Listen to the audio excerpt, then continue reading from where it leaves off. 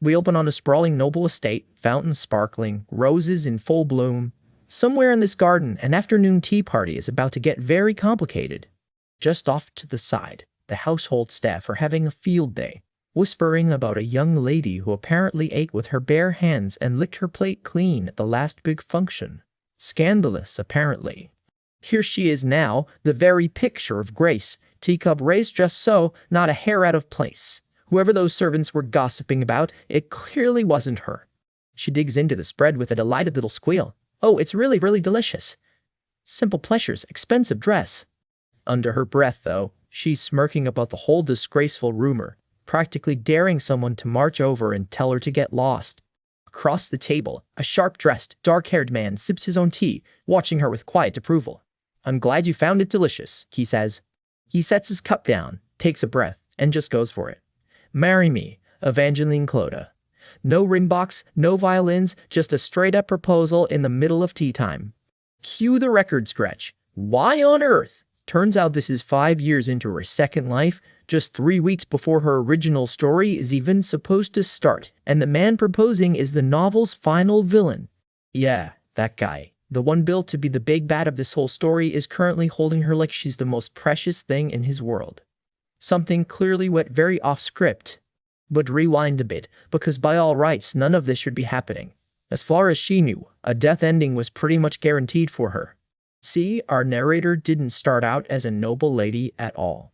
In her first life, she was just a regular woman, and one day she died. Car accident, simple as that. 1 second, she's living her ordinary life as C.O. Ian. The next it's over in a screech of tires and a splash of red. She figured that was the end of her story. Except it wasn't. She keeps falling and falling through what looks suspiciously like nothing at all. I thought it had ended, but plot twist incoming. Her eyes flutter open to an unfamiliar, awfully fancy-looking ceiling. Turns out she didn't just wake up. She woke up inside somebody else. Specifically, 15-year-old noble girl Evangeline. And then it clicks. This setup feels way too familiar. She knows this story. It's the Night of the Yehaya, the very novel she used to read back home.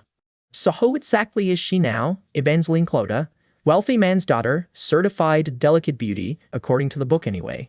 The narration practically gushes about her, a beauty stunning enough to make 3 kingdoms swoon. Sounds like protagonist material, right? Nope. Turns out she's just an extra, a background face who gets one throwaway line about marrying off happily and smiling gently. That's it. That's her whole arc. A character mentioned in literally 2 sentences in the entire novel. Could it be, she wonders hopefully, that she's secretly the female lead of a possession story after all? Reality check. Nope. Again, she watches the actual heroine sweep across the dance floor with the male lead, and yeah, that stings a little. She's just the extra. But then, of course, comes the twist she was hoping for. Turns out she was the real female lead all along. With a face like this? Obviously. Naturally, she takes this news exactly how you'd expect, by declaring she's about to make history in this romance world, one expertly led-on suitor at a time. Honestly, being a gorgeous rich daughter with 0 responsibilities, she could get used to this. Her one rule for a peaceful life, stay far, far away from him. Ominous. We'll get to why in a second. Because here's the catch she remembers from the book. If she ends up marrying Duke Florence, exactly like the original story says she will, she is 100% going to die. I can't let that happen, she declares. Reasonable take, honestly, for someone who just landed a second shot at life inside a whole different body. So, the wheels start turning. How exactly does a background character dodge a death sentence written into her own story? Her genius solution, get married immediately, to literally anyone else. Her maid's jaw hits the floor at the sudden announcement. The logic is simple enough. Marry someone, anyone, and the original plot can't force her down the aisle with the Duke. Cue the daydream wedding, complete with doves. A blonde gentleman overhears and doesn't double-take. You want to get married? Word travels fast in high society. Meanwhile, back home, her father is already scheming. Yes, father, she answers dutifully, right before he casually suggests, of all people, Duke Florence. The universe has jokes. She takes one look at the candidate in front of her and shuts it down flat. Handsome, sure, but just not her type. Handsome, sure, but just not her type. I'll just find one myself, she huffs. So she sets out husband hunting on her own terms, while the local gossips clock her instantly. Isn't that the wealthy man's daughter? And then the big guns show up. Your Highness, the Crown Prince, someone announces, and her whole face lights up. Time's clearly moved on. She's 18 now and apparently earned herself a reputation of the brave. The prince addresses her directly. Lady Clodagh. Meet Icarus de Aradin, Crown Prince of the Empire. Golden hair, sharp uniform, exactly the kind of upgrade a girl dodging a death flag might want. He takes her hand, smooth as anything. You are as beautiful as ever today. She's already mentally planning the wedding. He's completely fallen for me, she thinks. She practically melts on the spot, all fluttery. Oh my, oh my's. Confidence is not a problem for this one. He asked for a dance, all charm and candlelight. She says yes so fast it's basically a foregone conclusion. They sweep across the floor together, and she figures this is finally it, her chance to say the thing and lock in her exit from the death flag. Crown Prince, she starts, working up the nerve. What do you want to say, Lady Clodagh? He asks. Her heel wobbles under her. Fitting, since she's about to take a real gamble here. Please, she starts. And then, nothing. Dead silence. The crowd's whispers fade into the background as her big moment just kind of hangs there, unanswered. The prince's expression goes politely, thoroughly blank, never a good sign. Clodagh, he says, gently withdrawing his hand. I'll pretend I didn't hear that. Cold! Devastatingly, hilariously cold. She's left standing there, hands still half extended, absolutely nowhere to put it. What? Did I just get rejected? Yes, she did. I thought romance fantasy heroines could have it all, she wails internally, while the whole ballroom quietly files this away as the night's best gossip. And just like that, instead of a fairy tale engagement, she's walked away with one supremely cringeworthy memory to relive forever. Somewhere private, she finally lets it out, a full-volume scream about her ruined reputation in high society. Healthy coping, 10 out of 10. Original plot twist, massive failure, she sighs. Apparently being wrong about romance transcends dimensions. You have to experience love to understand, she mutters, still stinging. I thought he had a crush on me, but still, she's not giving up. I can't die like this. I'll do something. So begins a montage of escape attempts. This one gets caught and dragged home after 3 days. Attempt 3.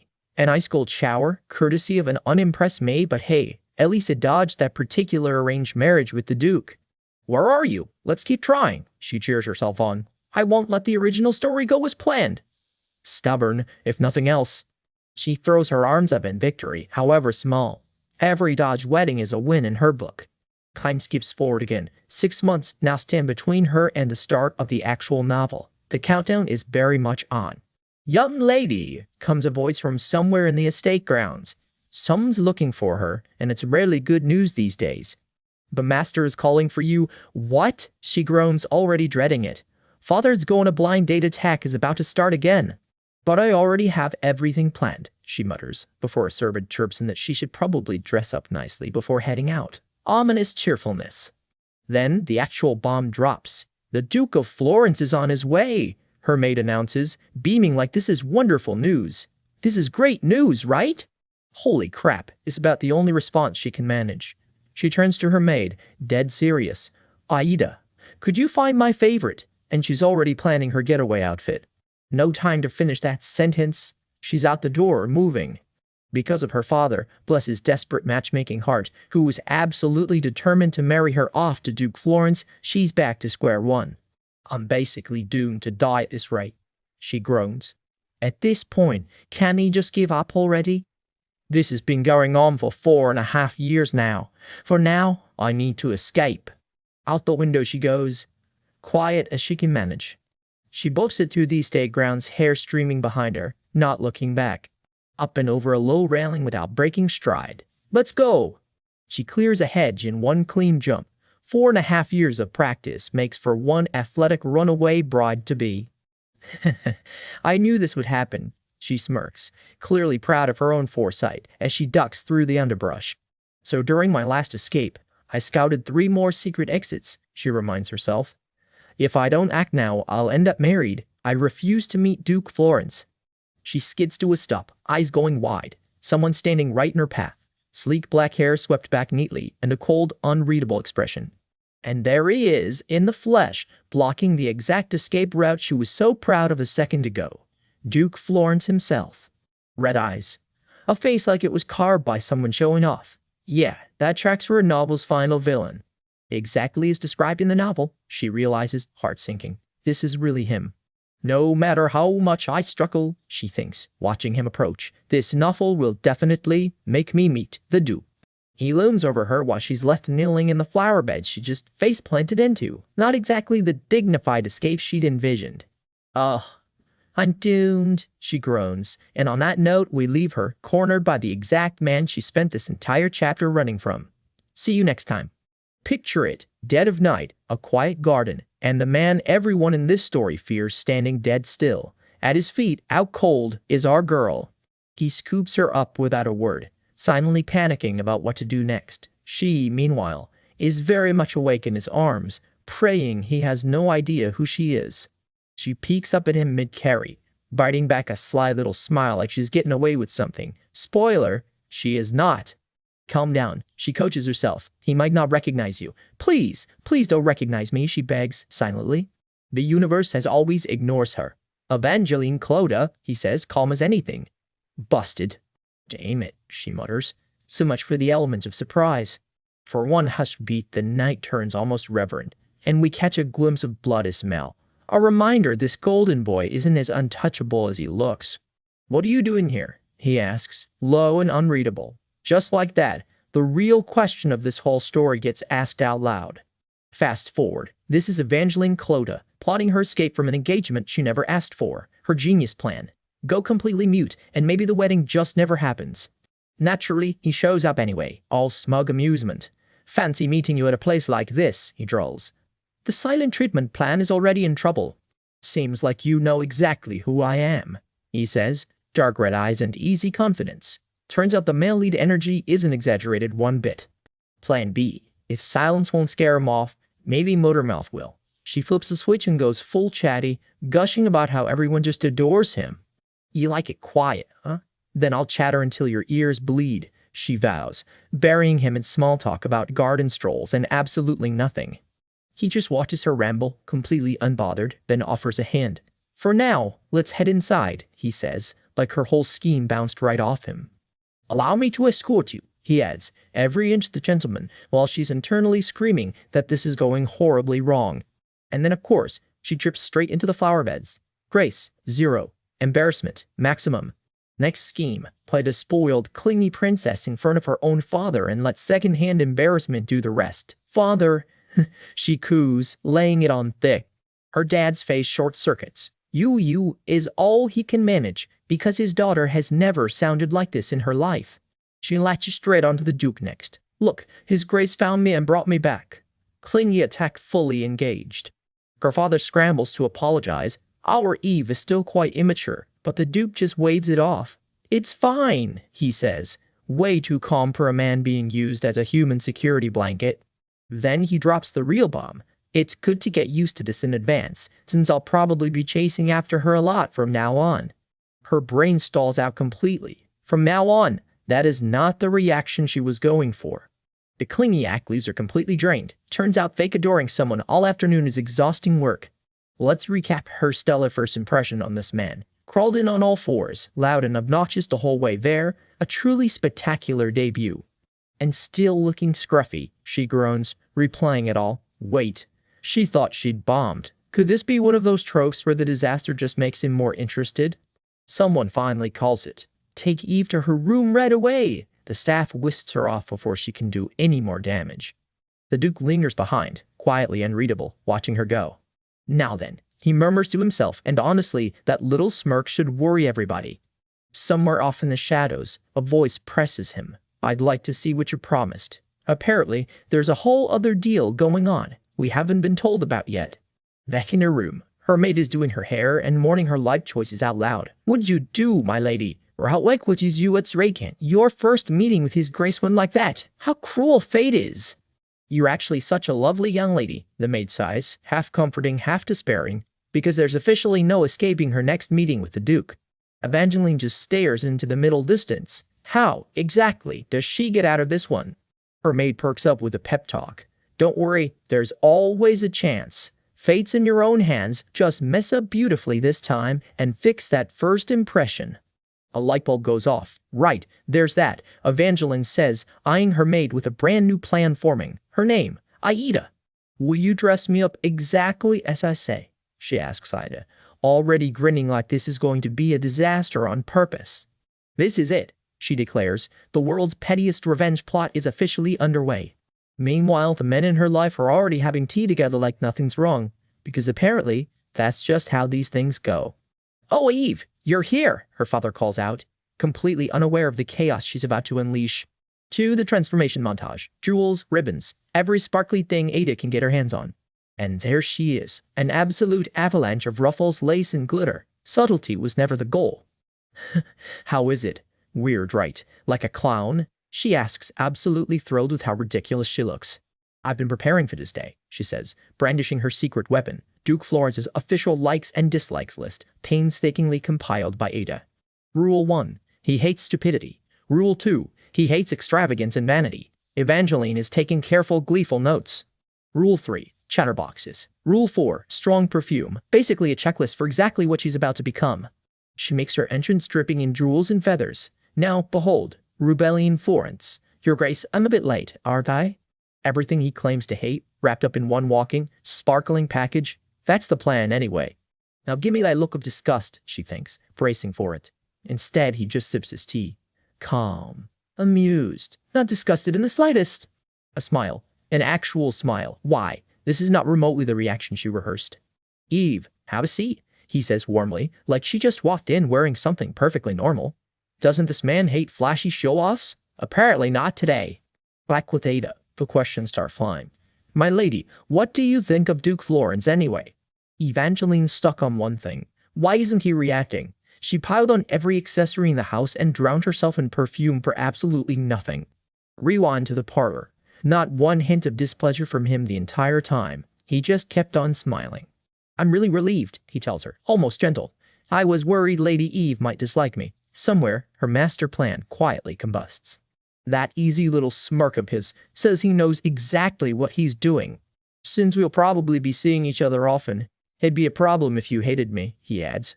What is that supposed to mean? She demands, internally combusting. Ada tiptoes in with a guess. Could it be His Grace didn't like you? That's not it, Evangeline mutters, which is somehow the more alarming answer. That's a relief. I knew it. You looked absolutely stunning today. Ada beams. Evangeline just blinks. What? The jewels, the feathers. Honestly, I was a little worried you'd gone overboard, Ada admits, as if looking absurd wasn't the entire point. Like a swan, like an angel, Ada gushes. Now I truly understand what it means for jewels to lose their shine next to someone's beauty. Sabotage plan. Officially backfired. Evangeline arrives at the only logical conclusion available. She failed because she's simply too beautiful. The reason, he smiled, pure, unfiltered gorgeousness. Her words, not ours. She strikes a dramatic pose, equal parts vindicated and completely unhinged. Undeterred, she flips straight back to the list. There's still a Rule 5 on Duke Florence's absolute dislike list, and she's determined to use it.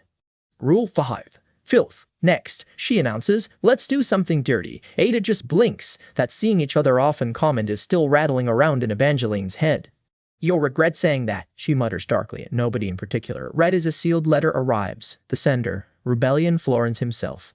A few days later, Aida comes bursting in, practically vibrating with excitement. Today's the day, right? The invitation to Duke Florence's estate. Round 2 of Operation Repel the Duke is officially on. Yeah, that's right, Evangeline says coolly, hands steady around her teacup, even though nothing inside her feels steady at all. She sets her jaw and makes herself one final promise. Today, no matter what, she is getting rejected. We'll see about that. Meet Eva Clota, standing outside a gate that looks like it swallowed a small kingdom, about to walk into the poshest week of her life. She barely gets it out. I've arrived. No turning back now. Beside her, her father tosses out a casual Eva. Are you nervous? Like he doesn't already know the answer. Nope, not at all, she chirps back, sweet as pie. But inside, she's silently screaming, US! Extremely! Bless her poker face. Because if she blows this like last time, it is a one-way highway to the destruct siege in the end. See, in her past life she used to crave attention, now here she is, begging the universe for someone to just not hate her. Funny how that works out. The doors part and an announcement rings out. The head of the Clota Merchant Guild has arrived, daughter in tow. Pepper drinks in the entrance hall, eyes huge, completely starstruck. As a rich merchant's kid, she figured she already knew luxury. Turns out a duke's mansion plays a whole different game. Her jaw drops at a candelabra dripping in gold. "I want that," she blurts, before her dad yanks her back to earth. "Eva, focus." A servant steps in to redirect them. From here, the young lady goes in alone. A hand catches her wrist out of nowhere. She spins around. "Ah, father?" He just wants one last word. "Do your best and mind your manners with His Grace the Duke." Before she can process any of that, a butler's already steering her off. "This way, miss," and she's yelping, "Wait, wait, the whole way, the whole way." Watching her dad practically beam as he hands her off, it hits her. This whole trip was his plan all along. Is he really this thrilled to marry off his own daughter? And there he is, the Duke himself, all sharp eyes and sharper tailoring. "You've arrived." Dead silence. Eva tries to break the ice with an awkward "hello." Then she overcorrects hard, cranking the charm up to an almost alarming degree. Forget subtlety, she decides. If she's doing this, she's doing it all the way. Her actual plan becomes so insufferable the Duke faints on the spot. Step 1. Plant herself right beside him. "Ooh, can I sit here?" "Do as you please," he shrugs. T for 2. Courtesy, the world's most awkward setup. He opens with textbook manners. "It's an honor to meet you today, Lady Clodagh." She fires back with the enthusiasm dial cranked to 11. "Oh my, I'm super honored as well." He pours the tea himself. The kind high society ladies apparently enjoy, and she coos right back. "Did you prepare this just for me?" "Thank you, thank you." Then she loads up a mouthful of tea, like she's arming a weapon, and unleashes it directly into the Duke's very unsuspecting face. His expression could set the whole room on fire. She scrambles. "So sorry. I'm so sorry. I'm so sorry. I choked on it." Except surprise, that spit take was completely on purpose. Perfect direction, perfect angle, she gloats to herself. His voice drops cold. There's no way he's letting this slide. For one long second his face goes eerily still, half swallowed in shadow, genuinely terrifying.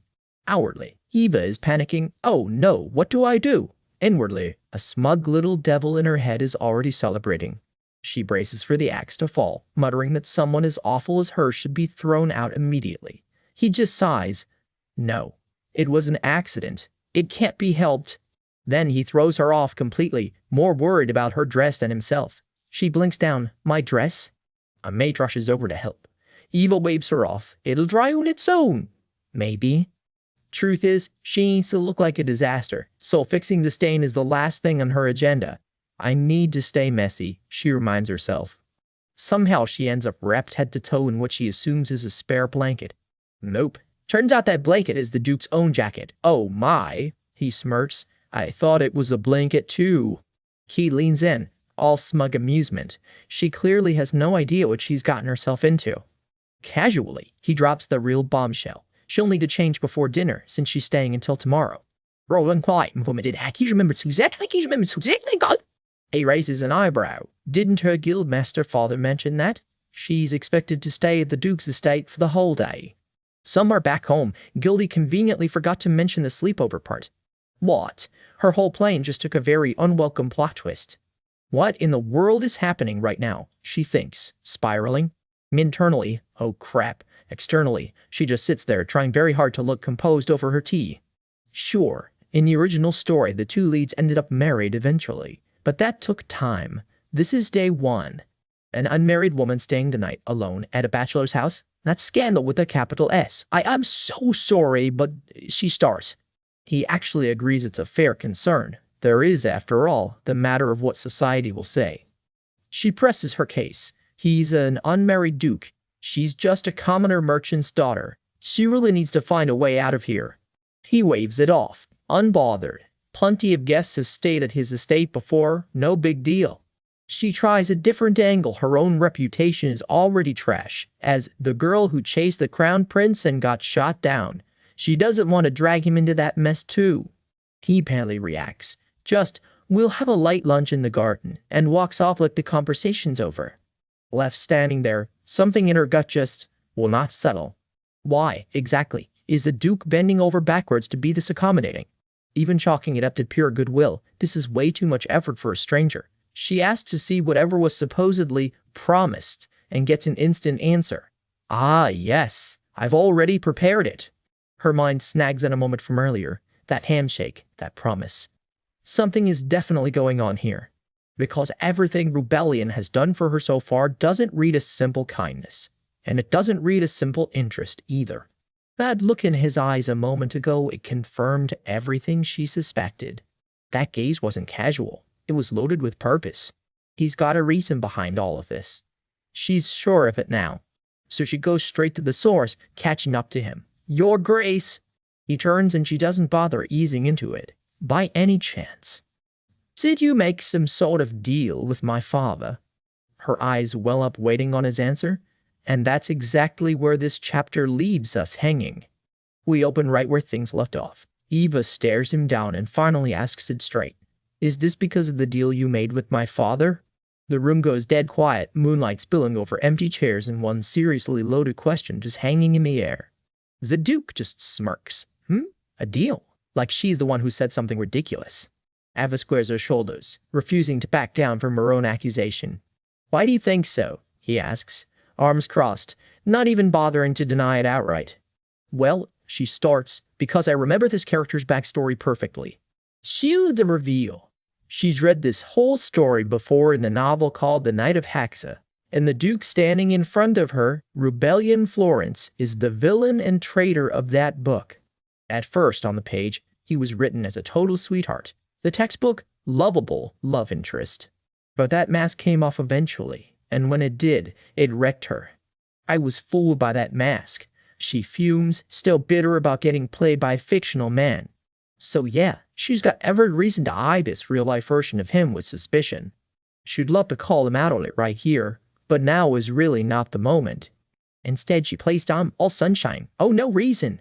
Fine, she decides. She'll let it go for now. Her only job is making sure she never becomes his bride. Meanwhile, he needles her. If not, someone as incredible as you wouldn't have invited me, would you? What? She scrambles to cover, gushing about what an honor it is just to be invited, let alone kept for dinner.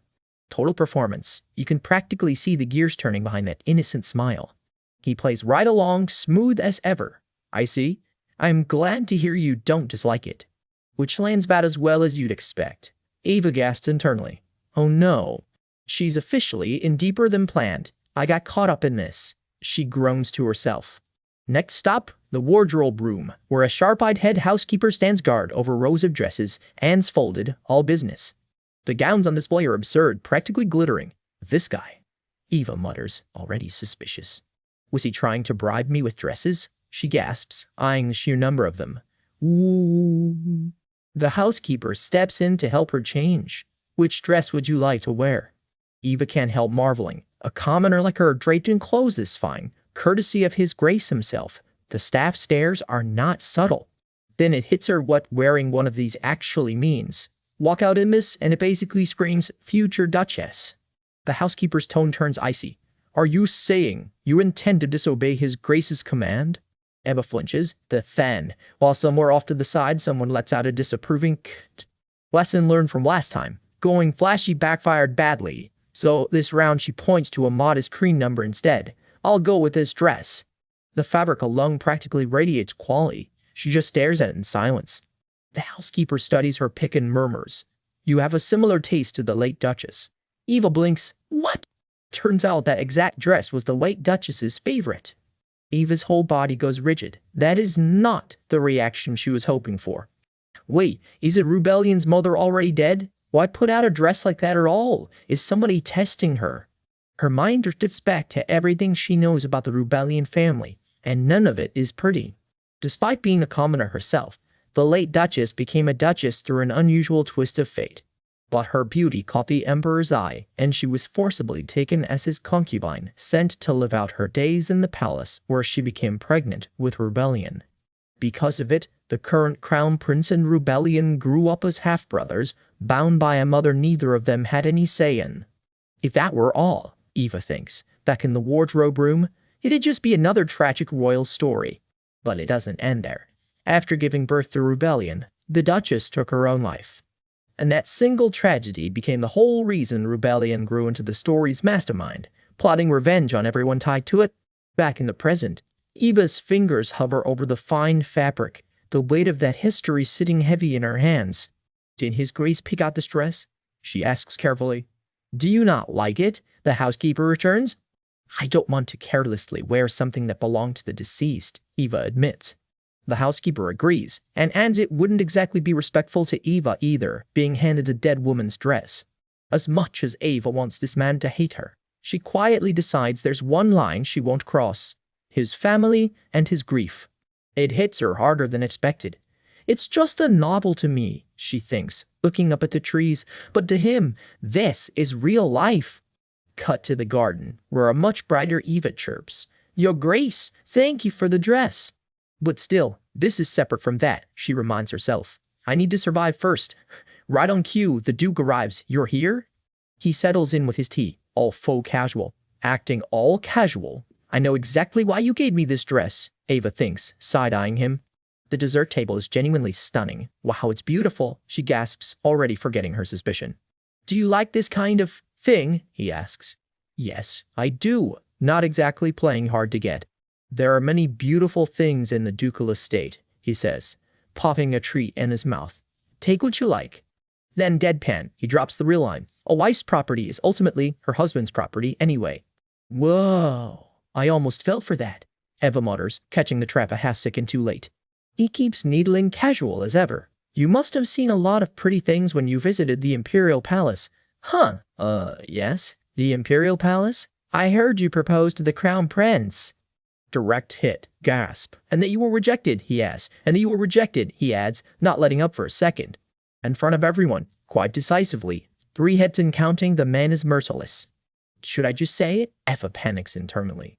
Should I just blurt out the truth? Is this actually a counterattack? So she goes for broke. Actually, this world is from a novel, and I have possessed this body. In the future, you will be the mastermind who threatens my life. Please do not marry me. The Duke just blinks. What? Immediately, she's mortified at herself. Like he believed that. That's way too ridiculous. Dead silence. The Duke just stares. No, he finally says, giving nothing away. Eva flushes, doubling down. Absolutely not. Really? He presses. Absolutely. I have never loved His Highness, she practically shouts. Internally, she's begging the universe. Can we stop bringing up my dark past already? I need to change the subject fast. He lets it drop, thoughtfully. Then that's it. But in that case, why— Oh, by the way, she cuts in, desperate. Did you prepare all these desserts just for me? Yes, he says simply. I heard that you like food, so I told them to prepare plenty. Her whole face lights up. This is it, she whispers, already scheming. Time to activate Plan B. Forget escaping gracefully. If she's stuck here, she might as well eat well. The ducal patissiers, he mentions, are quite skilled, and she can have this any time. He pours her another cup without being asked. Unreadable as ever. Dessert after dessert gets served up, and Eva's willpower crumbles fast. It's delicious, she practically sings, all pretense of scheming forgotten. She digs in with zero restraint, cheeks full, completely unbothered by how undignified it looks. The Duke just watches her, a little stunned. What did I just witness? And that's where Chapter 4 leaves him, more curious about her than ever. Picture the scene. A courtship dessert party at the Duke's estate, and the household staff already look 2 seconds from fainting. And Eva Clodagh hasn't even started eating yet.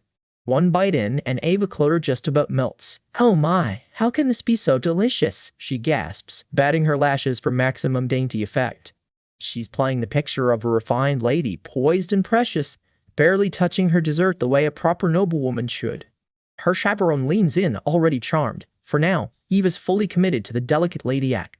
In her head, Eva's already gloating. He's probably never seen a woman like me. She smirks behind that bonnet. Somewhere, an old etiquette manual is very sternly reminding her, no talking during meals. The manual has a rule for everything. Even what to do when food gets on your fingers, and watching quietly from the shadows is the Duke, already unsure what exactly he signed up for. Eva ties on her sweetest, most harmless smile, dainty noble lady mode, fully engaged. Then the mask slips.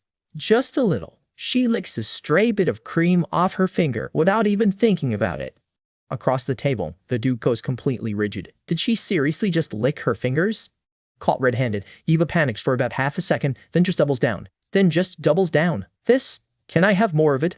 The staff wheel out an actual tower of macarons and strawberries, and Eva's poker face does not survive contact.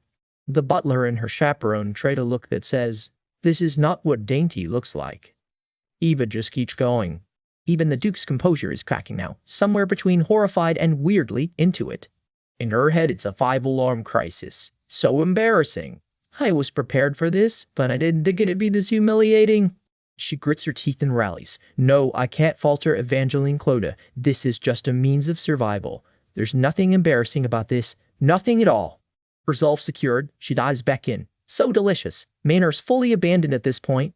Eventually, even Eva runs out of plate. Are you finished? Someone asks, staring at a dessert table that's basically been through a hurricane. The Duke settles in with a cup of tea, doing his best impression of a man who is totally fine with how this afternoon is going. Then her chaperone spots something and nearly jumps out of her skin. My father always said, the chaperone begins, pointing dead serious at Eva's plate. You already know this story does not end small. Cue the full sermon, complete with thunder and a vision straight out of a horror manga. Leaving food behind, apparently, is a sin that invites divine punishment. The Duke's eyes go wide. He clearly wasn't expecting scripture with dessert. Before anyone can stop her, Eva takes the warning to heart and just licks the plate clean. The Duke stares like he's just witnessed a miracle. Or a crime. Possibly both. He grabs her hand mid-motion, more startled than stern. My apologies. Did that hurt? He asks, suddenly all gentle concern, wiping a smudge from her cheek. Anyway, you don't have to do that, he adds, suddenly looking anywhere but at her. He clears his throat. Very businesslike. I'll have them bring out a different dessert. No, it's fine. I like this one, Eva insists. The Duke just stares, completely speechless. Riding the high of the moment, she pushes her luck. You'll invite me again next time, right? The Duke's face barely moves, but inside he's smirking. Look at that frown. This is it, he thinks, savoring some private little victory. He'd apparently been bracing for her to storm off with the standard villainous exit line. It was disgusting meeting you. Let's never see each other again. Instead, he just says one flat word. No. Whatever he's deciding here, he's not backing down from it. In Eva's head, though, she's already popping confetti. Yeses, I devoured 5 plates of dessert and licked my fingers clean. Mission, in her mind, accomplished. And even licked the plates clean, my effort finally paid off. Her victory lap gets very awkward, when she realizes people actually saw all that. Embarrassment catches up fast. Sniff, okay, I'll just leave then, she mutters, already halfway out the door. But the Duke isn't done with her yet. From now on, you'll be the one inviting me, he announces, and Eva freezes solid.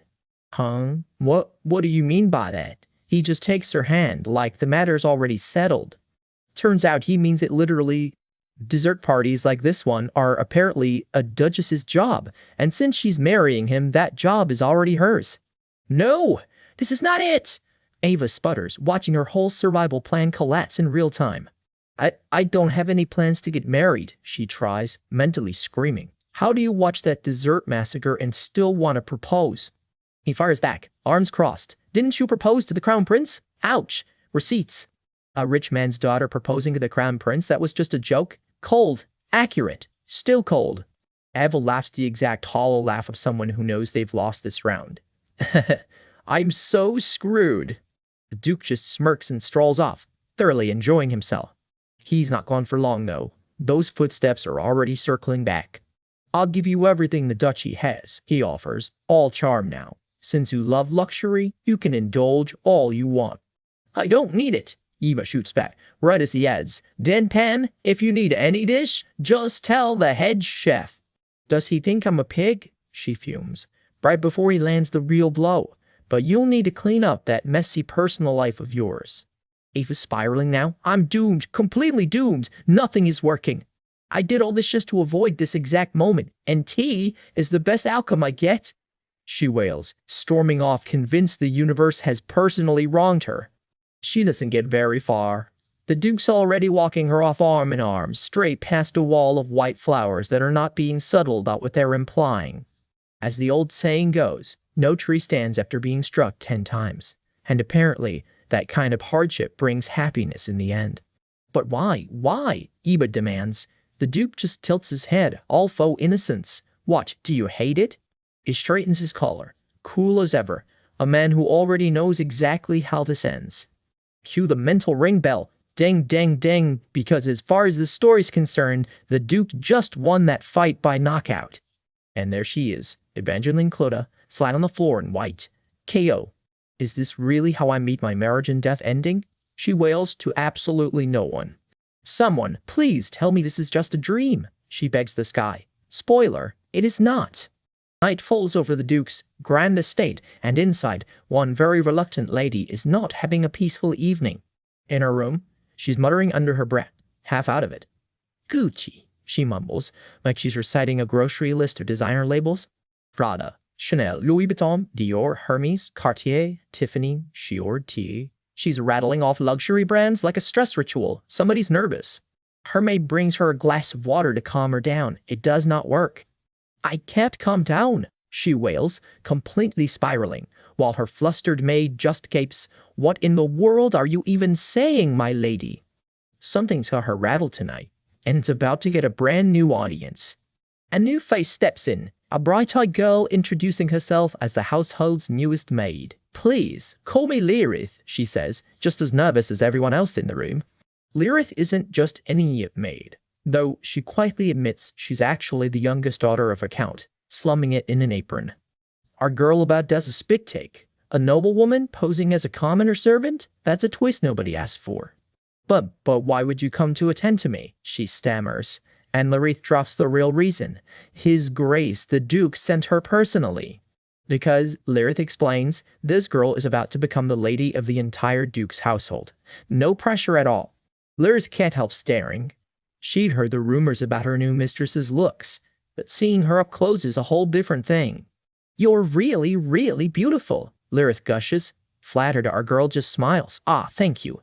But there's a catch. She quietly warns Lirith that whatever happened earlier this afternoon needs to stay buried. Somebody was watching. Turns out the somebody was Lirith, who can't resist pointing out that most people use a fork instead of their hands at the dinner table. I know that, our girl huffs. I am a civilized person. I'm not scolding you, Lirith backtails. Just maybe try a napkin next time. Etiquette lessons, day 1. Later, the mansion goes quiet and dark, the calm before a very chaotic plan. Lirith wishes her lady a cheerful goodnight and heads off, completely unaware of what's coming. Alone in her room, she sits on the bed, staring into the dark with the look of someone who is absolutely not going to sleep tonight. Elsewhere, the Duke reflects to himself. He never expected this kind of an attack and can hardly believe she's kept him up until this hour. A normal person would have given up by now, she tells herself, gripping a length of knotted bedsheet. But not me. I will never give up, she declares, practically breathing fire. This is a woman with a plan. A terrible, wonderful plan. One last time, she promises herself. Just one more. The bedsheet rope creaks under her grip. I'll try to escape, she vows, easing herself out the window on her makeshift rope, like she's starring in her own Prison Break movie. Down she goes, dress flying, she rope unraveling beneath her, equal parts daring and reckless. Ah, ouch, she yelps, face planting into the garden. Maybe she didn't tie that blanket quite right. But I can endure, she insists. Scraped and rattled, she yells into the night. I will definitely escape and survive. Even if, she starts, working up her resolve for one more push. The walls of the original story stand in my way, she mutters bitterly, like she's fighting the plot of a novel itself, not just a garden wall. Dizzy and disoriented from the fall, she wobbles back up, little spirals practically circling her head. Haha, I can do this, she insists. Running away and escaping are basically my specialties. No, but why is it so slippy? She yelps, losing her grip again, completely unaware someone is watching from the shadows. And down she goes again, sprawled on the ground with nothing to show for it. What exactly are you doing? A cool voice cuts through the dark. The Duke himself has caught her red-handed. She freezes, caught completely off guard. Are you dancing in the middle of the night? He asks, deadpan, clearly enjoying this way too much. Lies, he says flatly. This doesn't look like a stroll to me. Lies, he repeats, unimpressed. You had a perfectly good front gate, and you chose this. You know exactly what I was doing, she snaps back. You're just toying with me. He just looks at her, unreadable as ever, clearly not about to confirm or deny anything. She plops down right where she stands, completely out of fight for the moment. Evangeline, he asks, suddenly gentle, scooping her up. Why are you crying? Are you hurt?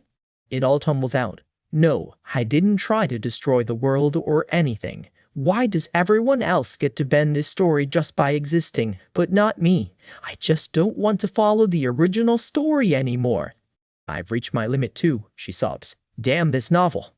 For a moment, a memory surfaces. Somewhere far away, a girl once apologized to someone dear for complaining about a novel she was reading while sick, wishing for just a little wisdom. A treasured photo flickers through her mind too, a family she can't quite reach anymore. Back in the present, the Duke's voice turns soft. Let's go in for now. I don't even want to see his face, she grumbles internally, then quietly admits. Though, okay, he is handsome. Out loud, all she manages is, can't you just leave me alone? That's troublesome, he replies, because I need you. In her head, she's already scheming. Can't you just marry my father instead? I'll even change the law for you. Just exit my life. He just watches her, quietly amused by the whole meltdown. I don't know what you're saying, but calm down first, he tells her, then casually mentions she hasn't noticed the worm crawling right next to her. Her eyes go wide, the worm reflected right there in them. Uh-oh. The scream that follows could probably wake the whole estate. Worm! Worm! Worm! She shrieks, completely losing it. Didn't I ask for anywhere else? There's no worms anywhere else, right? She demands, still rattled. He simply notes she's caused quite enough of a disturbance for one night. That's enough, let's go in, he says. It's cold out here, easy to catch a cold. She blinks, confused. What cold? What cold?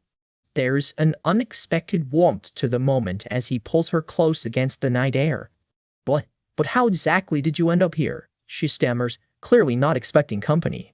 I came to check if you were uncomfortable, he explains. But you weren't there. So, at this late hour, you came looking for the room of a grown, unmarried man? Unmarried? Wait, what were you going to do? She sputters, thoroughly mortified at the implication. I didn't go in, she insists. I set Lirith in instead. Elsewhere, a servant is panicking. The young lady has disappeared. Then, he continues, cool as ever. I'm not the type to touch someone who's lacking. Excuse me, did I just become a dirty woman and a lacking one? She fumes, thoroughly offended. Walking off, she can't help wondering what's really behind his push for this marriage. Unless he's genuinely fallen for my beauty, there's no other explanation, she reasons, very much unconvinced by her own logic. Well, let's go in, he says simply, gesturing her inside. He studies her for a long moment, something calculating behind that composed expression. Did you... He starts. Fall for my beauty at first sight. She finishes for him, completely straight-faced. Why would you say something like that so casually? She wonders, reading his unimpressed look loud and clear. Guess that's not it after all, she concludes. He, meanwhile, is just deeply uncomfortable with wherever this conversation went. So, she starts piecing it together for real. There really is something going on between him and her father. Unless a rebellion is completely captivated by her beauty, the only reason to push this hard for marriage is... for that means, she realizes, going pale. The rebellion family's so-called means for revenge apparently requires marrying her specifically. A memory of a handshake flashes through her mind. He must have struck some kind of deal with her father. Elsewhere in the dark, the Duke's own expression turns troubled, like he's carrying secrets of his own. As expected, she murmurs, steadying herself. Then, please, she says, looking him dead in the eye. Tell me what it is. The two of them walk on together into the night, side by side, her question hanging unanswered in the air. Under a starlit garden, Duke Rebellion leads Eva Clodagh deep into the hedges by the henge, and from the look on her face, she's not sure if this is romance or an interrogation. She yanks herself to a stop. Wait, Eva says, eyes narrowing. Something about this whole arrangement suddenly feels very off. She studies him for a beat, guessing at his family's real motive. Is it money? She asks, half joking, half not. Would a duke's house rarely be short on cash? She presses. Even she has to admit, fair point, that's true.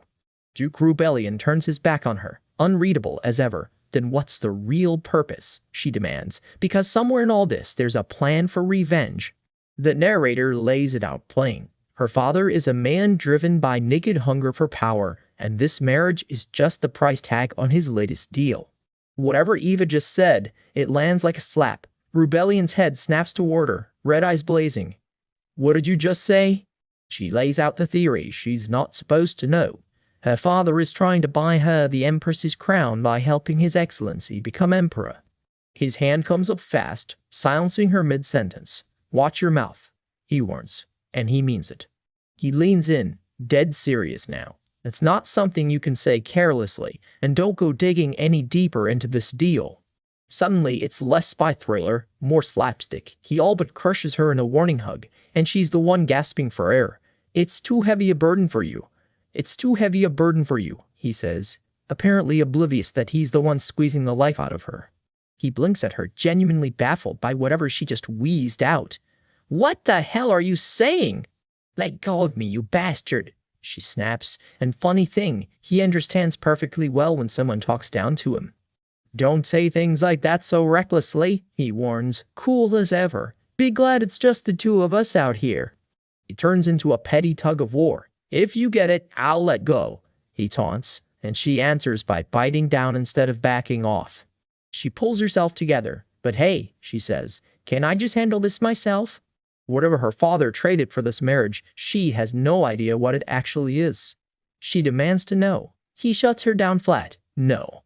His answer is maddeningly circular. If it's a thing, it's a thing. If not, then it's not. Riddles. Exactly what she needed. Eva stares at him, utterly lost. What does that even mean? She waves off his offer to walk her back. She doesn't need an escort. Let's be honest, she's about to marry into this household anyway. He studies her for a second too long. You twisted your ankle, didn't you? Twisted? Me? She scoffs, right before wincing. Ouch! She's stunned. He caught it. She thought she was hiding the limp just fine. Turns out favoring one foot the whole walk was kind of a giveaway. He takes her arm anyway, steadying her the rest of the way through the garden, protective, whether she asked for it or not. Bottom line, she got nothing out of him tonight, which means it's back to the drawing board, and the clock on her plan just got a lot tighter? A grim little status bar flashes through her head. The original story's countdown has already started, and she's got no new plan to stop it. Wait a second, if this is technically still before the original plot kicks in, does that mean she has zero control over any of it? Because in that book, Rubellion ends up a married man. A dark, gilded vision flickers to her mind. Herself and Rubellion, dressed for a wedding that isn't supposed to be hers to lose. Thing just twist that one setup, she thinks, standing alone against the wreckage of the plot in her own imagination. And manage not to marry him before the storyline even begins. The bridal gown looms in her imagination, heavy with everything riding on it. Because once the real story kicks off, Rubellion is supposed to turn into someone completely different from the man standing in front of her right now. Black petals drift past her. Yeah, she murmurs. Maybe I... Is she failing because she keeps trying to yank the core of the story and everyone's fundamental settings clean off the rails? Something clicks behind her eyes. No way, she breathes, staring into the distance like she just cracked the code. Hold on, now that she thinks about every possession story she's ever read, twisting the plot was always easier once you were already inside it. She thinks back on some poor heroine who fought tooth and nail just to make her own gadget work, only for it to spiral into a whole saga anyway. Why does sticking to the script only make things messier? All she wants is a quiet life. Off in her own head, she frowns, relaxes, then frowns again, cycling through the math, and somewhere in there, it clicks. I get it now. Rubellion catches the shift in her mood immediately. You suddenly seem happy, he says. Did something nice happen? She thought about it, she admits, and landed somewhere unexpected. Maybe this marriage won't be so bad after all. She says it out loud. Decision made. Let's do it. Let's get married. Cue the dramatic flash. Because if her theory holds, there's still a way to survive, whatever this story throws at her. Cut to the Claudia estate, sunlit and picture perfect from the outside, which, given this family, is basically false advertising. Her father throws his arms wide, practically glowing with pride. Impressive, my daughter. He fusses over her like she just closed a business deal. Did the Duke's household treat her well? Was she comfortable? He really did raise a fine daughter. Yes, father, she manages. He grips her hand, beaming. Privately, she just thinks the man is shallow. Sleep well, he tells her. Still riding high. She's exhausted. She just wants to head up and rest. Aida practically bursts through the door, thrilled out of her mind. Miss, this is such wonderful news. You're going to be a duchess, a real noble, Aida squeals. Eva just groans. That title's going to be the death of her, twice over. Now that she's accepted she can't rewrite the story's core, she's committing to the marriage. Funny, given she swore off the whole institution in her last life, and now it's all she can think about. She asks Ada to get the room ready for a nap instead of tea. Marriage isn't forever, she reasons, and when has she ever failed to get what she wanted? In her past life, she was persistence and stubbornness given human form. The memory rolls in. Her old family toasting to their own excess while chaos followed wherever they went. A family that lived in luxury while looking down on everyone else. And she'd made it her mission to see every last one of them behind bars. She walked out on that family entirely and passed the bar exam on her very first try, just to make sure she could finish the job. Back in the present, her old confidence flares right back up. For someone like me, she declares, nothing is impossible.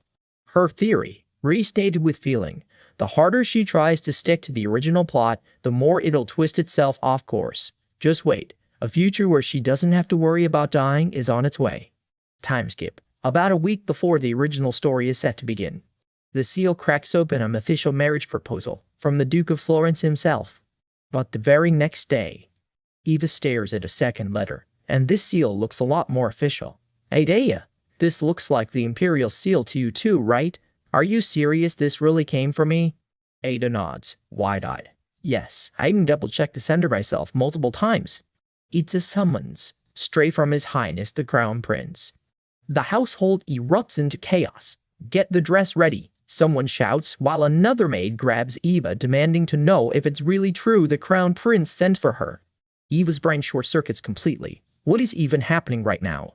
Turns out rewriting your own fate is a lot harder than it looks. End of chapter. And honestly, that tracks. Our story picks up right at the towering gates of the Imperial Palace, the kind of place built to make you feel small before you even walk in. A palace guard stands watch at the door, stiff as a statue with no idea of the drama that is about to walk right past him. Inside, a young knight catches sight of something that stops him cold. A hand delivering a very official-looking envelope. A wax-sealed letter arrives with the royal crest stamped right on it, and whoever opens it barely gets out the words, "You are," before trailing off. Meet Evangeline Clota, blonde, gorgeous, and never one to be caught looking anything less than perfect, even while internally panicking.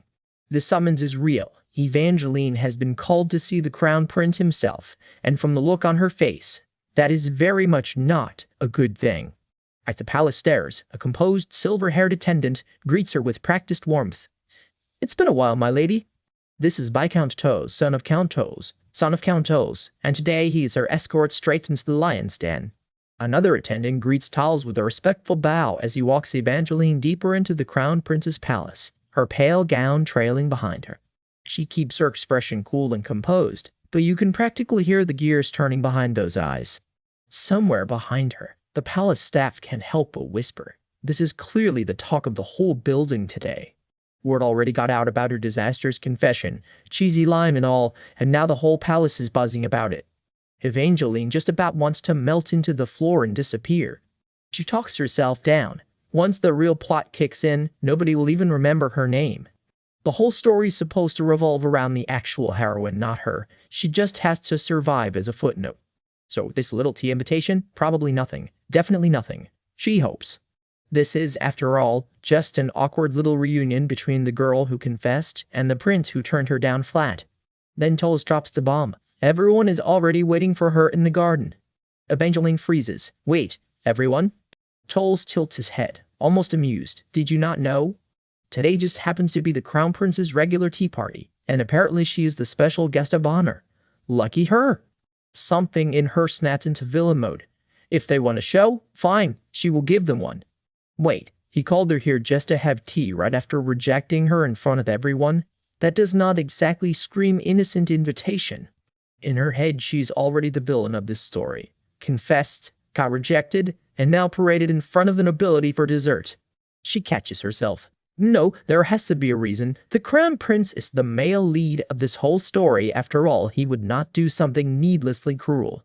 Probably. Deep breath. Just trust the author. And with that, Lady Evangeline of House Clota officially makes her entrance.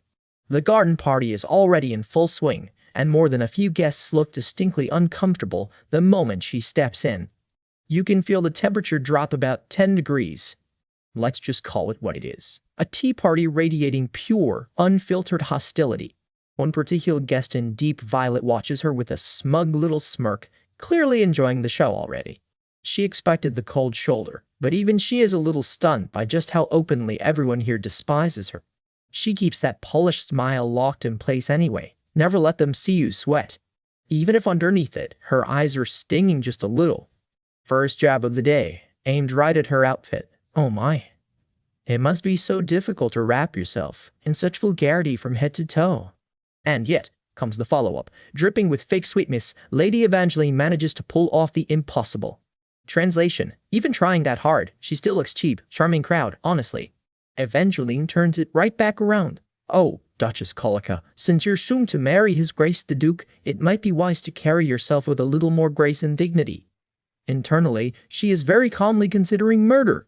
She flashes back to the confession itself and realizes, with dawning horror, that he probably only invited her here to watch her humiliate herself. The insults keep coming from every direction. I wonder if vulgarity is truly fitting for you. This is why one should always live within their means. See, after confessing to the Crown Prince, getting rejected, and landing squarely on the social blacklist, the people who despise her most of all belong to House Colica, the Empress's own family no less. Which makes this particular garden about the worst possible place for her to be standing right now.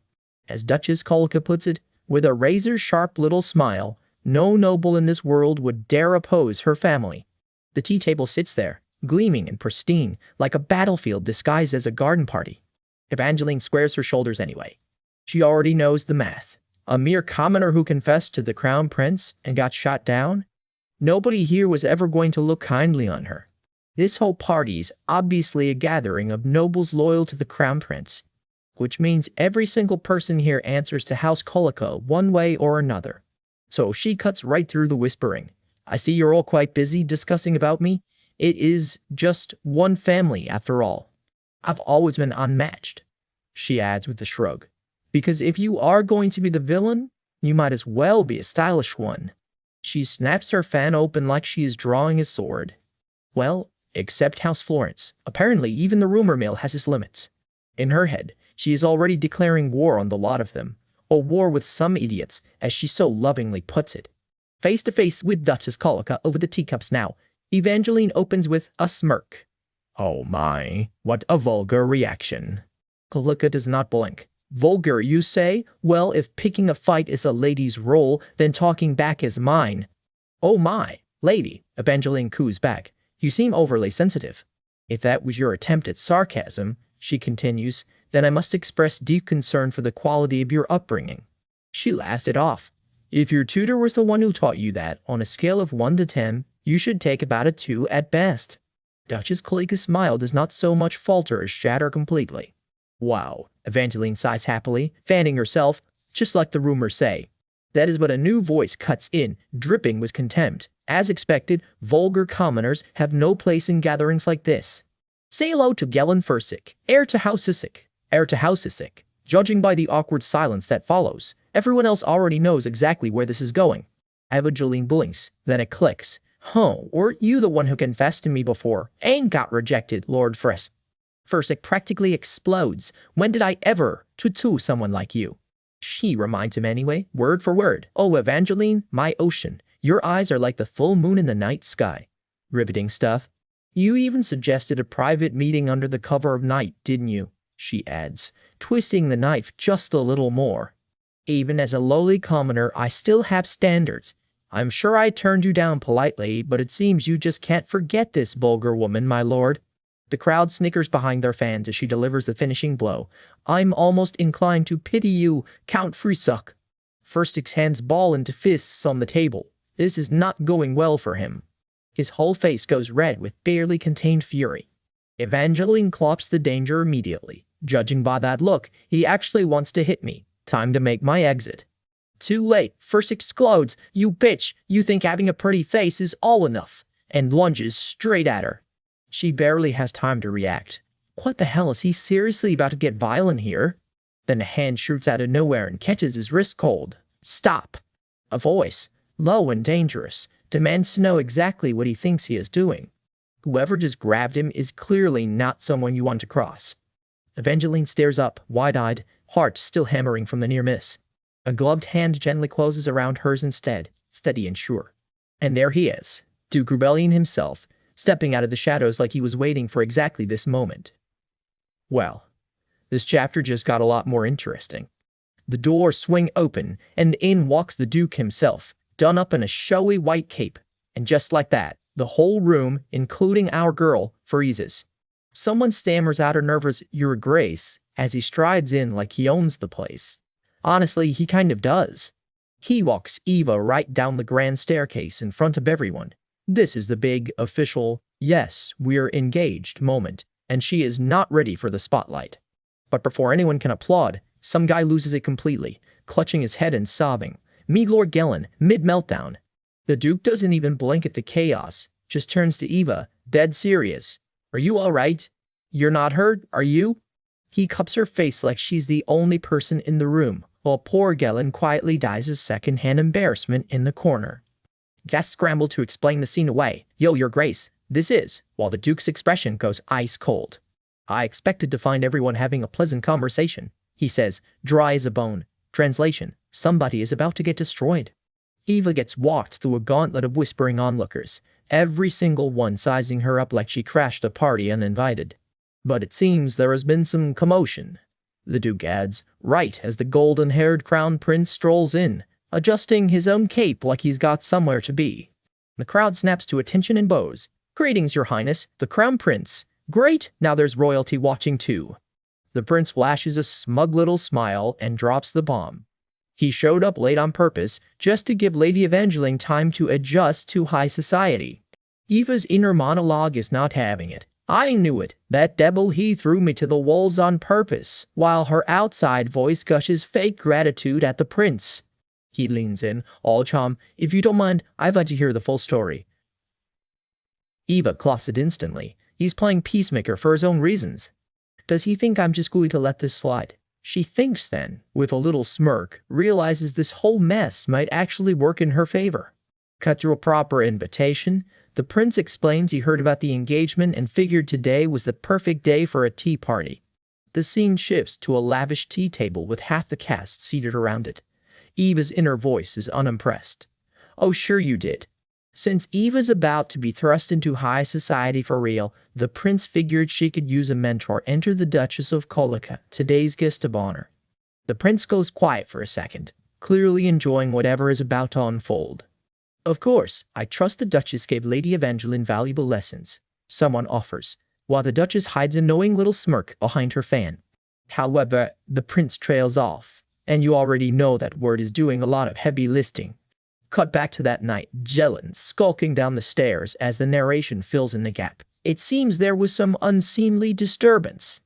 Back at the table, hands tighten around teacups. You can feel the whole party bracing for impact. The Duchess opens with syrupy praise. Lady Evangeline has been exceptionally graceful and wise. I believe she'll quickly adapt. And then, right on cue, however, even the environment she was raised in, some limitations are to be expected, the Duchess adds sweetly. Eva's inner voice, deadpan, brain, dead. Oh wow, there it is, the classic noblewoman backhanded insult, Eva thinks. Experiencing this firsthand is something else. The Duchess drops the real accusation. Eva, apparently, spoke in a way that offended Lord Gellin and caused the whole ugly scene. Eva sees right through it. Oh, so now they're cutting him loose to protect themselves, huh? As the Duchess presses. Isn't that right, lady? The two women lock eyes across the table. Nobody at this party is breathing right now. You can't say anything, can you? The Duchess's smirk practically says out loud. And honestly, Eva thinks that much was obvious. Because a proper lady, she reminds herself bitterly, should never complain about the hardships she faces in high society. Doing so, apparently, would go against every sacred virtue of noblewomanhood. Cool, cool, cool. Out loud, though, Eva finally speaks up. Your Grace, honestly, I'm not sure I can do this. She looks the picture of quiet heartbreak, eyes glassy, like she's about to crumble under the weight of it all. The Duchess's smug composure cracks into pure panic. This is not the reaction she was expecting. And then Eva goes full chibi menace, pointing straight across the table, starting with this person here. And Lord Gellen's face goes white with shock as she keeps going, working her way around the whole room. Everyone, she says, voice trembling just enough. Everyone despised me so much they wanted to stone me. The entire table erupts. We wanted to stone her? Her? Nobles panicking and pointing fingers at each other like it's a game of hot potato. The Duke's eyes narrow. Whatever's happening here, he is very much paying attention now. Especially that one over there. Eva adds, zeroing in on a target while two little nobles frantically shake their heads. No, no, no. Then she pivots, tears and all. I don't mind if you insult me. Classic setup for the real gut punch. But calling his grace slowly just because he proposed to someone like me? Oh, there it is. She's not defending herself, she's defending him. It breaks my heart to see him judged that way, she says, and the Duke just stands there, quietly absorbing every word. Jellin panics immediately. What? No, your grace, I never said such a thing. Buddy, nobody accused you of that part yet. And, above all, Eva continues, voice shaking, he said he would kill me. The trap is fully set. She sways dramatically into the moment. I'm scared, your grace. Performance of a lifetime, honestly. Inner Eva, ice cold. They're not the only ones who can spread rumors. Oh, she's absolutely cooking something. Mix 3 truths with 1 lie, and even the lie becomes believable. She muses. Manipulation 1-1, courtesy of your favorite reincarnated schemer.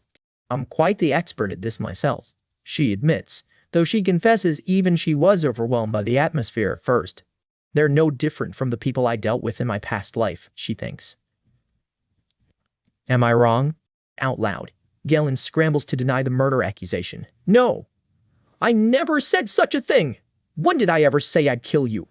And there's the trap snapping shut. So the part before that was true then. Congrats, Gellin. You just confirmed the insult by denying the threat. He freezes, cornered, realizing exactly what he just walked into. The Duke watches the whole thing unfold in silence, clearly recalculating everything he thought he knew about his fiancée. Something in his expression shifts, equal parts impressed and a little unnerved. She's good. Scary good. Jellin stammers, cornered, that's, while Eva lets out the tiniest, most satisfied, oh my. I never intended to tattle like this, she says demurely. Sure you didn't. Around the table, quiet thoughts boil over, that sly little. Nobody's buying the innocent act, but nobody can call it out either. The prince rubs his temple with a sigh. It seems the young master needs to learn proper manners. Understatement of the century. Jellin shuffles toward the table, fist clenched, clearly about to eat some serious crow. Eva tries to wave it off. No, wait, your grace, but Gellin's already choking out an apology. I apologize. The Duke shuts it down code. Apologize? This isn't something that can be fixed with just an apology. You tried to tarnish an innocent lady's reputation, and mine along with it. His glare could freeze the entire tea party solid. Eva, of all people, steps in to play peacemaker. Your grace, please don't be too harsh. The audacity, considering who set this whole thing up. Privately, though, she wonders if Gellin's just bitter she wants to turn down his confession. That tracks. The tea party sits in stunned silence, everyone processing what just went down. The Duke, fingers tapping thoughtfully, murmurs, That happened? I've heard plenty of rumors about Lord Gellin being rude, but... The Duchess plays it cool, sipping her tea like she didn't just get outmaneuvered by a girl half her age. The rest of the guests trade nervous, silent glances. Nobody wants to be the next target. Jellin trembles at the table, humiliation curdling fast into pure rage. His face goes red, sweat beading, jaw clenched, a man watching his whole reputation go up in smoke. Eva, cool as ever, tosses out a mock sweet, oh dear, my apologies, twisting the knife with a smile. By her own admission, that tea party turned into a full disaster because of her and wrapped up way earlier than anyone planned. The fallout, Jellin gets permanently banned from coming anywhere near Eva. The Duke says his name once, cold as ice, Jellin Fresick, and that's that. Alone in the dark, Gellin sees, this incident won't end here. Well, that's ominous. The Duke's expression stays locked in unreadable, storm clouds clearly still brewing behind those red eyes. Eva struts off without a shred of guilt. Serves him right, she thinks, as word already starts spreading that the so-called dreadful mongrel is about to become the Duchess of House Florence. Eva's deep into a cucumber mask spa day when her maid drops some juicy gossip and Eva practically bolts upright. A foreign country? Where? Aida keeps bustling around in no hurry to spill the rest. Aida sets down a tray of treats and finally gets to the good part. Eva's eyes go wide. Really? And we cut ahead a few days later. Out in a snowstorm, Duke Rebellion saddles up, cloak head to toe, clearly headed somewhere unpleasant. Turns out the sore loser Gellin didn't just skip town, he got shipped clean off to some frozen foreign island. Word is Rebellion was humiliated enough to make it happen, and honestly, fair's fair. Turns out Eva's less interested in skincare and more interested in snacking straight off her own face. Ada sighs that they're already out of cucumbers because Eva keeps eating them. Go buy some Morosh. Eva chirps through a mouthful, not even pretending to be embarrassed. Cut to the present. Duke turns up out of nowhere, and Eva can't figure out why. What's going on? There's still a long time before the wedding. I came to pick you up, he says. We need to go out briefly for wedding preparations. Eva's inner self groans. Wedding errands again? While Duke just watches her, unreadable as always. He straightens his tie and gives in with a huff. Fine, I'll wait outside. That's when Ida spots the problem. Eva still got cucumber residue all over her face. Eva freezes. She was standing in front of Duke looking like that. I must be losing it, Eva shrieks, hair practically catching fire with embarrassment, while Ada loyally insists she's gorgeous no matter what. Outside, Duke saddles onto the sofa to wait, patient as ever. Eva, meanwhile, is still mortified, cheeks burning at the thought of being caught looking a mess. Little does she know, Duke's having his own meltdown, muttering that once they're married, he's absolutely supervising her wardrobe. He straightens his collar, trying and failing to compose himself. Eva finally emerges looking picture perfect, red bow and all. I'm ready now, she announces. Duke's got staring and Eva calls him out mid-step. What are you looking at? She finishes. Duke nods toward the wall. A portrait? It's a painting of Eva as a little girl. She squints at it. Did I really look like this when I was a kid? You still do, Duke says simply, and Ava's whole chibi self short-circuits. She catches him smiling and gets defensive. What? Why are you smiling? Do I look funny? No, he says. I just felt like smiling. Eva narrows her eyes, deeply suspicious of a Duke in a good mood. He backpulls awkwardly, insisting the portrait's only 4 years old and he hasn't changed that much, which earns him a playful smack on the arm. A proper lady shouldn't go around smacking people's arms, he teases, sprawled out like she'd actually knocked him flat. Oh, please, Eva scoffs. After seeing that portrait, you still call me a proper lady? Even she doesn't buy that label. Oh, knows, Duke murmurs, eyes lingering a beat too long on her reflection. For a second, his usual composure slips, something softer flickering across his face. I just suddenly feel sorry, he admits out of nowhere. Eva blinks, caught off guard. Sorry? For what? She presses. Her mind starts spinning.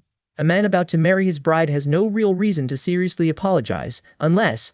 Eva spirals instantly. Wait, does that mean it's off? Is that why you keep delaying the wedding? Am I going to be left at the altar in a cold empty now? Duke cuts her off, practically shouting. Geez, you scared me, Eva mutters, conveniently forgetting she started the whole panic herself. If it's a no, just say no. Why yell? Duke presses a hand over his mouth, visibly flustered by his own outburst. Eva, smelling blood in the water, leans in to tease. Does this conversation make you uncomfortable? Aw, nothing to be shy about. We're getting married, her. Please, stop, he mutters, cornered. Eva can't help thinking, the supposed criminal mastermind, flustered over something this small, kind of adorable. What a waste, she thinks. If he were the villain of this story, I could have whipped him into shape. Out loud, she just needles him further. Why are you licking your lips? I wasn't thinking anything, he insists. You were, she shoots back instantly. Why are you avoiding me? I swear I wasn't thinking anything. Their hands hover close, the teasing suddenly charged with something else entirely. Eva flops back dramatically, playing defeated. Don't entertain useless thoughts, he warns. Ah, I won't, she sings. Not when you despise me this much. Eva taps her chin, suddenly curious about something else entirely. So we're actually going out, right? Where to? She asks. The theater district, Duke answers. Eva's expression shifts. The theater district, if it's that theater district. It clicks. I remember now, that's the district where the protagonist, Rachel, lives.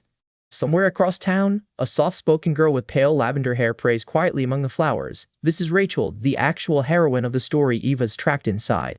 If I'm not mistaken, Eva recalls grimly, picturing Rachel like a puppet on strings, fate already pulling at her. At the start of the original novel, Rachel's debt-ridden stepmother tries to sell her off to a nearby theater.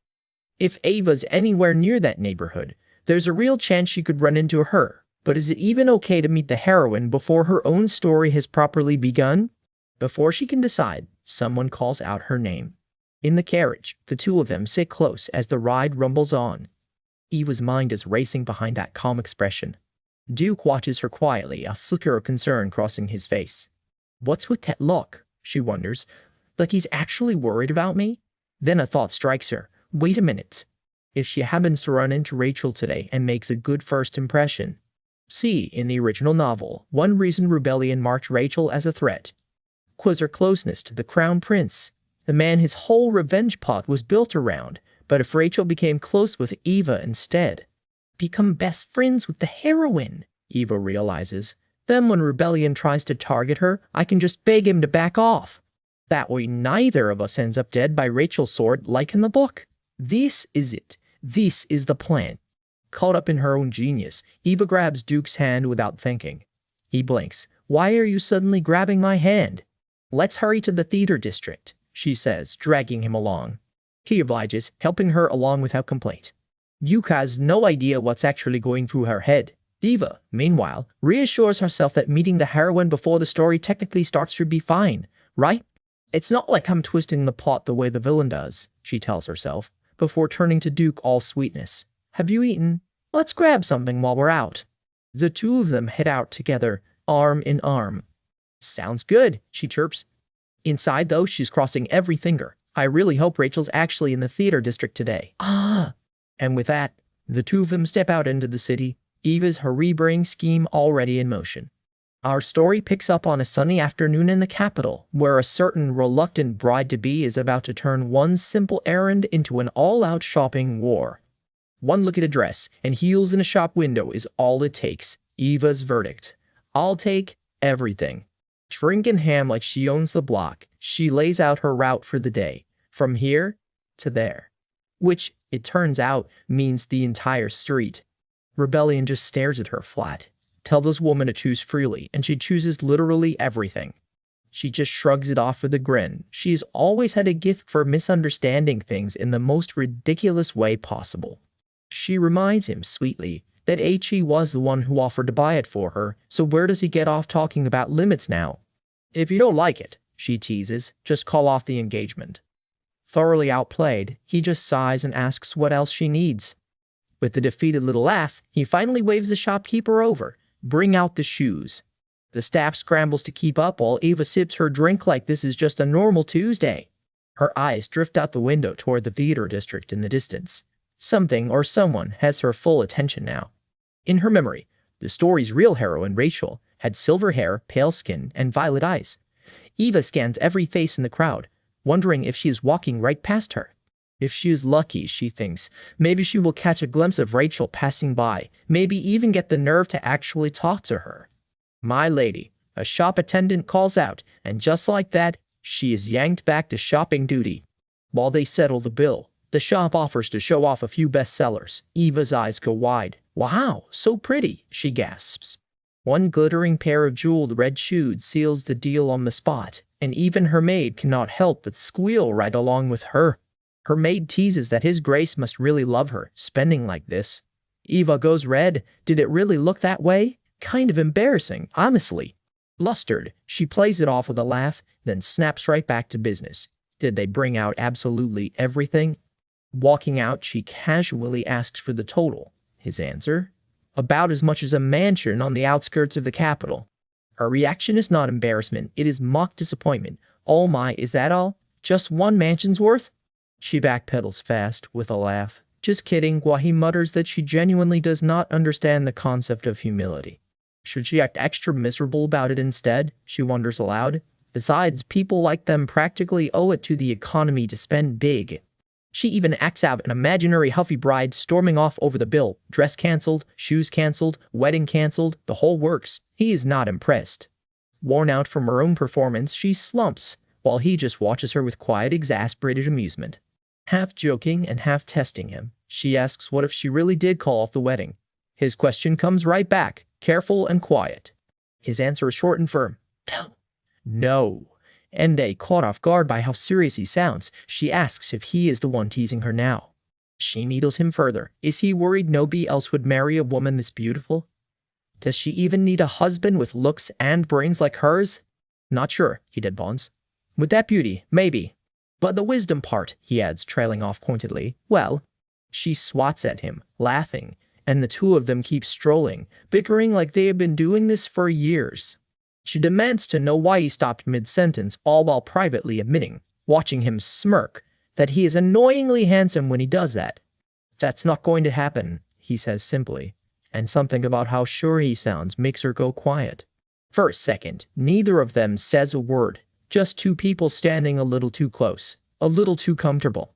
Since I have no intention of ever canceling this wedding, he tells her, dead serious, I guess that makes me the one who gets to support you for this whole lifetime. Later, relaxing together, she teases that maybe one day he will see a whole new side of her and lose all interest, as if that is even possible. Flustered, he just blurts it out. Does she have more surprises to show him, exactly? Whatever she has in mind, he clearly cannot wait to find out. The grin on his face says it all. Shoes finally kicked off after a brutal day of shopping. The two of them just sit together, unbothered and comfortable. As evening settles in, a door creaks open to golden light spilling across the room. Now all that's left is the wedding itself, right? She asks. He agrees, and admits he is worn out enough to leave the rest of the planning to his parents. He teases that after buying out half the dresses, shoes, and jewelry in the capital, of course she is exhausted. She fires right back. Hey, it is not like she asked him to buy all of it. Before she can even ask for help with her aching legs, he is already there, quietly taking care of it himself. She teases him for handling her ankle so casually. A lady's ankles, she reminds him, are not something to look at so carelessly. He goes quiet, oddly serious, until she laughs it off. She was only joking, no need to take it that seriously. But his focus does not waver. He is looking at her feet like something is actually wrong. Her feet are covered in blisters. How did she even manage to keep walking on these? He asks, stunned. She just shrugs, naturally strong will, apparently. He did not peg her as the type to just push through pain like that. She admits it was only bearable because she was shopping for herself. If it had been for him, she would have given up in 5 minutes flat. He goes quiet for a moment, then tells her plainly, next time she wants something, just to get it whenever, no need to run herself ragged buying it all in one day. She locks eyes with him, dead serious. He did just say that, right? No takebacks. He caves instantly. Got it. Still, she sighs to herself. For all that shopping, she never did catch a single glimpse of the person she was actually looking for. Unseen by her, somewhere in the same city, the story's true heroine drifts quietly through the night, close enough to find, and yet completely missed. Her thoughts drift somewhere darker too. She wonders if Rebellion is still quietly dreaming of the revenge his original story promised him. Even lost in thought, his hands never stop their gentle work, tending to her tired feet without a word. She studies his distracted expression and calls him out directly. You're planning something, aren't you, Rebellion? Under the night sky, watching him kneel there so devoted to her, a heavier thought creeps in. Even if his death really is already written into the story. Is she really going to see this through to the very end and try to save him from it? Is that even something she has the right to ask for? The worry sits heavy behind her eyes, even as he stays completely unaware of what is actually running through her mind. Caught off guard by however she is looking at him right now, he stammers, What? She narrows her eyes, only half joking now. Was he really planning something? Why does he suddenly look so guilty? He insists unconvincingly that it is nothing. Exhausted from the whole day, she just wants one thing now, to go home and finally rest. She laughs it off to herself on the ride back. Maybe she is just overthinking all this complicated business anyway. Time keeps moving forward, edging ever closer to the point where the original story is supposed to actually begin. Their carriage rolls on through the golden evening, carrying them both a little closer to whatever comes next. Days later, the calendar catches up fast. It is now 2 days before the original story begins, and just 1 day before the wedding itself. Eva walks in to find her room buried in an avalanche of gift boxes, and even her maid is completely floored. What is all this? She stammers. Surely he did not buy out every single pair of shoes in the capital. They only just went on that whole shopping spree together. Turns out it is all his doing. Her feet blister easily, so he quietly had shoes custom made to fit her perfectly. And that, he says, is not even the main event. He presents her with one final box. There's something, he says, he needs to give her before the wedding. The Duke says he has something to give her, and from the look on her face, she already suspects trouble. They head up the stairs together while a maid trails behind, carrying a suspiciously fancy little box. Let's open it, he says, and the maid hands the box over with a knowing little bow. The lid clicks open. Inside, a ring, one huge blue sapphire glinting in the light. Eva can only blink at it. She holds the box like it might bite her. This ring, he says, like it's nothing special. It is extremely something special. It's a symbol passed down to the lady of the Duke's house for generations, he explains. And just like that, her whole posture changes. The sapphire's mined only in Florence, he adds. No craftsman on the continent can copy it.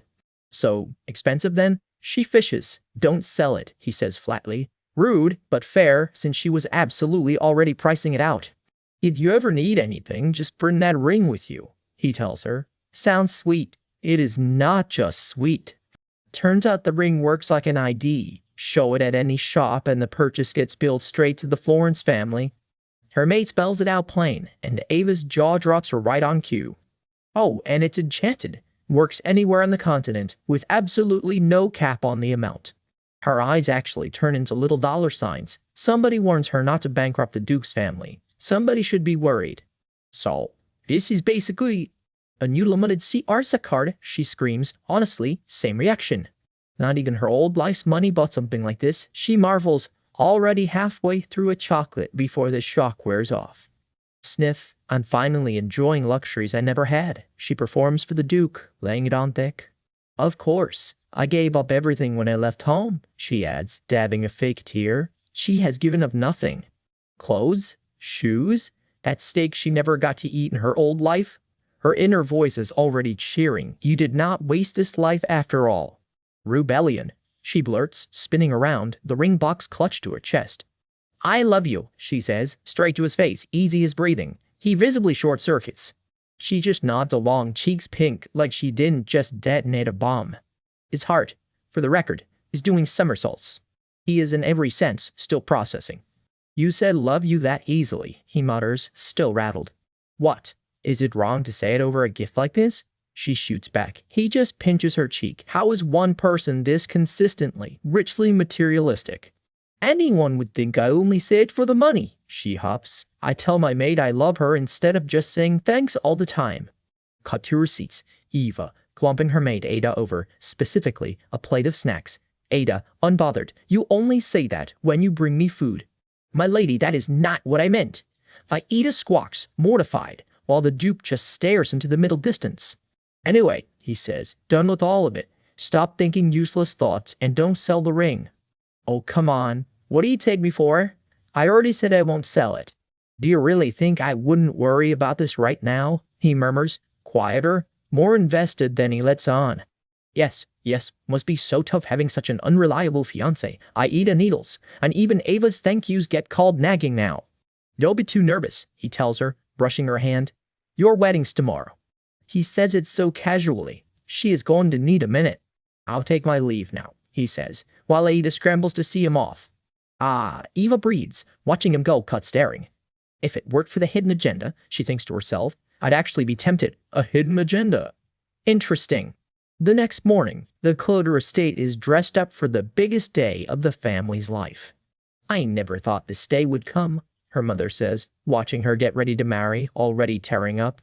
Mother, don't cry, Eva says. I'm not going to die. I'm just getting married. Her father chimes in with a dad's speech. You're a commoner marrying into a duke's family, so hold your ground in there, understand? The duke can't do anything to you. Do you understand? He presses, sounding more nervous than she is. So there's no need to feel intimidated. He insists, very much intimidated on her behalf. If the Duke ever disrespects you, you tell your father, okay, he adds, overprotective dad mode, fully engaged. The whole family dissolves into happy tears. Take care, Eve. And it's genuinely sweet watching them lose it together. Her maid Adia is a wreck too. As a commoner, she can't follow her into a Duke's household, and she knows it. You must be happy even without me, Ida wails, holding it together by a thread. Time to get in the carriage, the Duke says gently. I'll comfort Aida later, he adds, already sounding like a decent husband. She makes a mental note. Make Rebellion actually follow through and call Ada later. Having family there to see her off. It feels warmer than she expected. The carriage pulls away and the estate slips out of view behind her. They roll up to the Duke's estate and the staff comes running out. My lady, you've arrived. Oh my goodness, one maid gasps, catching her first look at the bride. The doors open, and there she is. The dress, the veil, the whole look, even the staff goes quiet for a second. A life without regrets, she thinks, and for once she actually means it. Most beautiful bride in the world, my lady, the maids gush. Don't you dare faint on us, one warns. Did you come? She asks, as if he'd ever skip his own wedding. Cue the groom's entrance. And he cleans up dangerously well. Usual. She just stops, completely short-circuits looking at him. Neither of them says anything for a second, which for these two might as well be a confession. Your Grace, you look great today, she says, all breezy, conveniently ignoring that she just forgot how to function. Your Grace, she checks when he goes quiet. Did you eat something bad today? No, he manages. A quiet moment, hand against hand. So, am I pretty, or are you going blind over there? She teases. Yes, you look beautiful, he says. Simple, and it lands like a truck. He lifts her hand and just kisses it. No warning, no announcement. The man just goes for it. Let's go inside, he says, way too pleased with himself. What was that for all of a sudden? She stammers. He just smirks. Once we're inside, there's plenty more where that came from. Showtime. Inside, the crowd is already losing it before the doors even open. The doors swing wide onto the ceremony. The whole hall breaks into applause as they start down the aisle together. Every guest is on their feet, clapping them all the way down. White roses everywhere, somebody really committed to the theme. And there it is, the second ring of the day, this one going on for keeps. Under the chapel light, in front of the priest, the two of them finally reach the altar. Standing side by side, at last. She's never looked more sure of anything. Neither has he. The whole room seems to be holding its breath. And there's the kiss, the one that makes it official. Kimono girl, Duke's ring, Duke's name. Congratulations are officially in order. But somewhere behind all that romance, one line lands different. The original story, she's warned, has finally begun to flow.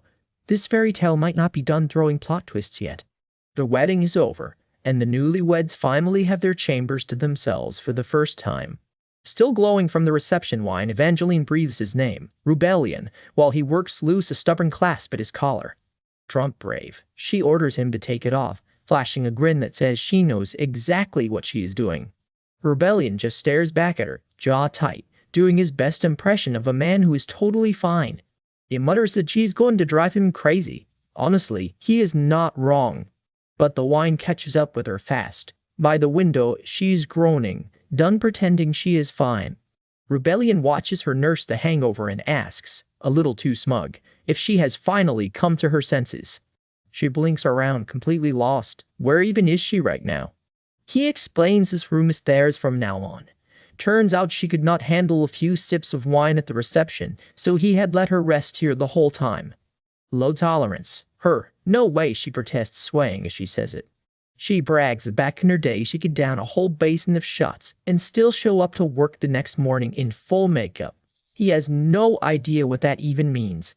He mutters that he has no idea what she is even talking about, while she groans about her stomach.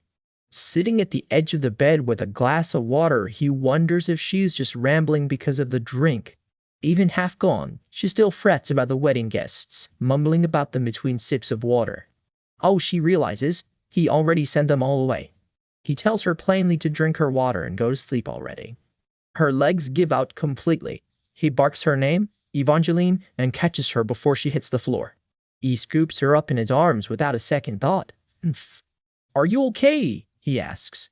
She blearily insists the ground itself must be shaking. Or is it him? Nauseous, she grabs his collar and orders him to hold still. Then, out of nowhere, she blurts that he is unnecessarily good-looking, and something about canceling this whole marriage trails off unfinished. He's already lining up more water, bracing himself for round two. She refused to lie down, so he has barely managed to get her sitting upright instead. If her stomach has settled, he tells her, she should get some sleep. She blinks up at him, delighted with herself. Sleep? Why? It is their wedding night, after all. He shuts that down flat. He has no interest in touching someone who can barely stay conscious. She insists she is totally fine, even as the whole room keeps spinning around her. She leans in far too close, demanding to know why he is staring at her like that. Neither of them backs away. Dead serious, she informs him that with those wicked cat eyes staring at her like that, there is no way she could possibly sleep. He goes rigid, completely flustered, caught off guard by his own drunk bride. Alarmed, he snaps her name, Evangeline, watching her wobble to her feet. What is she even doing? She announces she is taking her clothes off, obviously, since you are supposed to wear pajamas to sleep. Xers! Never mind that she's already wearing them. He scrambles to stop her, insisting he does not even remember her changing. Turns out she had passed out earlier, and their maid Lilith handled it for her. She waves him off, insisting she never even saw any Lilith, before the argument just dissolves into a soft hug. Cheek pressed against him, she sighs that he is warm. He admits, quietly wrecked, that she is really driving him insane. She fires straight back that clearly he is the one losing his mind, not her. He diagnoses her on the spot. Her drunk habit is apparently stripping and hugging people, and honestly, he would prefer she just break furniture instead. She has no memory of hugging anyone. Mock offended, she asks if she is not even a person, then softly calls him her husband, testing the word like she is hearing it for the first time. Yeah, he echoes back quietly. Her husband. In her head, the drunk honesty spills out. Why is he her husband, anyway? She never even planned on getting married. Fine, she admits, with a face like his most people would hesitate before saying no. But it is still him, and she does not want to die. He is completely lost. What is she even mumbling about now? Why her, of all people? Then it slips out plainly. Does he hate her that much? Is it because she is weak and sickly, so he figured he would not have to live with her for long anyway? Quiet and suddenly sober-sounding, she asks if he has to. He does not follow. Revenge, she says. His whole expression goes cold and distant at the word. She backs off almost gently. Revenge, fine, do it, she says. She gets it. But has he ever once considered that she could get dragged into it too? What if he fails, she asks. What if he fails and dies? If I die, she echoes back at herself, her voice catching. He says her name softly, Evangeline, and reaches for her hand. I will not die, she asks, like she is testing whether she even believes it herself. Why would not she die, she presses, eyes glassy. I am your wife, she reminds him, and whether he likes it or not, that ties her fate straight to his. What is she even supposed to do if he dies? Had he really never thought that far ahead? He never once considered she would get pulled into it as well, did he? Even if she somehow survived on her own, would that even mean anything? As a trader's family, every title and every coin gets seized, and she would be left wandering with nothing. All he could manage is one word. Eve. She has no useful skills of her own, she admits. So how exactly was he planning to just leave her behind like that? Was this marriage ever more than a transaction to him? Is she really that disposable? The question hangs in the quiet room a beat too long. He cups her face and finally answers, he is not dead yet. She cuts him off. She was not talking about him. She means the other rebellion. That bastard, the one from how this story was always supposed to go. That one is not dead yet either. That version of him, she says, is a pathetic bastard who let revenge ruin everything and left Evangeline to die. So just do not do it, she begs. She knows it is selfish to ask, since their marriage was never about love. But still, just do not. He just stares back at her, completely caught off guard by how much that landed. Something in his expression finally, quietly, gives. Worn out from the wine and the whole ordeal, she finally drifts off, breathing slow and even. He just watches her sleep, close, something soft breaking across his face for the first time all night. It was a perfectly ordinary day for Duke Rebellion of Florence, except for one thing. Sharp as ever, dressed to the nines just for a walk through his own garden. But something was rustling in the grass nearby. And there she was, sprawled out in the grass like she owned the place, fast asleep in broad daylight. Leaf in her hair, drool practically on standby. Not exactly Duchess material at first glance. Rebellion just stood there, blinking. A strange creature had officially entered his life, and he had no idea what to do with her. But to understand how she ended up napping in his garden, we have to rewind, back before the marriage proposal between the Duke of Florence and the Cloda family was ever on the table. It started over tea, with the head of the Cloda Trading Company choosing his words very carefully. "As Your Excellency knows," he began, "tea bond between a family and its duchy isn't something easily broken. He was building up to something big. That day, the merchant brought Rebellion something extraordinary. Evidence he had absolutely no business possessing. Proof that the current emperor and the temple, now bitter rivals, had once secretly joined forces to try to wipe out the Kolika duchy. The very Duchess of Kolika, who'd made an art form of humiliating people in public, suddenly very much in the blast radius. For a man who'd spent years quietly plotting revenge on both the Kolita duchy and the royal family, this evidence was priceless.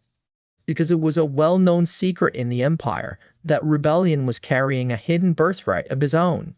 Years earlier, his mother Charlena's beauty had caught the emperor's eye, so he shipped the Duke of Florence off to the borders and forced Charlena into the royal palace. Let's not soften it. What happened to her was assault, but in noble society, the truth never got in the way of a good scandal. So the whispers went, she'd seduced the emperor herself, they said. Such a lowly woman, they said. To the nobility, common blood was reason enough to blame the victim. She'd seduced the emperor, they smeared, and now she was carrying his child too. She probably went after Duke Florence the same way, someone added, twisting the knife a little deeper. Fans fluttered, heads shook. How disgraceful, they clucked, safe behind their perfect manners. "Ah, poor Empress, how heartbroken she must be," they sighed, performing sympathy for the one woman in the room with actual power, while the real victim walked away completely alone. Even now, just remembering it made Rebellion's eyes burn. His mother never got a happy ending. That much the blood-red silence made painfully clear. As a boy, all he'd had left was his father's hand on his shoulder, and a promise that he wasn't alone. "You are not alone," his father told him. From that moment on, the hatred took root, aimed squarely at the emperor and the Kolika duchy. Grown now, his goal had never been simpler. Destroy the Kolika duchy that tormented his mother, and drive a blade straight through the heart of the emperor who mocked his father and dishonored his mother. In his head, he'd already fought that war 1,000 times over. Wipe out the royal family, root and branch. That was the plan. Which brings us back to the present day, and one very well-timed letter. A letter's arrived from the head of the Cloda Trading Company, his steward announced. "From Cloda?" His interest was instantly piqued. "Dear Duke of Florence," it read, "I am writing to offer assistance upon hearing you are urgently seeking something." Rebellion went very quiet. Nobody was supposed to know what he was looking for. He still doesn't know how the merchant found out about his secret digging. But that letter was enough to get the two of them in the same room, face to face, over a very tense cup of tea. "And so, in exchange for the evidence," Cloda said, taking his time, "please accept my daughter as your wife." Bold move, asking a duke that on the spot. Rebellion didn't even blink. "Head of the trading company," he said, low and dangerous. "Frodo, you think nobility is a joke?" "That's not it," Cloda said quickly, not backing down. "How dare a commoner ask me for such a deal?" Rebellion said. "It sounds like you're asking for death. How about we cut off one of your fingers? Then you'll talk, won't you?" Cloda didn't flinch. "Even if you search, you won't find it. The evidence is sealed behind ancient magic, and I'm the only one alive who knows how to open it." The resit pulsed with the kind of power even Rebellion couldn't argue with. He studied the man a beat longer. This one wasn't going to break, not even under torture. And whatever was locked inside that box was information he genuinely couldn't afford to ignore. Whatever secrets it held, they weren't going anywhere without Cloda's cooperation. So Cloda laid out his real price. Send my daughter to the Duke's house. Why, Rebellion pressed, would a merchant be so desperate to send his daughter to me of all people? For once, the merchant hesitated. Well, he started and stopped. His hands gave away what his face wouldn't. Rebellion just stared, completely lost. What? Turns out his daughter had spent her whole childhood too sick to leave her bed. So when she finally said she wanted to go out and do something, it stopped him cold. I want to give her the best of everything, Clodagh admitted. A father first, and a merchant second, for once. I'm supposed to be the best? Rebellion asked, unconvinced. Clodagh just kept talking about the royal family like the answer was obvious. Then Clodagh said something that stopped him mid-thought. Rule, once, there was an orphan who worked for me as a servant, Clodagh said. Even after she became a duchess, she still sent me gifts every year thanking me. Rebellion's eyes went wide. That orphan was his mother, Charlena, and Clodagh was betting her son couldn't possibly be cruel. It was a debt Clodagh had carried for years, waiting for the right moment to call it in. He smiled, remembering a kindness most of the Empire had long since forgotten. Rebellion said nothing, but something in him had already shifted. His mother's memory had just done what threats and torture couldn't. Think about it, Clodagh said, and left it there. Clodagh's only daughter. Rebellion turned the thought over and over and over. Word got around his household fast. Apparently, his bride-to-be was the same commoner who'd once proposed, unprompted, to the crown prince. His staff was scandalized. There's a strange rumor going around the capital, the housekeeper whispered, and it seems to be true. Meanwhile, Rebellion had noticed someone quietly digging for information about his personal tastes. He brushed it off at first, but could it be connected to that young lady? Do you really have to marry that woman? One servant dared to ask. Yes, Rebellion said flatly. It's a deal. He goes wild over anything pretty, someone muttered behind his back. Then louder, so when will the lady be visiting? Why had you ask? Rebellion deflected a little too smoothly. I haven't actually met her yet, he admitted. The room went dead silent. Though he'd agreed to the marriage, he hadn't laid eyes on his own fiancée in years. Not once. Every meeting she'd turned down, she blamed on illness, and whatever else he was. Rebellion wasn't the kind of man who'd force a sick woman to entertain him. So instead, he found himself thinking about her more and more, a fragile figure wrapped in strange rumors he'd never bothered to check. Without ever meeting her, he'd quietly decided who she was, a strange girl with a bad reputation, weak, pitiable, someone worth looking out for. I'll have someone make sure she's kept well, he told himself, not quite noticing how much he'd started to care. And then, on one perfectly ordinary walk through his own garden, something rustled in the grass that had absolutely no business being there. And there she was, golden hair and all, close enough to touch. Rebellion's brain completely short-circuited. Could it be? Was this scruffy garden gremlin actually Evangeline Clodagh? Years of rumors, one blackmail deal, and a mother's memory all led to this exact ridiculous moment. His mystery bride, caught napping in the flowers. Meet Duke Rebellion, ice-cold, sharp-eyed, and about to have his whole idea of his bride-to-be turned upside down. Because word on the street paints Evangeline Clodagh as an absolute disaster. Wild hair, a mud-caked skirt, and a grin like she'd just lost a fight with a hedge. Except the woman strolling beside him is nothing like the rumors. She's totally different, he thinks half to himself as she chatters on about how nice the weather is for a walk. They make their way toward the ducal estate for their little afternoon meeting, the grand manor rising up ahead of them. But seriously, he thinks, watching her out of the corner of his eye. Eva fusses with her hair, dropping her polished composure for half a second. Is this really the face of a woman dying to get married? Does it look like it?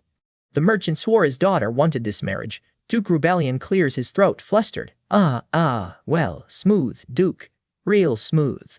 Somewhere along the way, she's lost her shoes entirely. Your Grace, she chirps, barefoot on the garden path, like that's a totally normal thing to do. Could it be, he wonders, that this woman doesn't actually want to just get married, that she only wants to marry the crown prince? Is that why she's acting so strange? He can't quite shake the feeling that something doesn't add up. Turns out she was caught sneaking off through a gap in the hedge, and when confronted, decided the smartest move was pretending she couldn't talk at all. Works out well, she figures, right up until she discovers him and gushes, "Oh my, Your Grace, what a surprise to see you here." He's starting to piece it together. This chatterbox is a total flip from the mute act, almost like she's got two different people living in there. All those times she claimed to be too sick to see him.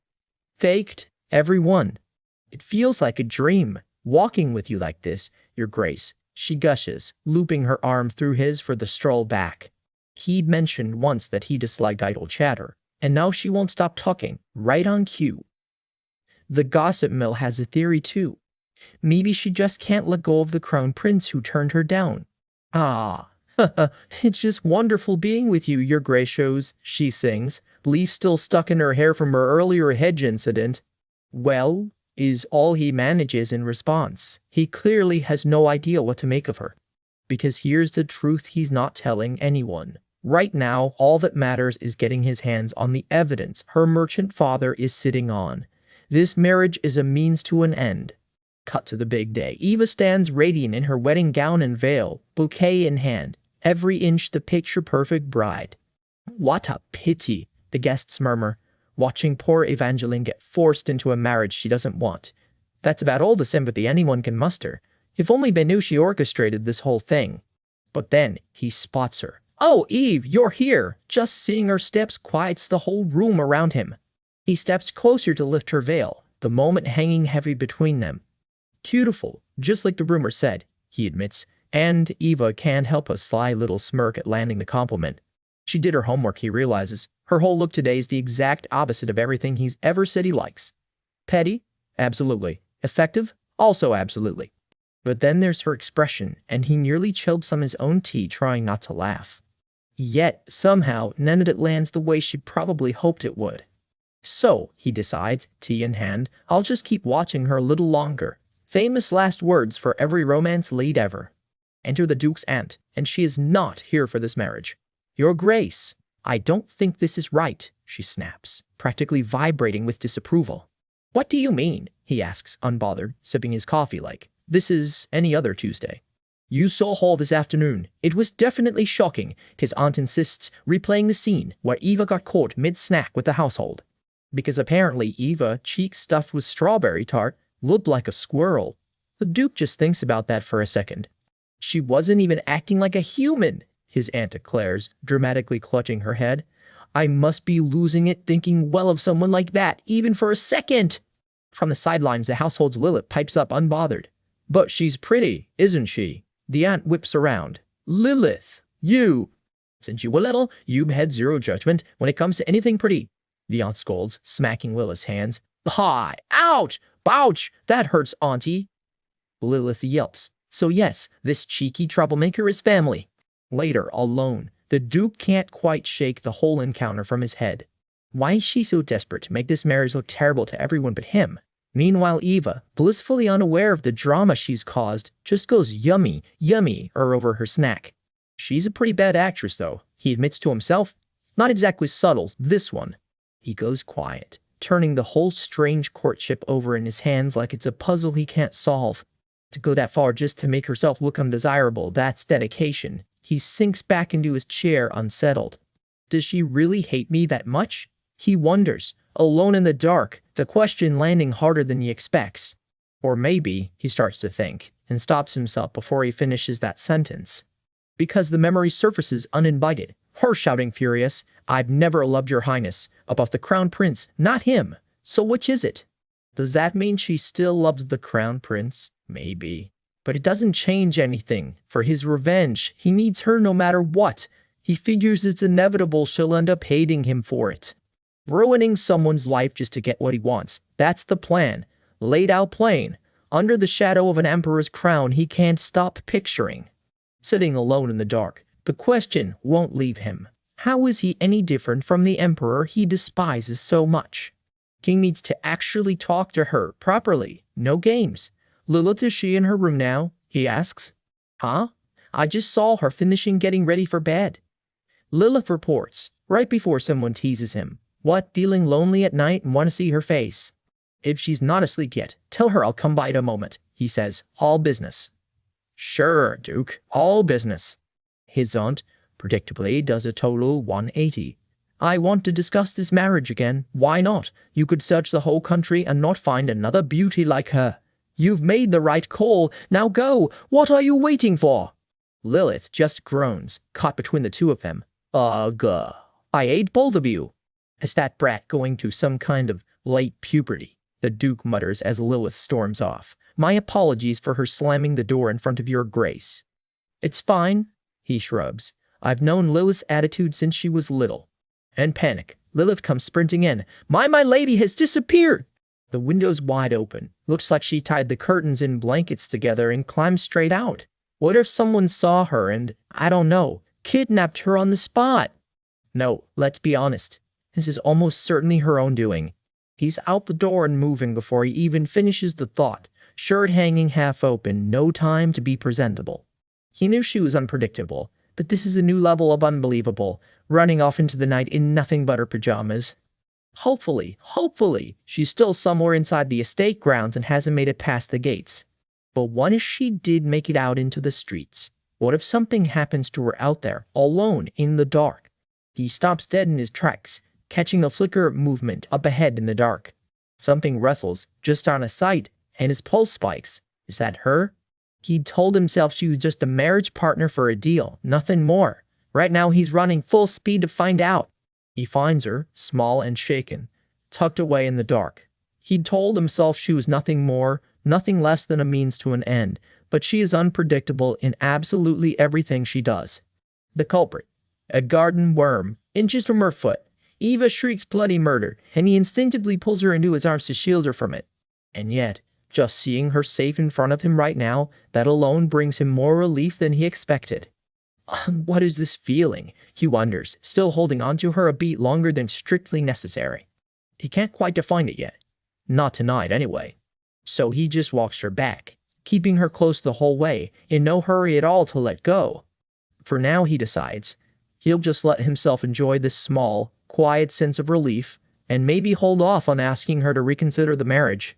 Maybe he should postpone that conversation a while longer. For some reason, this pull toward her only keeps growing.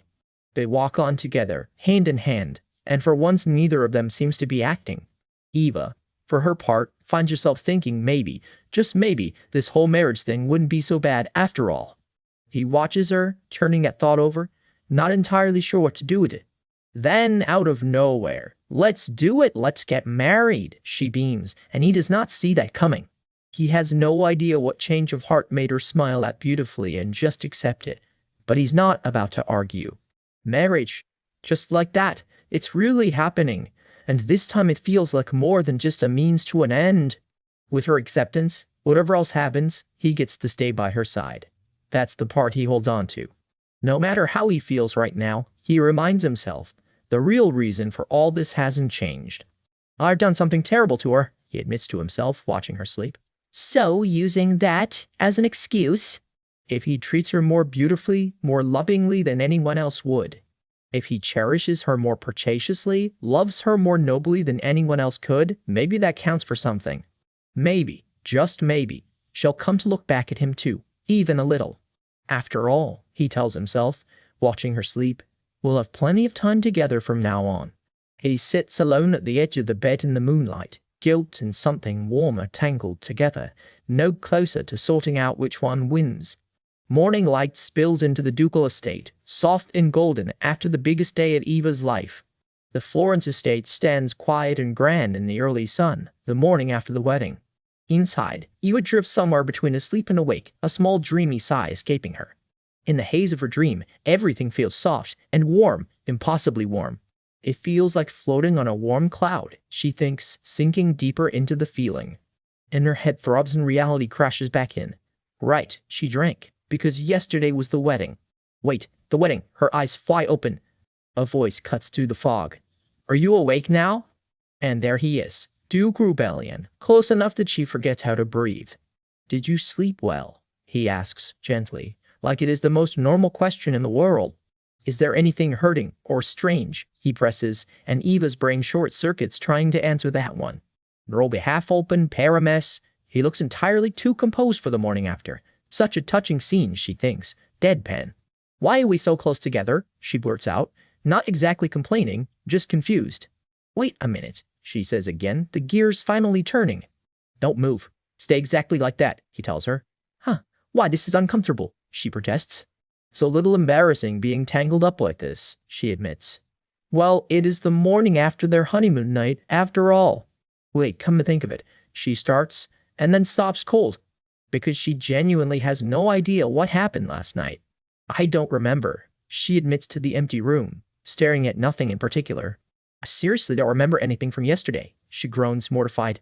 The last thing she recalls is a glass of wine. How does the film just cut off like that? To live her whole life this way and lose the memory of her own honeymoon night. I guess I just forgot, she decides, striking a pose, because I'm a sickly pretty girl. Sure, let's go with that. How weak is this body when it comes to alcohol? She huffs, remembering she used to be quite the drinker in her old life. The hangover, however, does not care about her past life resume. Rebellion, she calls out, marching off to get some answers. So, about yesterday, she starts, already regretting the question. It feels unbearably awkward to just ask what happened, but here she is, asking anyway. Rebellion studies her, silently weighing exactly how much trouble he's about to cause with his answer.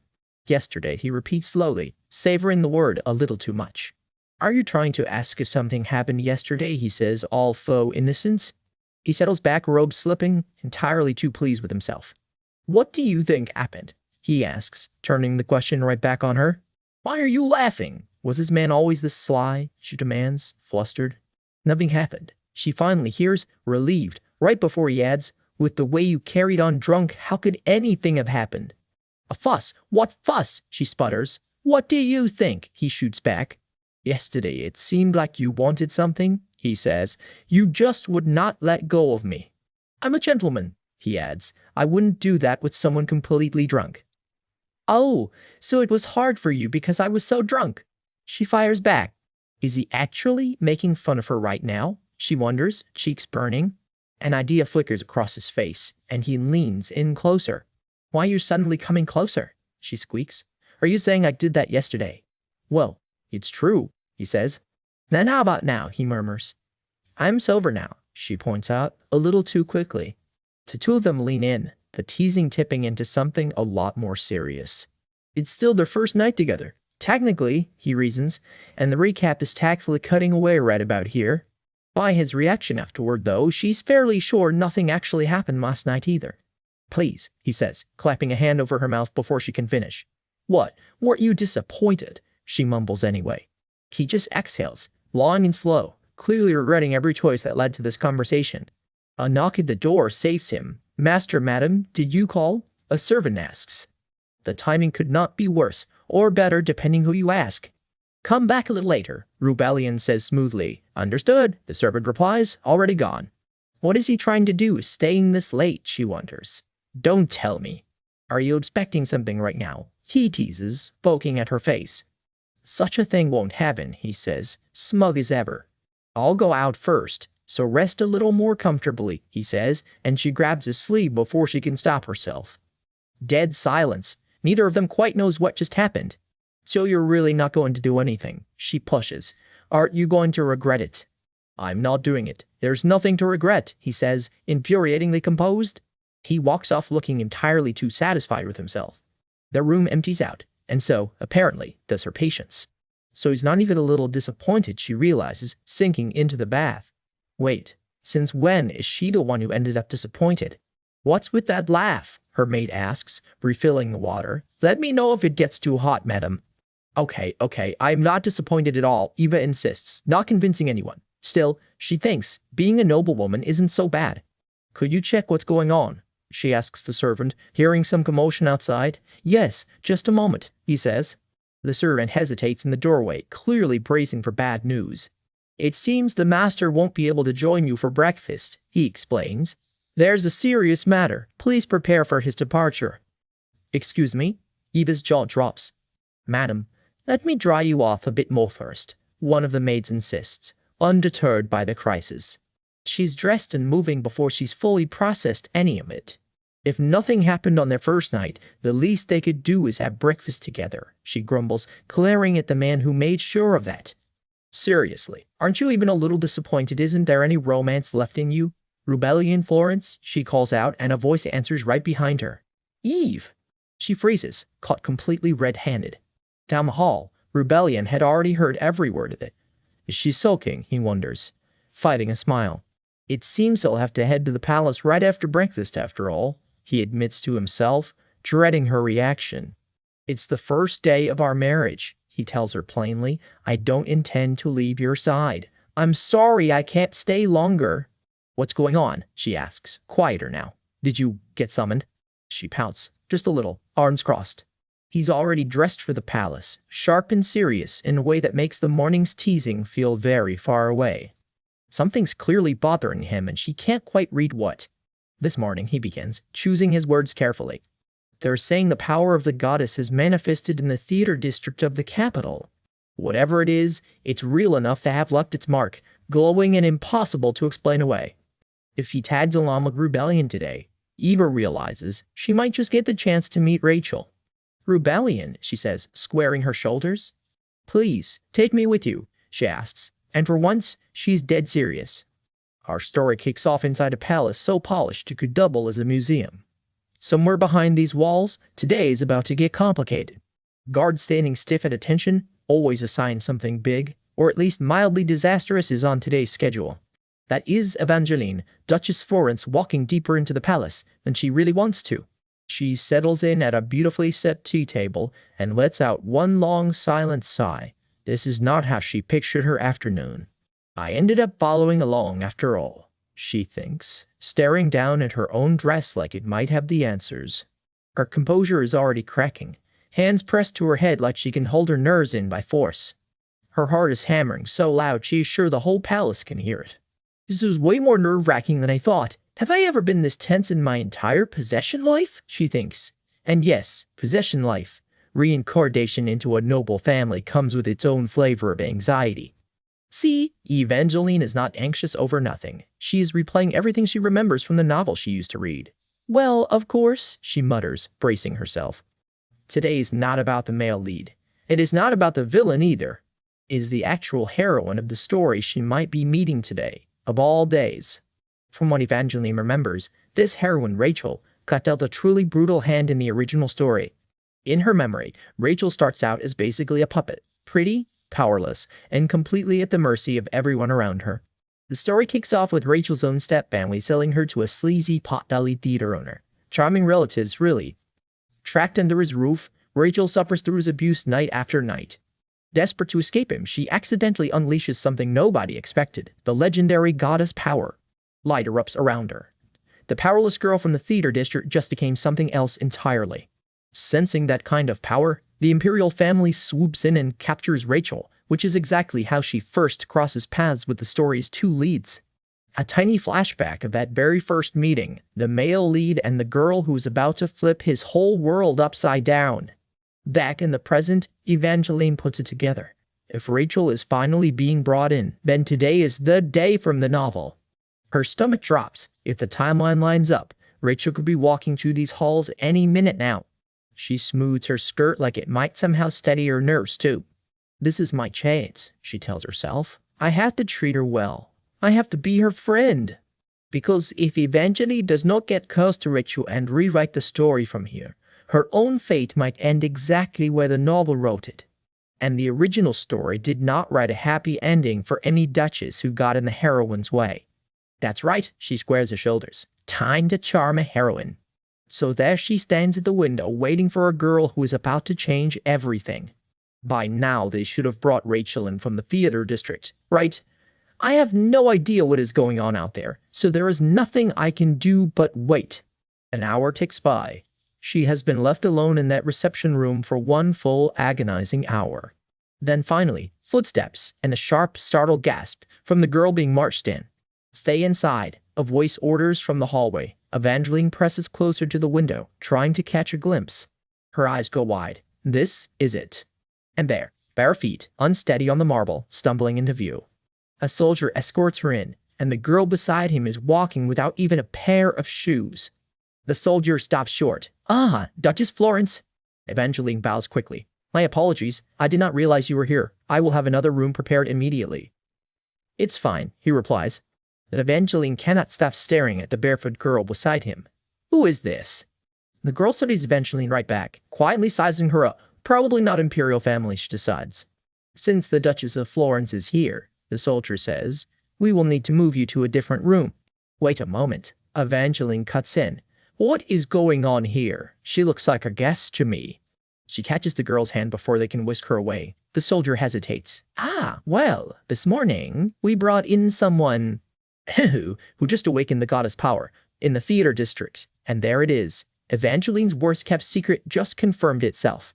Since she may be dangerous, we were planning to move her somewhere more contained, the soldier explains. Evangeline's jaw drops. No?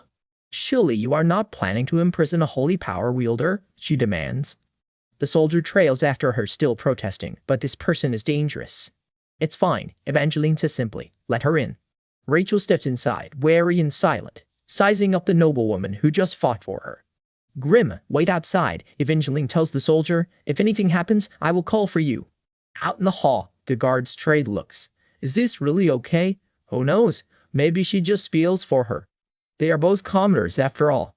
Along with the girl who is supposed to be the actual heroine, Evangeline's brain short-circuits. Ugh, this is awkward. What do I even ask her about? She panics internally, sweating right through her composed smile. Her hobbies? Her ideal type? Wait, this is not a blind date. Before she can spiral further, Rachel speaks up. Duchess. Yes. Evangeline yelps. Rachel's next words catch her off guard. Thank you for sitting here with someone like me. There's nothing to thank me for. Evangeline reassures her gently. What is your name? She asks. The girl meets her eyes. Rachel. I see. Rachel. Evangeline repeats softly, like she is testing whether the universe really just handed her exactly what she expected. It is really her, the actual heroine, sitting right across the tea table. Pale skin, soft silver hair, violet eyes, exactly as described in the novel Evangeline once read for fun. Internally, she's losing it. I'm meeting the actual protagonist in real life. Someone pinch me. Rachel, for her part, just watches her silently, giving absolutely nothing away. I'm Evangeline. She introduces herself properly. Rachel blinks, caught slightly off guard. Have you eaten? Let's have some tea together. The palace kitchens really do not miss. That is when Evangeline notices it. Rachel's wrists are bound. Oh, let me untie your hands first.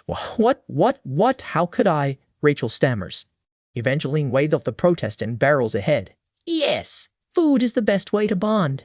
The rope is real, and it is tight, a blunt little reminder of exactly how the Empire has been treating its newest holy power wielder. Evangeline pours the tea herself, determined to make this the least terrifying part of Rachel's day. Then, out of nowhere, Rachel starts to cry. Rachel, are you okay? Are you feeling unwell? Evangeline asks, alarmed. Internally, she is spiraling. Why is she crying? Did I do something wrong? This is not what I meant to happen. Ma! This is not what I meant to happen. I need to calm her down. Rachel. Before she can reach her, sparks of purple energy crack across Rachel's fingers. The power surges violently and Evangeline lunges forward anyway, straight into it. Light and lightning tear through the room around them. What was that? Evangeline's mind races. Rachel's goddess power? Ouch. She shakes out her stinging hand. Rachel, are you okay? But why did that happen all of a sudden?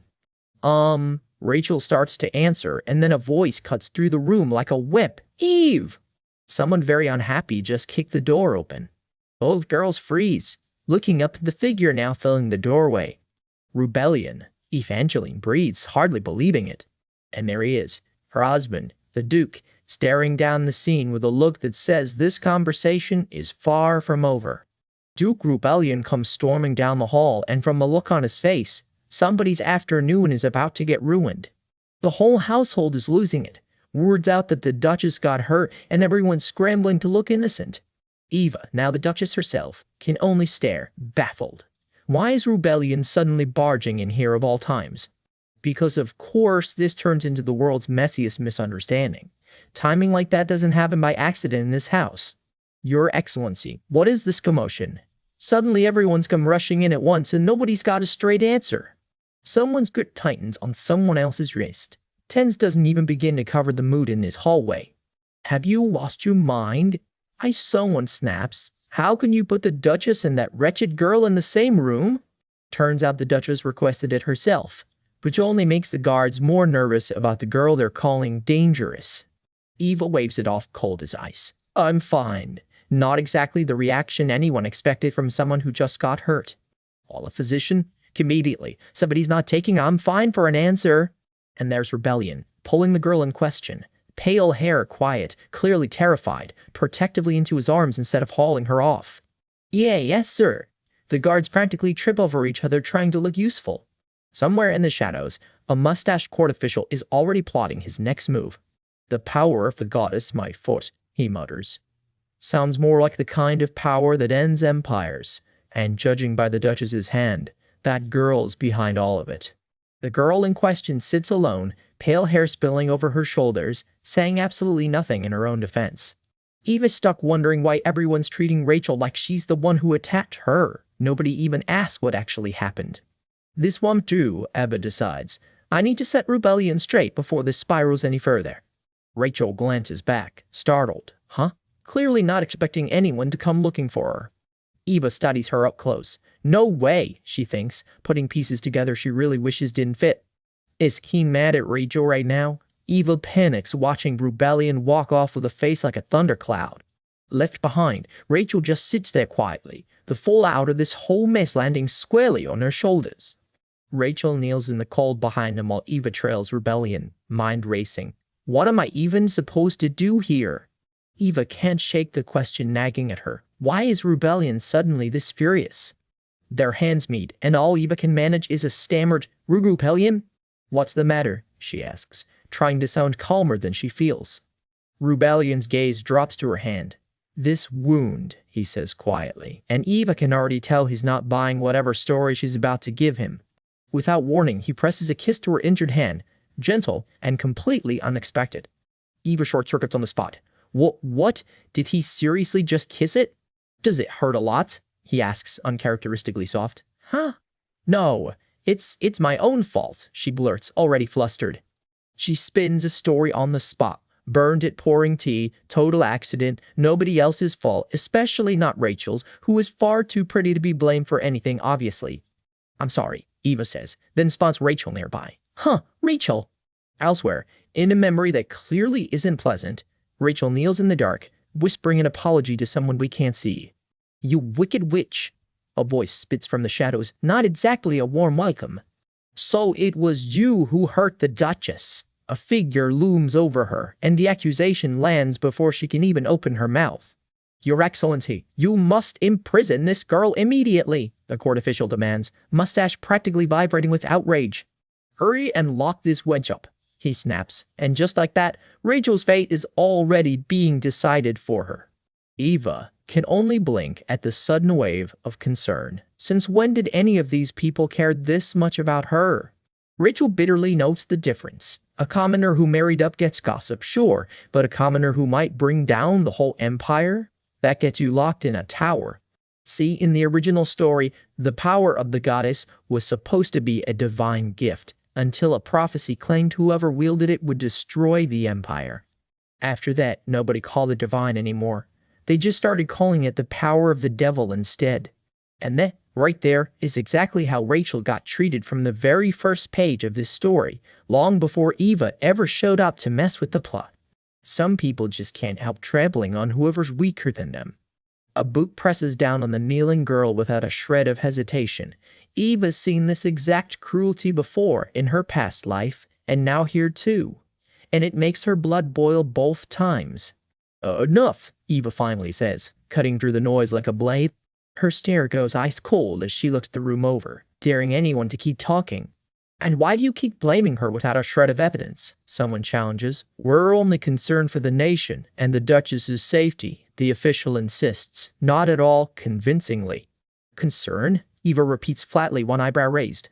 Weren't you the same people gossiping about how vulgar and extravagant I was just a little while ago? Eva says. The room goes very, very quiet. Rebellion and Eva walk off together, leaving the flustered crowd behind them. Two of the accusers slink away, thoroughly put in their place. Your Excellency, just because the Duchess was injured, the mustached official tries again, refusing to quit while he's behind. A low, ominous rumble rolls through the hall. Eva watches warily. Something tells her this isn't over yet. Back to the actual injury. Eva's hand finally gets properly bandaged. Thank you, she says, quiet and genuine for once. Regardless, she must be imprisoned. the official insists, while Eva mutters something about bandaging it herself and being done with this conversation. With all due respect, this isn't something to simply excuse out of pity, he presses. Translation, Eva figures, stay out of politics if you know what's good for you. Are you seriously still going to lock her up? Eva fires back. It was an accident? She didn't commit any crime, so why should she be punished for it? The official and Rebellion stare each other down, and neither one looks ready to blink first. Eva watches the standoff, holding her breath. Rebellion finally rules. For now, put her in a private room under closer guard. What? Your Excellency, the official sputters, reminding him the royal family ordered anyone with that power handled far more strictly. Rebellion's tone drops ice cold. Would you like me to take that as you disregarding the royal family's orders and placing yourself above them? He shuts the entire room up with a single sentence, then turns straight to Eva. Evangeline, is your treatment finished? Rachel is quietly led away, glancing back one last time before she disappears down the hall. Yes, they said I'll be fine soon, Eva says, then can't resist pushing further. But, is the issue with Rachel really over? No more punishment, right? For now, she'll be moved to a private room, and the royal family will look after her, Rebellion says. We'll have to discuss this matter further. Discuss? Eva echoes, uneasy. Haven't we already agreed this was entirely my fault? As he finishes wrapping her hand, Rebellion admits, well, my dear wife looked so desperate, I figured I'd play along, for now. But no matter how I look at it, he adds, this doesn't look like a simple T-burn.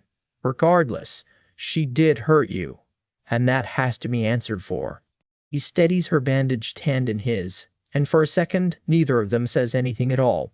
Wait, can't I just stay and leave with you? Eva pleads. No, you're injured. You should head back first, he says. Do you honestly think I want to go home right now? She snaps.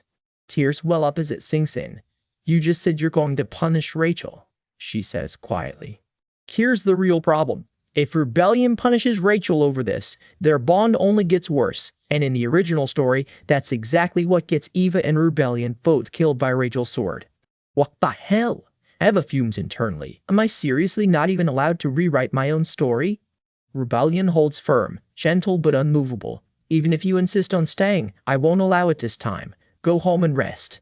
This is absurd, Eva thinks. Someone or something keeps deliberately shoving me toward disaster. Rachel walks off alone down the corridor, her future anything but decided. Riding home, Eva mutters darkly to herself. At least this is better than getting stabbed. Low bar, sure, but she'll take it. By Duke Rebellion's own ruling, the girl the whole court's been buzzing about gets shut away. Officially, just for now. That for now looks a lot like solitary, alone in a bare underground cell, waiting on a verdict she has no say in. Eva's relieved Rachel isn't being punished outright, but relief only goes so far when the situation's still this fragile. So she launches Operation Cute Wife, fork-raised eyes sparkling, cooing, hear say ash. Rebellion is not sold. Why are you doing this? Isn't exactly the reaction she was hoping for. Somehow it escalates into her burrito wrapped on the floor while he lounges above, deadpan. Nah, I just want to feed you. He grits through it anyway, sweat on his brow, forced right into saying, like a good sport. By the end he's fuming in silence, one twitching vein away from calling the whole bit off. Turns out he had his own angle, quietly hoping the two of them could just enjoy a normal newlywed moment for once. She had a very different agenda. I'm just acting cute to lighten the mood, she reminds herself, all business. Underneath the giggles, she's genuinely anxious.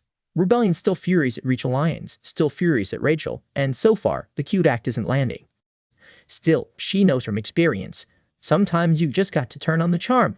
Eventually, he calls her bluff outright. What's actually behind all this sudden affection? She hesitates, then comes clean-ish. Well, I have a favor to ask. A favor? He doesn't sound thrilled already. Promise you'll listen first, she insists. He agrees, warily. I will listen. He settles back, arms crossed, bracing himself with a resigned you. And there it is. Well, it's about Rachel. Can we just treat her well? She's not a bad person, Eva pleads. She bows her head, bracing for his answer. He doesn't hold back. You want me to treat the demon who's going to ruin the Empire kindly? Eva winces. Oh, come on, don't say it like that. I really don't understand why you've been so supportive of her from the start, he presses. Her answer's simple. Isn't it okay to support someone who's just been wronged? That day, Rachel didn't do anything to me. It's a kind of read that most people give the girl the rumors call cursed with the goddess's power. Because right now all anyone sees is a commoner with power she never asked for, being dragged toward a fate she can't control. Rebellion softens, barely. It's just a bit surprising. I thought you were acting absurdly, like last time, he admits. No, when did I ever act? Ever acts. Eva starts, already sensing where this is going. Then it hits her. Wait. He knew about the cute act she pulled before their wedding, and suddenly she's replaying every mortifying detail, dish licking included. A full wave of shame washes right over her. Because if he clocked that, did she also blurt out everything else while drunk at their wedding reception? Cue flashback dread. She tries to spin it as a win. Good. Now there's no misunderstanding. He just smiles. Since you know, I guess there isn't. Flustered, she doubles down. That day's little performance was all an act. She's not really like that. She just had her reasons. Fine, he says. Let's say there was a reason for that day. So what's the real reason you're fighting this hard for her now? Eva dodges the question, and he swats it away with a jealous little order. Stay away from Lilith while you're at it. Sue warns him people are already calling Rachel a devil behind her back. He snaps, surprisingly sharp. Stop calling her that.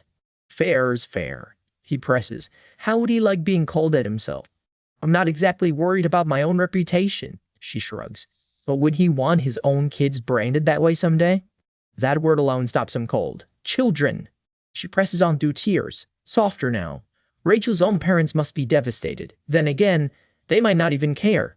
Because since she's landed in their household, no one else seems to be stepping up for her at all. Something in Rebellion's face goes quietly, seriously still. Oh, surprisingly it's actually working? Eva blinks. See, upsetting isn't it? He mutters. Still, she's realistic about it. The final call on Rachel's fate isn't his to make. It belongs to the royal family. I can only give my opinion. I can't act as her lawyer, he admits. His only real ask. Leave the royal politics alone. Stay quiet. Don't go suggesting anything. All right, she agrees, for once. One crisis diffused, and then out of nowhere, but Evangeline. He's suddenly stammering. She blinks. What? He clears his throat. You were talking about children earlier. Then he just asks it outright. Do you want to have a child? She short-circuits. Pardon? What do you mean, having a child all of a sudden? Her brain is buffering hard. He just leans in close, quiet and unreadable, and lets the question hang in the air. The moment gets interrupted fast. Ada, ever the height girl, comes barreling in clutching a mysterious envelope. Oh my, the madam's here too, she blurts, startled to catch them both together. Is there a problem? Rebellion asks. Ada just holds it out. It's from the Empress herself. Technically a summons, though she's dressed it up as an invitation. Both of them freeze at the sight of it. Because Eva's heard the rumors before, high society runs on secret little gatherings, invite only and deniable. And one of them is whispered to be the Empress's own private circle. A closed-door tea party, guest list curated by one very specific person, the backhand Duchess. In other words, an exclusive club of her loyal followers. Eva figured it was just gossip, so why is she getting a golden ticket? If I don't go, that's defying an imperial order, she reasons. Rebellion's already trying to shut it down. I'll refuse it myself. His face has gone dark and unreadable in a way she recognizes all too well. She clots it instantly. Rebellion's genuinely rattled by this. Makes sense? In the story this world's based on, the backhand Duchess was the one who tormented his mother. She takes his hand. It's okay. I'll go, and I'll come back safe. No, not that place, he starts. I can't just refuse with no backup, so I have to go, she cuts in. And that's not even the point, she adds. You know I'm not exactly easy to push around, right? I'm not coming back without standing my ground, she promises. All he can manage is a quiet Eve. He watches her, clearly still worried sick underneath it all. Come on, it'll be fine, she chirps for his benefit. Privately, though, she's a little terrified too. Meanwhile, across the palace in the Empress's private chamber, tea is already being poured for guests who are anything but harmless. A circle of powerful women is already gathered and waiting. And something about the whole room feels like a trap dressed up in porcelain. Carriage rattles through the capital, carrying our new Duchess straight toward the last place she wants to be. In her hands, a hastily gathered dossier. Name, Alexandria. Title, Empress. Age 50. Listed trait, malicious. Great bedtime reading, Bruges. Great bedtime reading for a bride. Her maid peers over her shoulder, utterly lost. Likes, her son. Dislikes, the flies buzzing around her son. Dislikes, the flies buzzing around her son. Riveting stuff so far. It's our Empress's profile, Eva explains. Know your enemy, know yourself, and you win every battle. Her maid just blinks. Win. What, exactly? Eva keeps reading, her smile fading a little more with every line. The truth settles in. This summons isn't a courtesy, it's payback. Last time the Empress tried to crush her spirit, it didn't take. Flashback to how this all started. A storybook proposal from the Crown Prince himself, and not long after, that same bright-eyed nobody turned around and married straight into the rival Florence Duchy instead. She clashed with the Empress openly at the last tea party too, so as far as Her Majesty is concerned, Eva's been a thorn in her side ever since. That woman, everyone hates her, the rumors whisper. Because the Empress pulled this exact move once before, on a commoner named Rachel, back when the Crown Prince fell hard for her. A mere commoner, and one who carries the goddess's power, a symbol of the devil, dares to chase after my son? The Empress had raged. Enraged, the Empress tormented Rachel without mercy. And when the Crown Prince found out, he didn't forgive it. He wiped out the entire Kalika family. Eva's takeaway is grim, commoner, pretty, anywhere near her son, and there's no middle ground. There could be more victims than just her and Rachel. Eva sits with that thought, while behind her a familiar dark-haired figure watches in silence. In the original story, the real mastermind pulling Kalika's strings the whole time was the Florence Duchy, the very house Eva just married into. Madam, someone says softly, breaking the moment. The Duke takes her hand. Don't be too nervous, he says. Whatever Her Majesty says, let it go in one ear and out the other. Her lady-in-waiting isn't much calmer. Am I not allowed to argue back? And aren't you the one who's more nervous right now? Eva teases.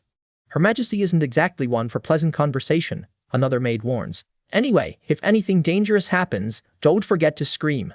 Lend me your ear for just a moment, someone murmurs, and just like that, it's time to go. The palace hallway stretches out ahead, chandeliers glittering overhead like they're daring her to turn back. This hallway sure is long, Eva thinks, doing her best impression of someone who isn't internally panicking. Madam, this way, a servant directs. No more stalling. Eva squares her shoulders as the doors come into view. Here we are. This is it. The Empress's secret gathering. The perfect place, Eva notes bitterly, for the Kalika family's dirty work to unfold where no one outside will ever see it. Thank you for inviting me, Your Majesty. She barely gets the sentence out before a hand cracks across her face, hard enough to spin her head. No warning, no preamble, just straight to violence. The mistresses of Florence truly have no class, sneers the woman responsible. Not that it's surprising, considering the kind of women they drag in. Eva's hands tremble against her skirts, stunned by the sheer speed of it. Her inner voice is already recovering now. No warning, straight into the main event. Unbelievable. Are these women actual hired thugs? The one who struck her rounds on her again, practically shaking with fury.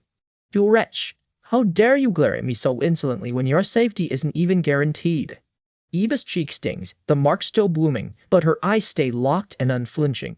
She narrows her eyes, filing every second of this away. Somewhere nearby, another guest goes pale at the scene. This. A stray detail clicks into place in Eva's head. Her attacker isn't just some noblewoman, she's a marchioness. Is the pecking order in this room different too? Eva wonders. Are these actually the real delinquents of this whole world? Yes, Your Majesty. Someone simpers nearby. Use the ugly math.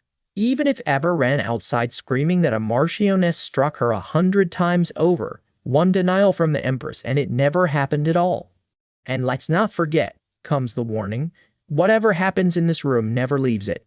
And there she is at last, holding court like she owns the very air. The Empress, cigarette holder in hand, utterly unbothered. This is the Empress's secret gathering, Eva thinks, watching Her Majesty take a slow, satisfied drag. The men of Florence certainly have consistent taste, the Empress muses. They do seem to enjoy women who are equal parts beauty and vulgarity. A gasp ripples through the room at the jab. Eva finally speaks up, chin raised. It is an honor to address Your Majesty, but, like you and that vulgar Shirlena, someone adds, twisting the knife further. Shameless. Utterly crude, yes, no different from common harlots, wouldn't you agree? The crowd chimes in, delighted to pile on. Eva's inner commentary can't resist. Wow, she really managed to say vulgar 3 times in one breath. Out loud, she stays calm. She's not falling for such a cheap provocation. This gathering exists for exactly this. A place where the Empress and her circle can unleash any madness they want, and none of it ever leaks past these walls. Which means, Iva starts. Yes, that's correct, the Empress confirms, almost bored. If I may say so, the Empress adds with a smirk, I've never once felt shame about any of it. That's exactly why I did, Eva says, hands folded, perfectly composed, to fall for his grace the Duke and harbor such vulgar intentions and seduce him into making me his Duchess. Will your Majesty punish me for it? Well, I can understand your Majesty's feelings to some extent, Eva adds, twisting the blade she just planted.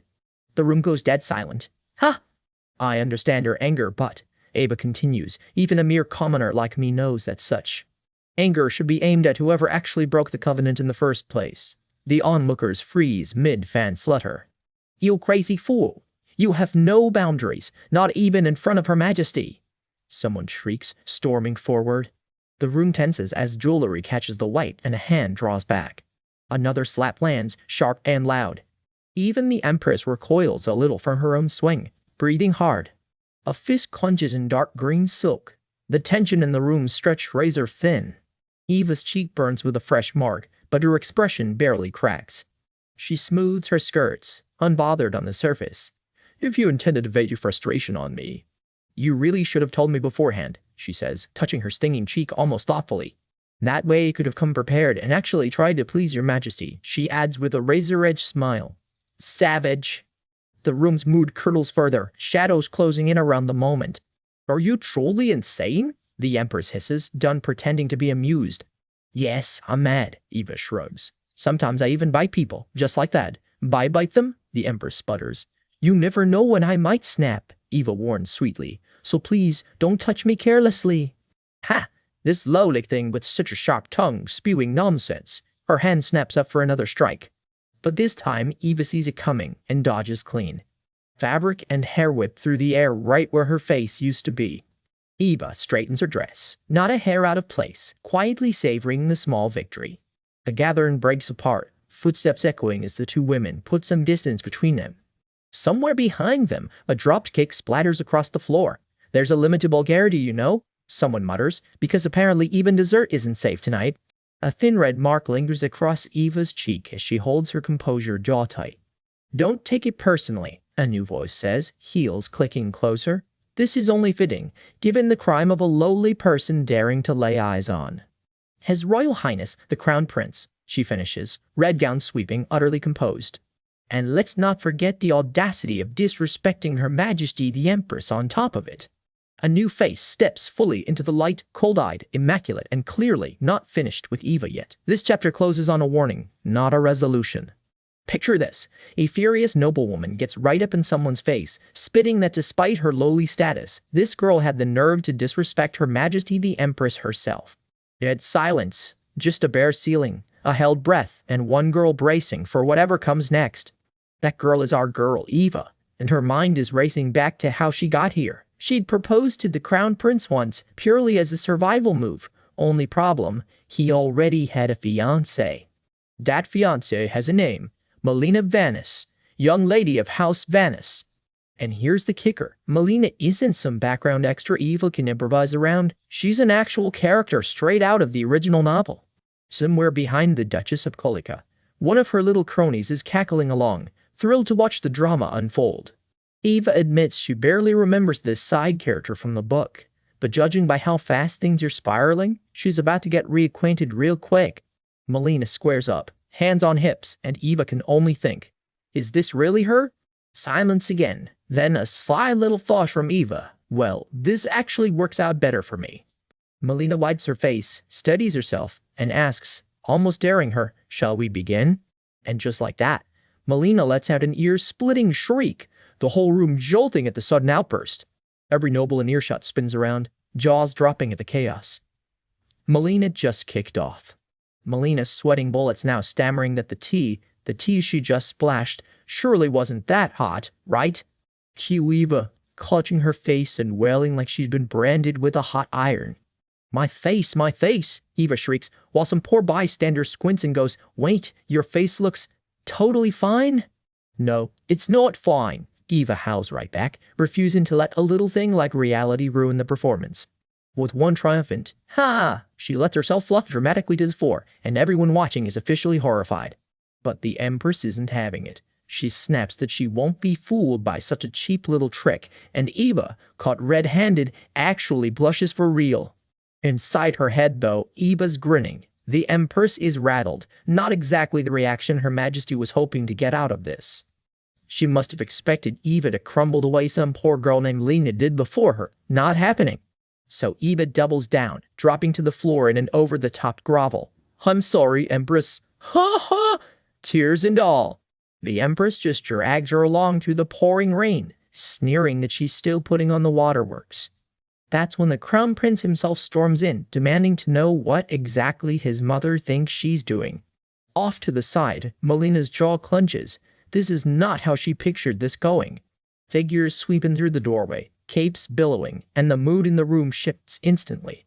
"Kate, the Crown Prince? How is he here?" someone gasps, and sure enough, there he is in full royal dress.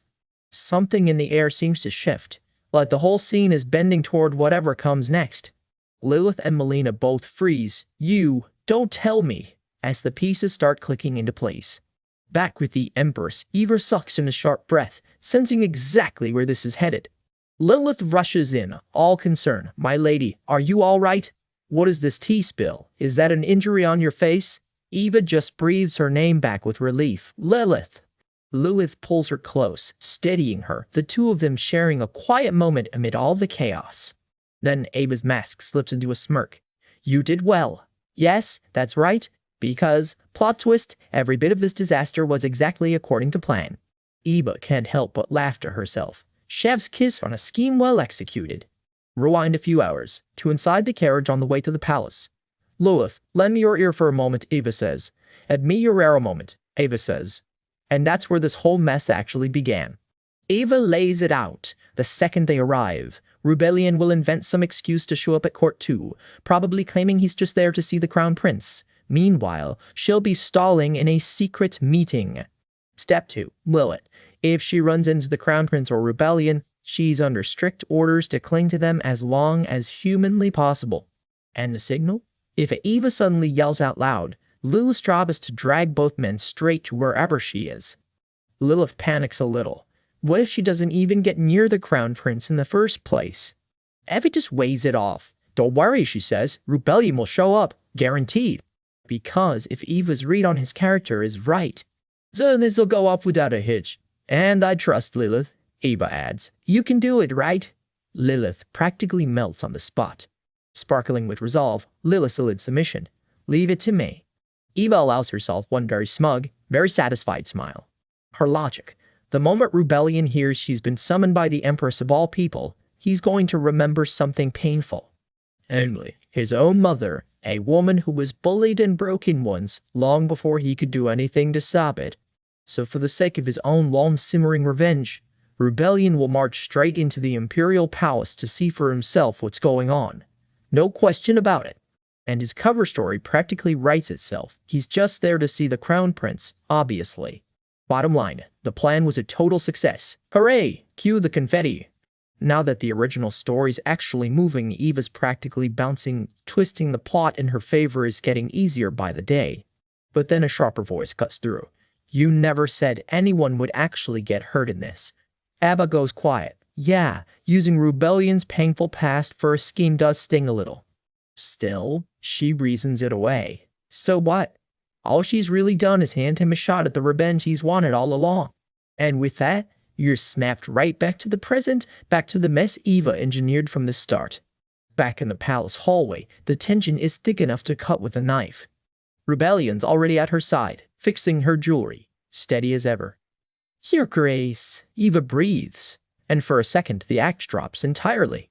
Across the room, Melina's expression shifts. She can feel the ground moving under this whole situation. Rebellion's eyes go sharp and cold, taking in exactly what's been done to the woman he's protecting. He turns on the Crown Prince himself. This is unfair, he says flatly. Not a request, a statement. Melina jumps to defend the Empress. That lady was disrespectful first, wasn't she? Isn't it only natural for Her Majesty to correct behavior like that? Inside, Eva clocks the move instantly. Oh, so that's the angle we're playing? Out loud, all she manages is a soft, grateful rebellion. I was so scared, she adds, laying it on just thick enough to keep the sympathy flowing. Rebellion just looks down at her, unreadable, protective as ever. The Crown Prince rounds on his own mother. Mother, how could you do something like this? He says, and he actually sounds shaken. Dear runs are flat out, Rebellion is his close friend, which makes the woman she just tormented the Duchess of Florence. The Empress just shrugs it off. She's new to nobility. She was merely educating her. Why's everyone acting like the sky fell? Rebellion isn't buying that spin for a second. Is this really what you call education? He asks. The Empress fires back, cold as ice, scarring her face, pouring tea on her. Surely discipline sometimes needs a physical touch, doesn't it, Duke? The standoff holds, the Empress unmoved in her finery while Rebellion refuses to back down an inch. From the doorway, someone can't help but wonder out loud. Since when does an Empress personally hand out education like this? Rebellion's had enough. She was raised in a household so good even I've never laid a hand on her. What right do you have to? The Empress bristles. You go too far. She pulls rank hard. Is he really being this insolent toward the Empress over some lowly girl? Favor from the Emperor or not, she's still a daughter of House Kalika, and that means something. Rebellion doesn't flinch. Favor from the Emperor doesn't change a thing, and his wife is the Duchess of Florence. Full stop. The Empress just laughs it off, mockingly cheering him on. Oh, my man, well said. Keep going, keep going. The Crown Prince exhales hard and finally steps up. Royal Mother, he starts. And you can tell this next part isn't going to be gentle. She cuts in first, needling him about all those noble ladies he's been inviting to the palace. She'd let it slide as loneliness, but maybe it's time to reconsider. Somewhere off to the side, someone cries out in alarm.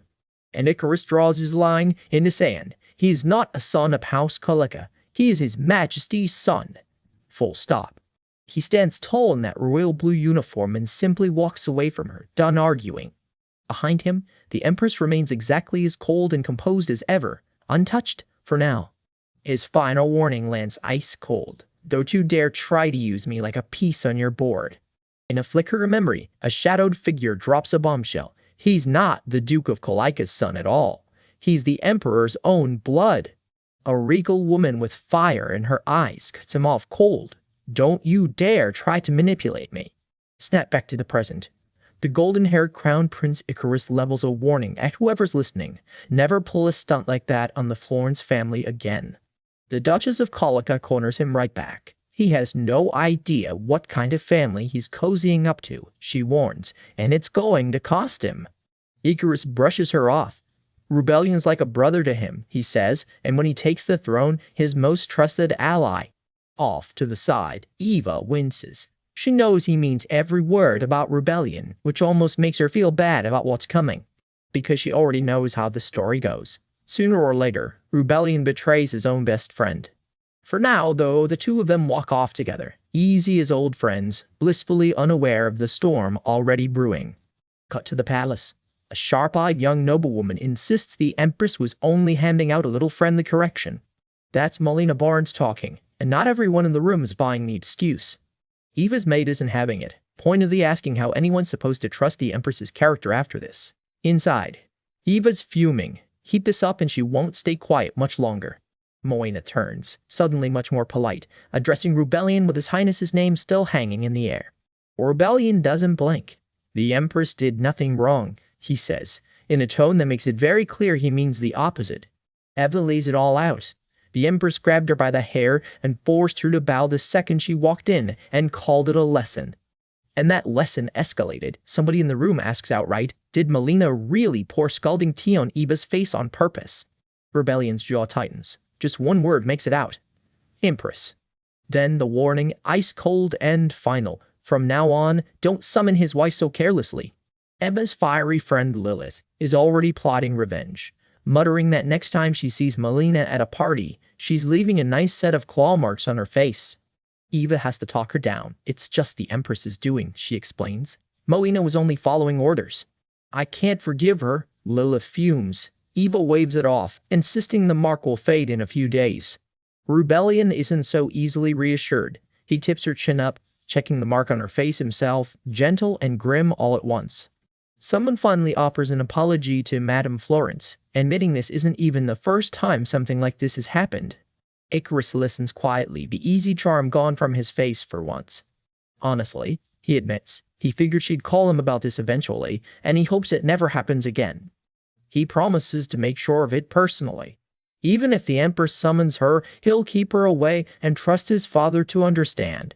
He turns to Rebellion next. I'm sorry to you too. Rebellion says nothing. The silence does plenty of talking on its own. Rebellion finally speaks, and it's not a request. Do whatever you like to him, but keep his wife out of the palace for good. Icarus agrees on the spot. With that settled, Rebellion pulls Eva close and takes his leave. Icarus calls after him, just his name hanging in the air. Sorry, he says again, and this time Rebellion actually turns back to hear it. Eva rests a hand against his chest as the two of them slip away from the fallout, alone at last. She admits, a little sheepishly, that this whole moment suddenly feels kind of awkward. Still covered in spilled tea, she asks if it's really fine to just leave looking like this. He tells her it's fine. She tries to keep her distance. She's sticky and gross right now, she warns him. He pulls her in anyway. It's not dirty if it's mine, right? Smooth, way too smooth. So let me escort you home, he says, like that settles everything. Eva's brain short circuits. Wait, does that mean now that they're married and she's his wife, nothing about her is dirty to him anymore? He just looks faintly, smugly pleased with himself, and says nothing at all. Let's go home, he says, and the two of them head off together. Back at the estate, Lilith is already dining out on the drama, bragging to the other maids about how she totally scratched Melina up.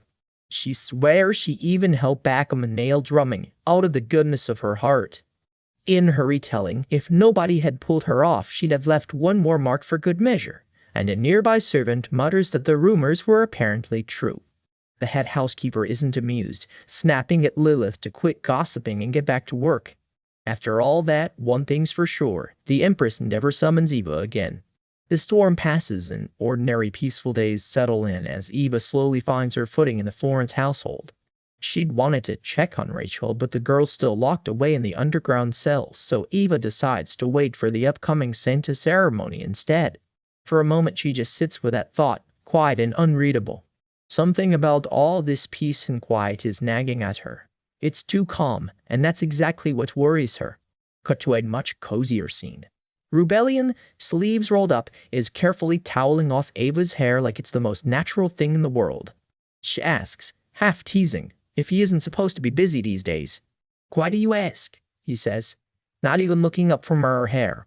She points out he's always suspiciously home for someone so busy. He casually announces he's cutting back on work starting tomorrow. She's stunned he can just decide that on the spot. He says no, flatly, then wonders aloud if she's just whining because she wants him around more. Direct hit, Eva sputters.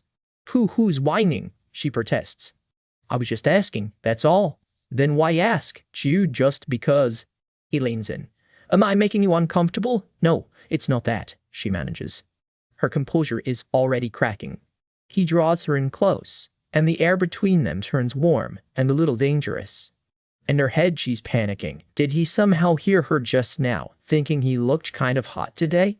Is he actually about to kiss her? The mood says yes, but no, she reminds herself. This guy's supposed to be the ruthless villain of the story. She will not go down that easily, and then, completely out of nowhere, she blurts that a baby is way too soon. He freezes on the spot.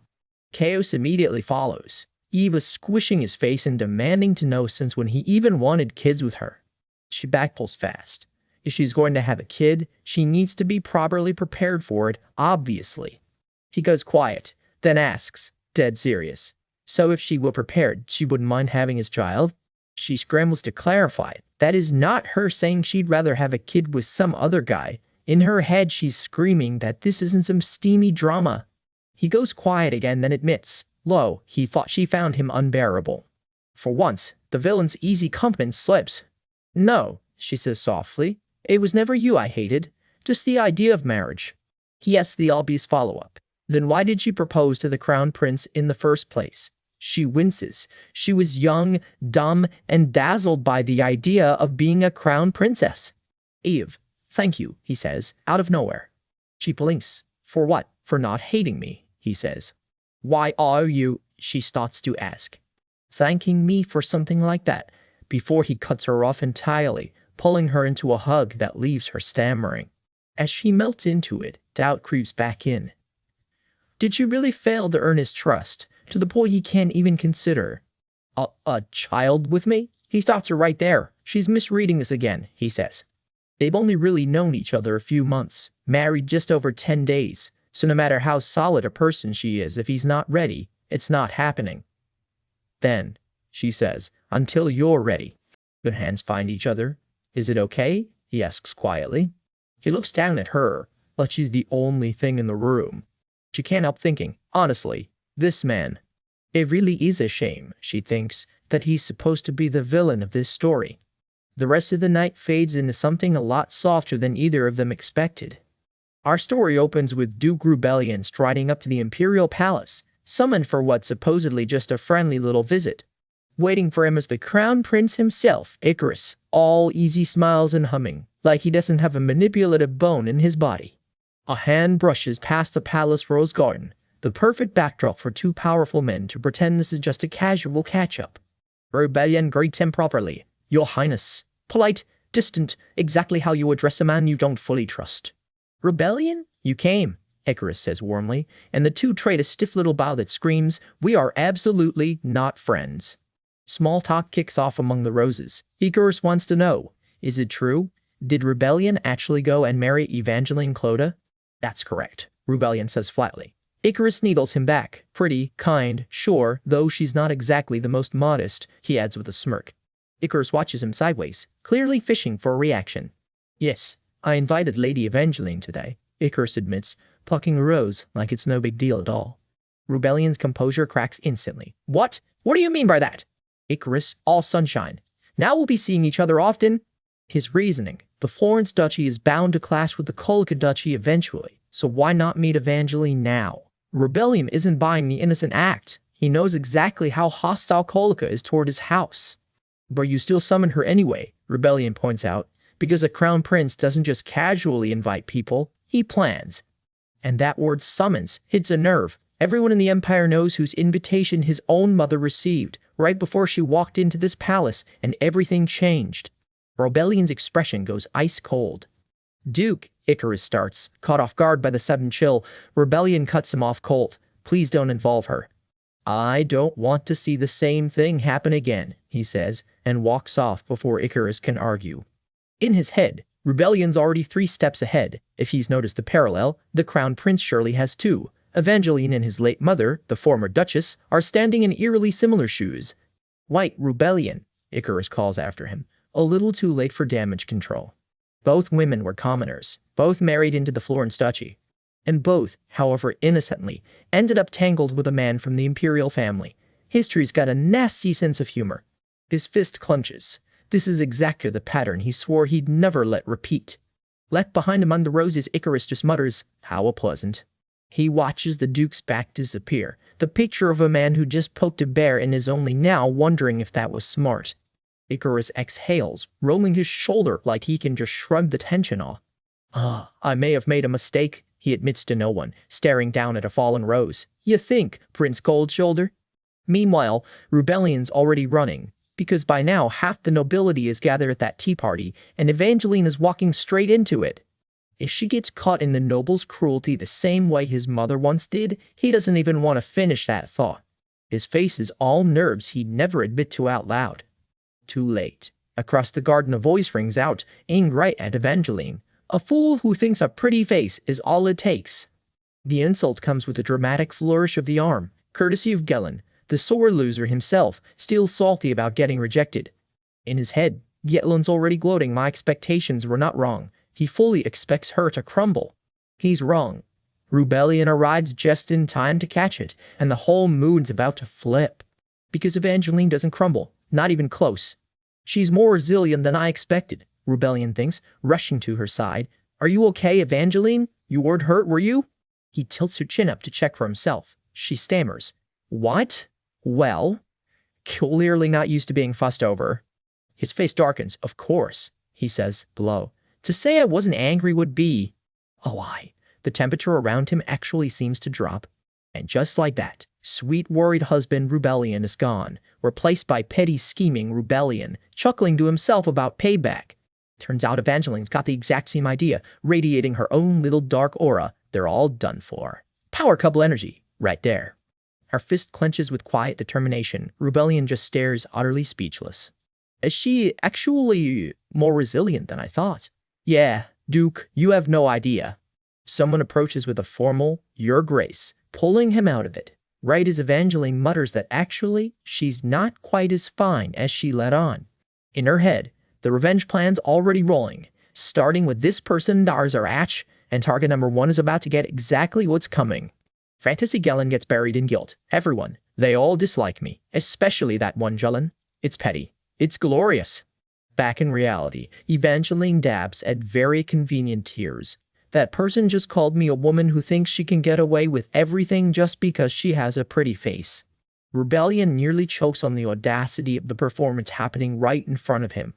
Then his mouth curls into a knowing little smirk. Here we go again with that ridiculous act, he thinks. And yet, annoyingly, it always works on everyone else.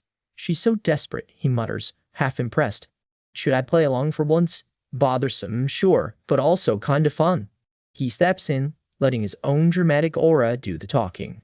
Reaching for Gellin, he delivers the verdict loud enough for the whole party to hear. The young master needs to learn some manners. Perhaps, Rebellion muses afterward. If it were for me, Evangeline wouldn't have had to hear such cruel words here in the first place. He's a great motivator. He watches her settle, unbothered, among the flowers. She's still a little teary, but genuinely smiling now, and Rebellion can't look away. A real laugh escapes her, the tears finally the good kind.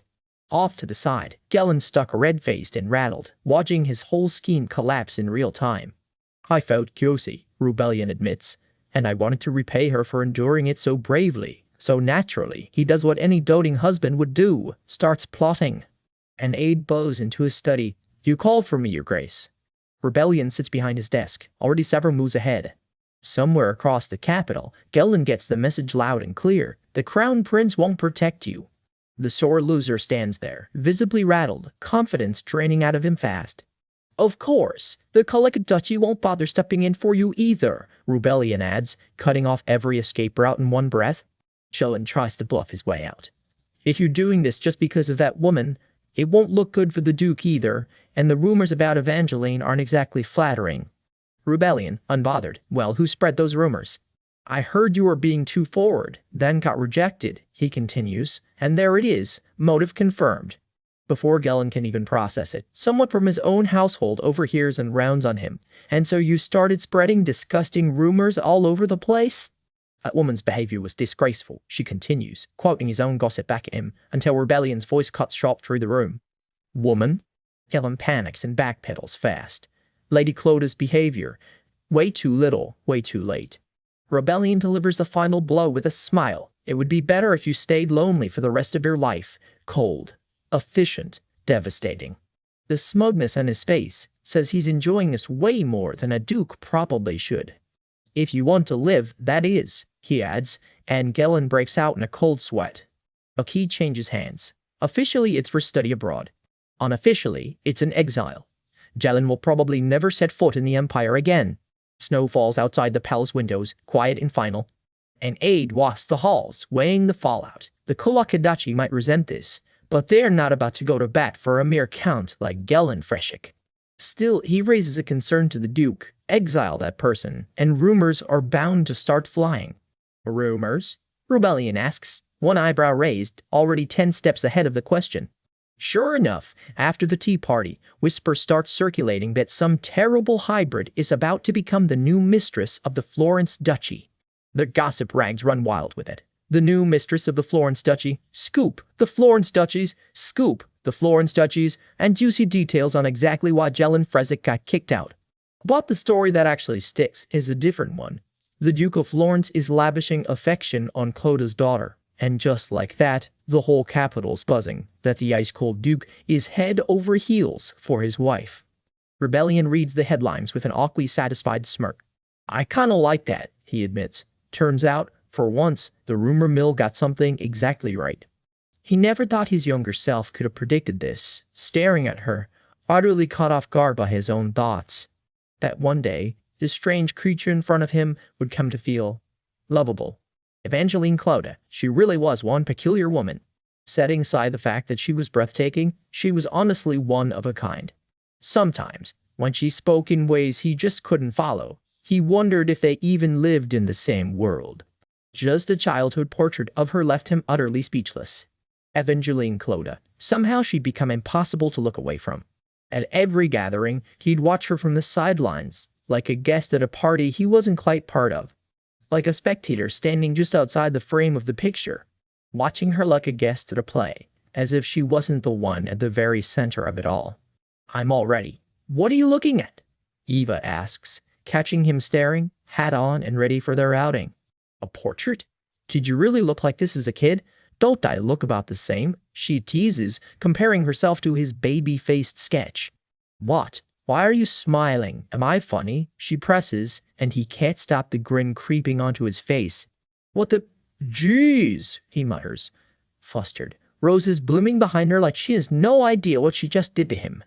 Adorable. The word slips out before he can stop it. Wait, what did he just say? What did I just think? Adorable. This woman. He is genuinely mortified at himself. Surely his concern for Evangeline was just plain old guilt, nothing more. Guilt for dragging her into a marriage neither of them ever asked for. But can guilt on its own really turn into genuine affection? He starts, then stops. I don't know, he admits, quiet as it gets. Her reflection catches him off guard all over again. When exactly did she start looking like that to him? He fidgets with an invitation in hand, unable to focus on a single word of it. What exactly am I feeling toward this woman right now? He demands of himself. Wasn't all of this just me trying to atone? Besides, Evangeline Cloda isn't exactly the adorable type, is she? Her cheeky mental checklist pops up, the conventional traits of an endearing woman, as Rebellion learns them growing up, and cheerful, unaffectionate Eva checks off exactly none of them. And yet, she's adorable. There she is, happily inhaling a stack of macarons like the simplest woman alive. Normally you'd call someone adorable for showing some kind of romantic charm, he reasons. But in Evangeline's case... Wait. The gears in his head grind to a screeching halt. Am I going to live out my days in celibacy? Eva blurts out of nowhere, completely unbothered by the chaos she's causing. No way, right? His eyes go wide with panic. No! He nearly shouts the denial out loud, while Eva just blinks sleepily beside him, completely unfazed by his inner meltdown. If it's a no, then why are you shouting? Eva asks, flatly, a basket of baby chicks in tow. Like that's a perfectly normal follow-up. How could I possibly find a woman this carefree adorable? A is losing this argument with himself, and he knows it. So are we supposed to be heading out? Where exactly are we going? Eva asks, tugging him along. Now that I've noticed it, I can't seem to stop, he thinks, watching her a beat too long. The theater district, he says, her whole expression shifts. Ah, that place. Her hands come together, some old memory clearly surfacing behind her eyes. Again, she murmurs, barely audible. That unfamiliar look on her face. He's never seen it before, and it unsettles him. Ave, he calls out into the sudden dark, worry creeping into his voice. Two silhouettes move through the shadows, her steps slow and uncertain. By the window, she's lost somewhere in her own thoughts, a world away from him. Let's go already, to the theater district. Eva perks right back up, the heavy moment gone as fast as it came. Is all he manages staring after her. I can never quite predict what she's thinking, or what she'll do next, he thinks, a small smile tugging at his mouth despite himself. And yet, I keep finding myself drawn to her. I must not be all that normal either, he admits. Have you eaten? She asks him out of nowhere, and somehow that lands harder than it should. Time skip, the night before the wedding. You've already handed over the Florence family ring to Lady Cloda? Someone checks in with him. The opera house glows in the dusk. The Clota Merchant Guild's leader isn't exactly short on money, so what's actually going on here? Someone wonders. The Duke's household expenses have skyrocketed. Bill nearly had a stroke going over the numbers. Comes the report. Oh? Rebellion glances over, Lilith trailing quietly along behind him. It's just a few dresses. Hardly worth making a fuss over. The Duke's aunt sniffs, not buying his casual excuse for a second. Oh my! I can't wait to see Our Lady trying on all those beautiful dresses. Lilith gushes, and he nearly choked on his own composure. Ida lights right up too. When I visited the shop, I saw a new arrival and thought, that's perfect for Our Lady. Want me to tell you where? The aunt fixes her hair, already bracing for what's coming. This will spark. Rumors? She finishes, palm pressed to her forehead like she's already exhausted by it. They'll say Lady Evangeline Clota is a woman of extravagant tastes, she warns. Gossip is just gossip, comes the reply from downstairs. But if those words come out of the Duke of Kalaka's mouth, we both know it won't stay just gossip. The aunt fires back. One slip might not cause an uproar. We've crossed the line too many times and rumors spread fast, whispers already moving through the crowd. Florence has lost all reason over a woman. The gossip runs, the false history, the mistakes of men always end up blamed on the woman beside them. Whatever mistake you make, all the blame lands on Lady Clota. They'll say she bewitched him, that it's her fault, the aunt warns, dead serious now.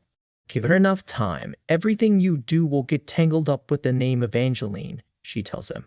Her expression softens with worry as the weight of it all sinks in for both of them.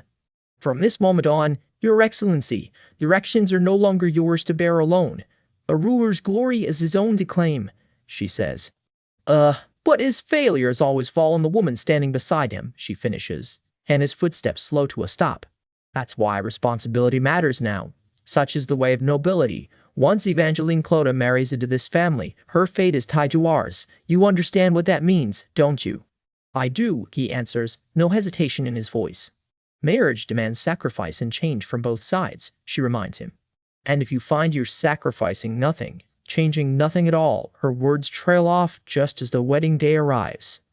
I see is all he says, but something in him has clearly shifted. You've given me wise counsel all my life. I'll take it to heart. Thank you, and Your Excellency, he says, bowing his head. Yes, the aunt answers, Lilith watching quietly nearby. I'm relieved. You look truly happy, she tells him, and for once there's not a hint of scolding in it. Congratulations on your wedding, comes the well-wish, simple and sincere. He straightens his wedding jacket, flowers tucked at the collar, steadying his nerves. The household gathers to send him off, Lilith curtsying, the aunt watching on with quiet pride. Responsibility, he repeats to himself, the word settling differently than it used to. He walks on toward the ceremony, family trailing behind him in the golden light. All right, let's go, he says, steadying himself for what's ahead. To me, marriage was merely a means to an end, he admits. I thought all I had to do was fake being a problem-free couple. He walks forward in his wedding suit, jaw set, the ceremony waiting just ahead. But the word catches, and something in his expression cracks wide open. He steadies his hands, trying to keep it together as the moment closes in. I can no longer deny it, he admits, and there she is, radiant, waiting for him at the altar. She had already become a part of my life, he realizes, watching her train sweep the aisle. And I want to spend the rest of my life with her. There it is, the real vow, before the ceremony has even started. He can't stop blushing, and for once, he doesn't even try to hide it. Hand in hand, the two of them finally walk toward their future together. Toast round. Inside the carriage after the wedding, one very flustered thought crosses his mind. I want to kiss her. By the way, just curious, what were you about to do? Iba asks, all innocence. Whoa, what? He sputters, completely caught in the act. It's late at the Board's estate, and something has clearly gone sideways at tonight's party. Two figures stumble home groaning. Turns out even a duke and his lady can overdo the wine. A flustered maid rushes to check on her tipsy lady. The lady's alcohol tolerance is not great, she admits. Rebellion watches Ava sway and quietly vows to keep a much closer eye on her drink next time. He scoops her up without a word, more amused than annoyed, and carries her off to bed. She's out cold, all golden hair and peaceful snoring, completely unaware of the scene she just caused. Aida, ever the drama queen, can't resist a tease. Normally, you're supposed to undress her yourself. Shh, she coos, heart-eyed. Rebellion's face goes dark in an instant. Get out, he growls, and Aida does not need telling twice. The door slams shut behind her, leaving him alone with his very drunk, very asleep wife. He stands there a moment, just watching her sleep, the whole room gone quiet around him. Something about the sight makes him pause longer than he means to. She doesn't stir, blissfully dead to the world, while he just keeps looking. He lies down too, murmuring something under his breath, eyes already drifting shut. What was I even expecting? He sighs to himself, and that's when things get complicated. Because, underneath the sleepy domestic scene, is Duke Rubelli in Florence, a man who's hated the emperor and the Colica ducal house for as long as he can remember. He's dreamed of tearing them both down since he was a child, and he's never once let that go. Every move he's made since then, every scheme, every calculation has served that one purpose. By his own plan, tonight was supposed to be just another quiet night in years of plotting revenge. Then, half asleep in his arms, Eva mumbles something that stops him cold. Do you really have to do it? Do you have to take revenge? She asks again, and his blood runs cold. He never told her any of this. He never expected to hear the word revenge out of her mouth, drunk or not. Since when does she know, he wonders, staring down at her sleeping face for answers she can't give. Since when did she figure out what he's really been leading for all this time? She just breathes softly, hands folded in her lap, giving nothing away. He forces himself to stay calm. She's drunk, that's all. Words spilling out into the tense quiet between them. But it plants a question he can't shake. Has she ever thought she could get dragged into all this herself? What if his plan fails? What if it fails and he ends up dead? The thought drags him back to an old, familiar dread he spent years trying not to look at directly. What if I die? The imagined question hits him like a physical jolt. He catches himself flinching. That's ridiculous, he mutters, trying to shake it off. This is his revenge, his risked take. There's no way she'd actually die because of it, right? His jaw tightens anyway. He's not nearly as sure of that as he'd like to be. He reaches out and brushes her hair back, just saying her name. Evangeline. You won't die, he tells her quietly. If anyone does, it'll be me. In his memory, she answers back. I won't die? Why wouldn't I die? Imagined Eva presses. I'm your wife. He pulls her close in the memory, with no good answer ready for that one. It drags up an old lesson from childhood. Since ancient times, the rewards of power belong to the powerful, while the blame belongs to the woman. A stern voice once told him, and he never forgot it. From the moment Evangeline Clodagh married into his family, she was bound to the Florence house's fate, for better or very possibly for worse. He remembers their wedding vow, her calm, I do, echoing back at him now with new weight. That's what I answered too, he thinks, tugging at his collar like it's suddenly too tight. But he's dreamed of revenge for so long it's practically load-bearing at this point. He'd never once feared failing. He'd staked his whole life on this, figured he could die without regrets. But for the first time ever, he's actually afraid of failing, because failing doesn't just cost him anymore. If he dies, what happens to her? If his family's destroyed and he's executed for it, she becomes fair game for every wagging tongue in the empire. And perhaps worse than gossip, depending on who's still sitting on that throne. He pictures her in tears, suffering a fate even crueler than what his own mother endured. His fist clenches at just the thought of it. He sinks back into the dark, alone with it all for a moment.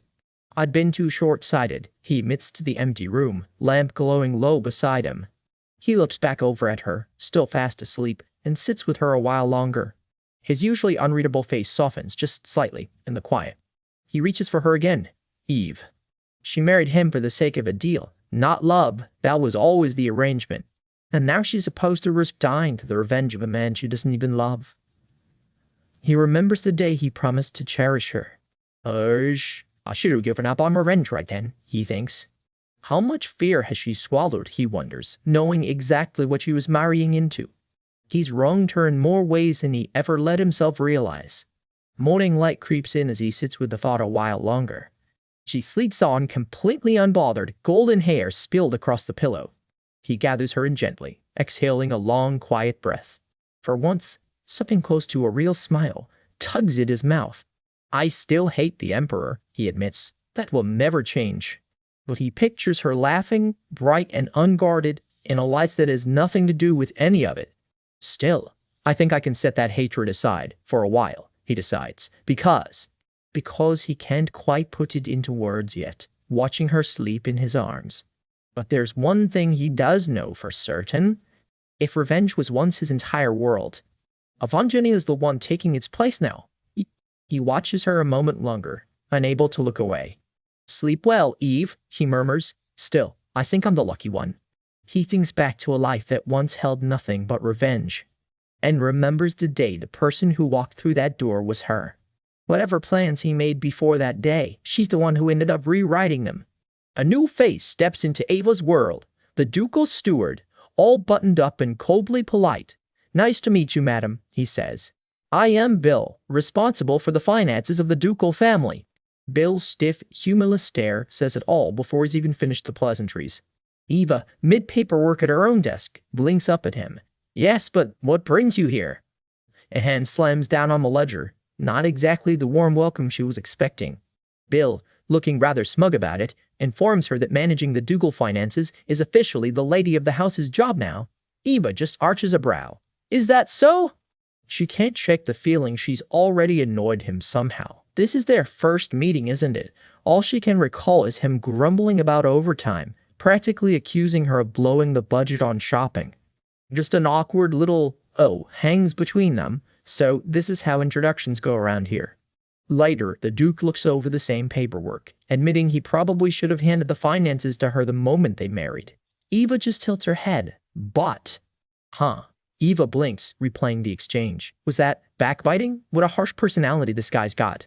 Bill presses on regardless, since financial management is, in the end, the lady of the house's duty. Oh, even if you lack the capability, he adds coolly, I decided it'd be best to hand it over before it's too late. Look at this. Eva's inner voice is not thrilled. He's blatantly looking down on her, isn't he? There should be some kind of personality quirk quota for this guy. Turns out Bill's got history of his own. Before he ever set foot in this household, he was written off as just a commoner more times than he can count. He'd thought that kind of attitude had faded by now. And yet here it is again, apparently. Watching Eva, something in him can't help but notice. People like this still exist. Eva, meanwhile, is having her own spiral. No matter how well she wears the Duchess mask, to nobles like him she's still just an ugly duckling. Nothing more. Yeah, she does not like this one bit. Somewhere in his own head, Bill's lumping this whole household in with every entitled face he says he was sick of seeing before he died. Hold on, did the accountant just drop his own past life backstory? Bill, buddy, get in line. Snapping back to the moment, Eva tries his name on for size. Bill, was it? Yes, he answers, perfectly composed. She fires right back, all sugar and venom. Are you by any chance the Duchess? Not waiting for an answer, she turns back to the ledger like she owns the place, because, as of 2 seconds ago, she very much does. Bill actually flinches. Excuse me, what do you... Eva doesn't let him finish. Since you don't trust the real lady of the house, she says sweetly, and since a mere vassal dares suggest testing the Duchess's competence... Bill scrambles. I was just wondering if perhaps you are actually the real lady of the house instead of me. Then immediately caves. Madam, my apologies. I did not intend to criticize you, Eva says airily. I was simply too straightforward. Then the gloves come off. Don't mask your lack of refinement under the pretense of honesty. You weren't being honest. You were just being rude. In any case, she finishes, if you're going to hand it over, do so properly. If you don't trust me, then keep it to yourself. Bill just stands there, quietly sweating through the aftermath. I was careless. He finally manages. I sincerely apologize. He bows properly this time. From now on, I will do my best to ensure that you have no difficulties. And just like that, the two of them settle into an actual working relationship over the household ledgers. Eva, chin in hand, allows herself one very satisfied little smile. Then I too shall apologize, she offers graciously. I wasn't trying to crush you under my authority as the Duchess. Bill looks like he'd just been electrocuted. However, she continues sweetly, if you ever show that kind of attitude or speak that way in front of me again, I'll make sure you understand exactly why I'm called the terrifying egg critter. Cue the aura, cue the grin, cue Bill reconsidering every life choice that led him here. And with that mic drop, she sweeps off, leading her new steward to pick his jaw up off the floor. 2 days later, out in the garden, her maid Aida can't resist checking in. I heard you've started managing the household affairs? Aida beams, tea tray in hand, practically vibrating with curiosity. Yep, Eva confirms over her cup. It's such a relief. Bill is such a prejudiced, arrogant person. Aida huffs. I was worried you might have gotten hurt, but it seems you've actually got a talent for bookkeeping. Of course, F for preens, not just talent, and somewhere off to the side a flustered mental image of Bill mutters, no, this is perfect. Well done, madam. I did very well, Ars, she agrees shamelessly. Aida squeals, hearts practically flying. Eva just smirks. Fun fact, she was ranked first in math back in her past life. Privately, though, she'll admit Bill's dumbfounded expression was pretty satisfying. Maybe she really is a little mean. A familiar voice cuts in from the doorway. Who's mean? Speak of the dapple. The Duke himself, home and dressed to the nines, roses practically blooming around him. Ida jumps. Eva's already bolting toward him, footsteps rattling the floor. You're here! He opens his arms without a word, ready to catch her. She crashes into the hug, melting against him like this is exactly where she belongs. Next time, he murmurs, I'll open my arms so you can run and jump into them. I'm only doing this for you today. Cool because... Got it, she says, already scheming how to make today happen again. By the way, Eve, he says, and something in his tone makes her look up. There's an imperial banquet in 3 days. Normally, the Duke and Duchess would be expected to attend. Ha, but considering the Empress's situation, we don't actually have to go. Ha, even if they invite me, I'm not going, Eva says flatly. Then he adds the real reason to worry. Also, that woman Rachel will be attending, so it could be dangerous. Eva's head snaps up. Wait, Rachel's attending? Yeah, he confirms. Her mind starts racing back to the source material. There was a banquet, early on, where Rachel showed up too. Could it be that banquet? The one where the Crown Prince first starts taking a serious, dangerous interest in Rachel. And worse, the one where Rebellion's own long-buried plan for revenge finally clicks into motion. If he walks into that banquet, the original story could snap right back onto its rails, exactly as written. Not on her watch. Cue full meltdown mode. Rebellion, she mutters, already spiraling. She grabs him, eyes glassy. Don't go to that banquet. Whatever it takes, she's already telling herself. She has to stop him. But stammers, oddly bashful. I actually have something planned for that day? Planned? Eva echoes. Her brain immediately, and very unhelpfully, jumps to conclusions. A fantastic night. Somewhere in the background, poor Aida nearly drops something, mortified on everyone's behalf. Do you even realize what you just said? He jokes out, mortified himself now. Ava, entirely undeterred, doubles down. Yes, a fantastic night. Then the actual plan lands. I'll cook you a delicious meal. Isn't a home-cooked meal from your lovely wife more appealing than some stuffy banquet? Not really, he says. Eva's jaw hits the floor. What? He just smiles, eyes closed, thoroughly enjoying himself. Love to, but this time I really can't. So let's save the meal for another day. Not one to give up, Eva grits her teeth. There's no choice, I have to use my secret weapon. My ultimate technique, and that's... Cut to Eva burrowed under the covers, blushing furiously and clearly already regretting the plan. Whatever it is, we'll find out next time. Deep in the night, hushed voices hover over Eva's bed. Is the fever finally breaking or getting worse? She's burning up and shivering under the sheets. Word comes back from the doctor. Nothing serious, just a nasty cold. Small comfort when you're this miserable. A maid catches Duke Rebellion in the corridor to report on his sick bride. He takes it in with that same unreadable face and dismisses her without another word. Back in her room, alone in the dark, she tosses under the blankets, still fighting off the chills. Her hand claws at the sheet again as another wave of shivers rolls through her. A shadow settles at her bedside. It's Rebellion himself, come to check on her. She stirs just enough to catch him murmur her name, Eve. Eva peeks up over the blanket, and it's Rebellion who asks softly, Are you all right? He straightens up in that ridiculously sharp coat, and even half delirious with fever. Eva can't help thinking his whole look is basically carried by his face alone. Are you feeling very sick? He asks, and Eva, ever the professional, cranks the performance up to 11. I feel so sick, Rebellion. Perriers! My head hurts. I've got this awful cough. In her head, the real mission statement drops. Time to commit fully to playing sick. She unleashes what she privately calls her final secret move, the dramatic, tragic, fully theatrical cough. Behold, the fake illness technique. Even her maid Lilith is in on the con, cheering her on for the sake of my lady's love. Rebellion actually hesitates in the doorway, telling himself he can't just abandon a sick person. Walk away now and the guilt will eat at him all night. She keeps the teary, fragile look going strong, milking every second of his sympathy. Then he reaches over and presses a hand to her forehead. You don't seem to have a fever. Uh-oh? He studies her with a faint, knowing smirk. He is absolutely not buying this. Panic sets in. No way. At this rate, I'll figure it out. She doubles down with more coughing and a plaintive rebellion. He looks her over for a long moment, weighing whether to call her bluff or just let her have this one. She goes for broke. I feel cold. He pulls her into a hug without a word of argument, murmuring, Are you feeling better now? For a second, she just lets herself sink into it, racked up against him. Do you need anything else? He asks, and he actually sounds like he means it. Wait, is he actually going along with the whole act? Her brain immediately starts scheming.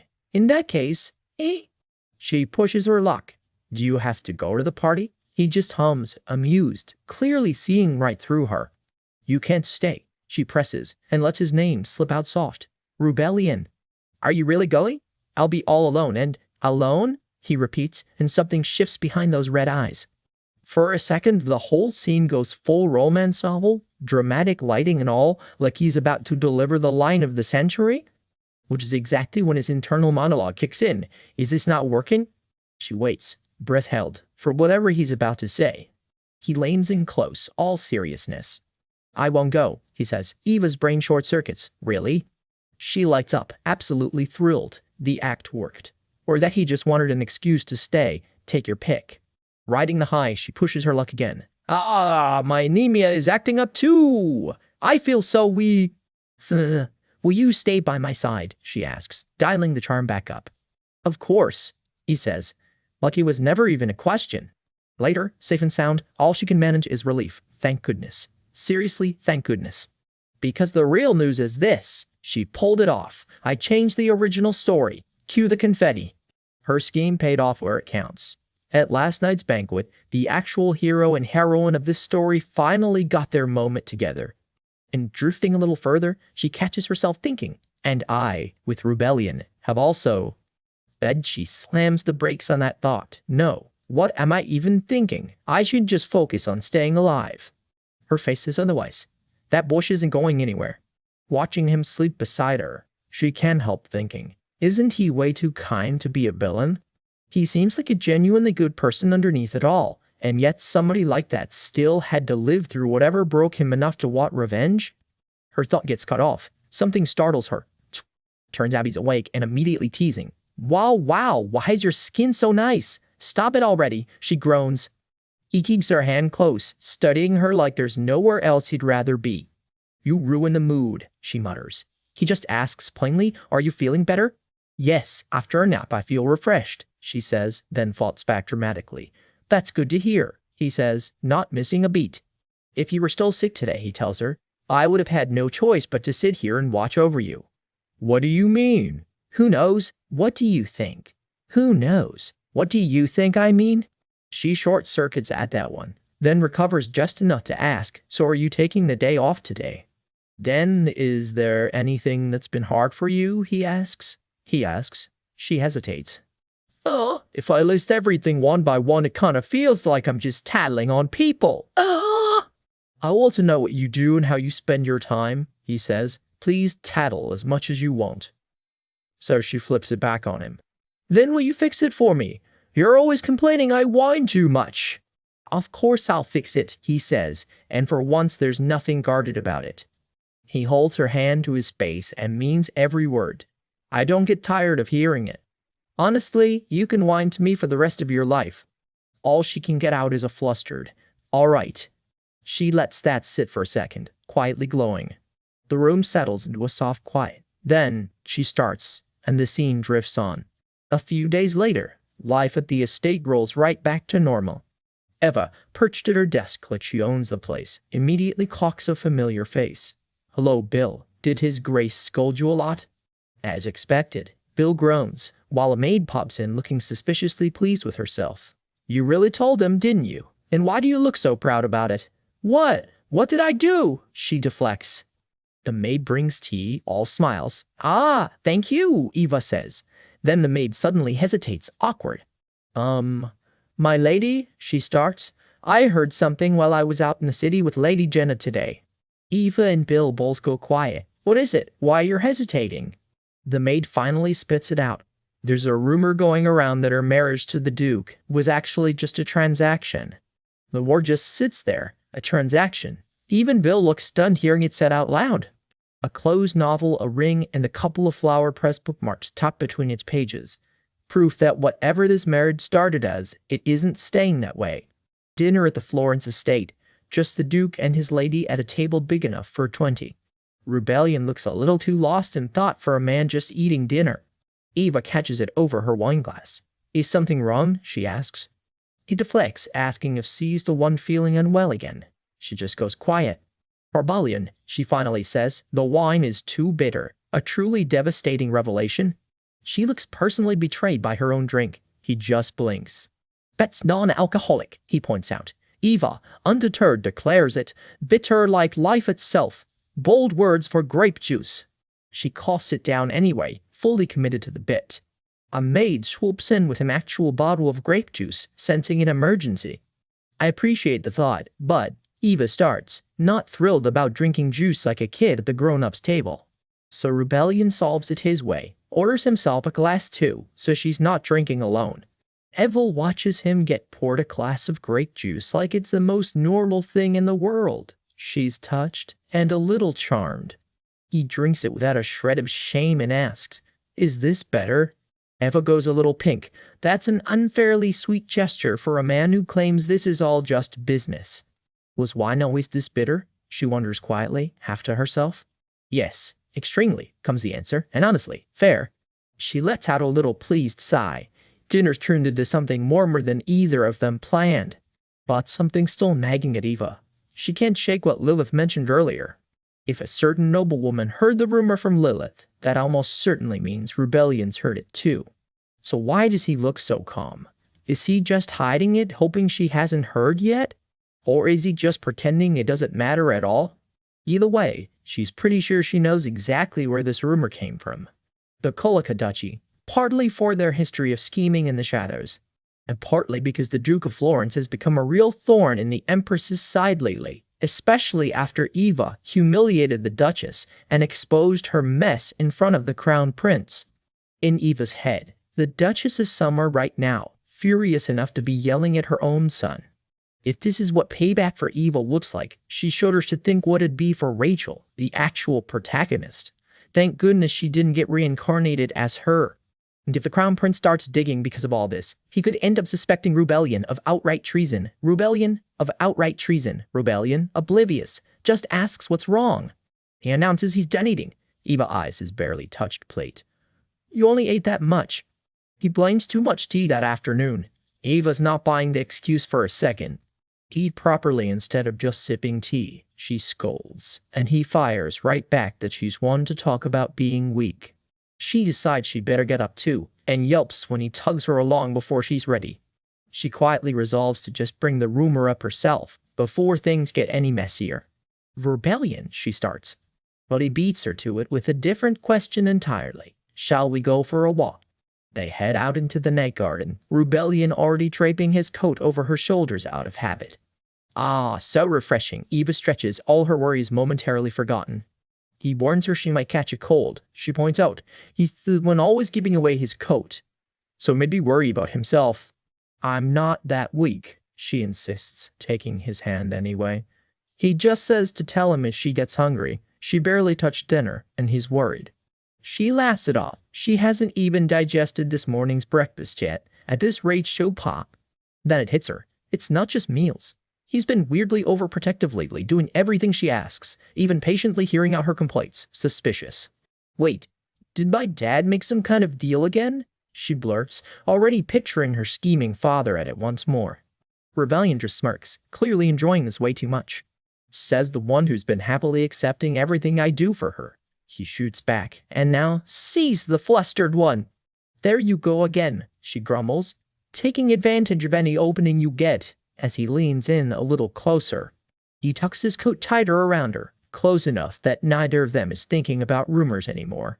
Can't I? He murmurs, tilting her chin up. We're married. We are, she manages, but wasn't this a contract marriage? A little test, dressed up as a joke. How many noble couples actually marry for love anyway? She teases. Oh my, so all that affection's just been duty. His expression goes suddenly, unreadably serious. That's not it, he says simply. Eva blinks. Huh. I said, he repeats, pulling her closer. It wasn't out of duty. The garden goes quiet around them. Just the two of them under the stars and the flowers. What the? Why's my heart racing? Eva panics internally, thoroughly caught off guard by her own reaction.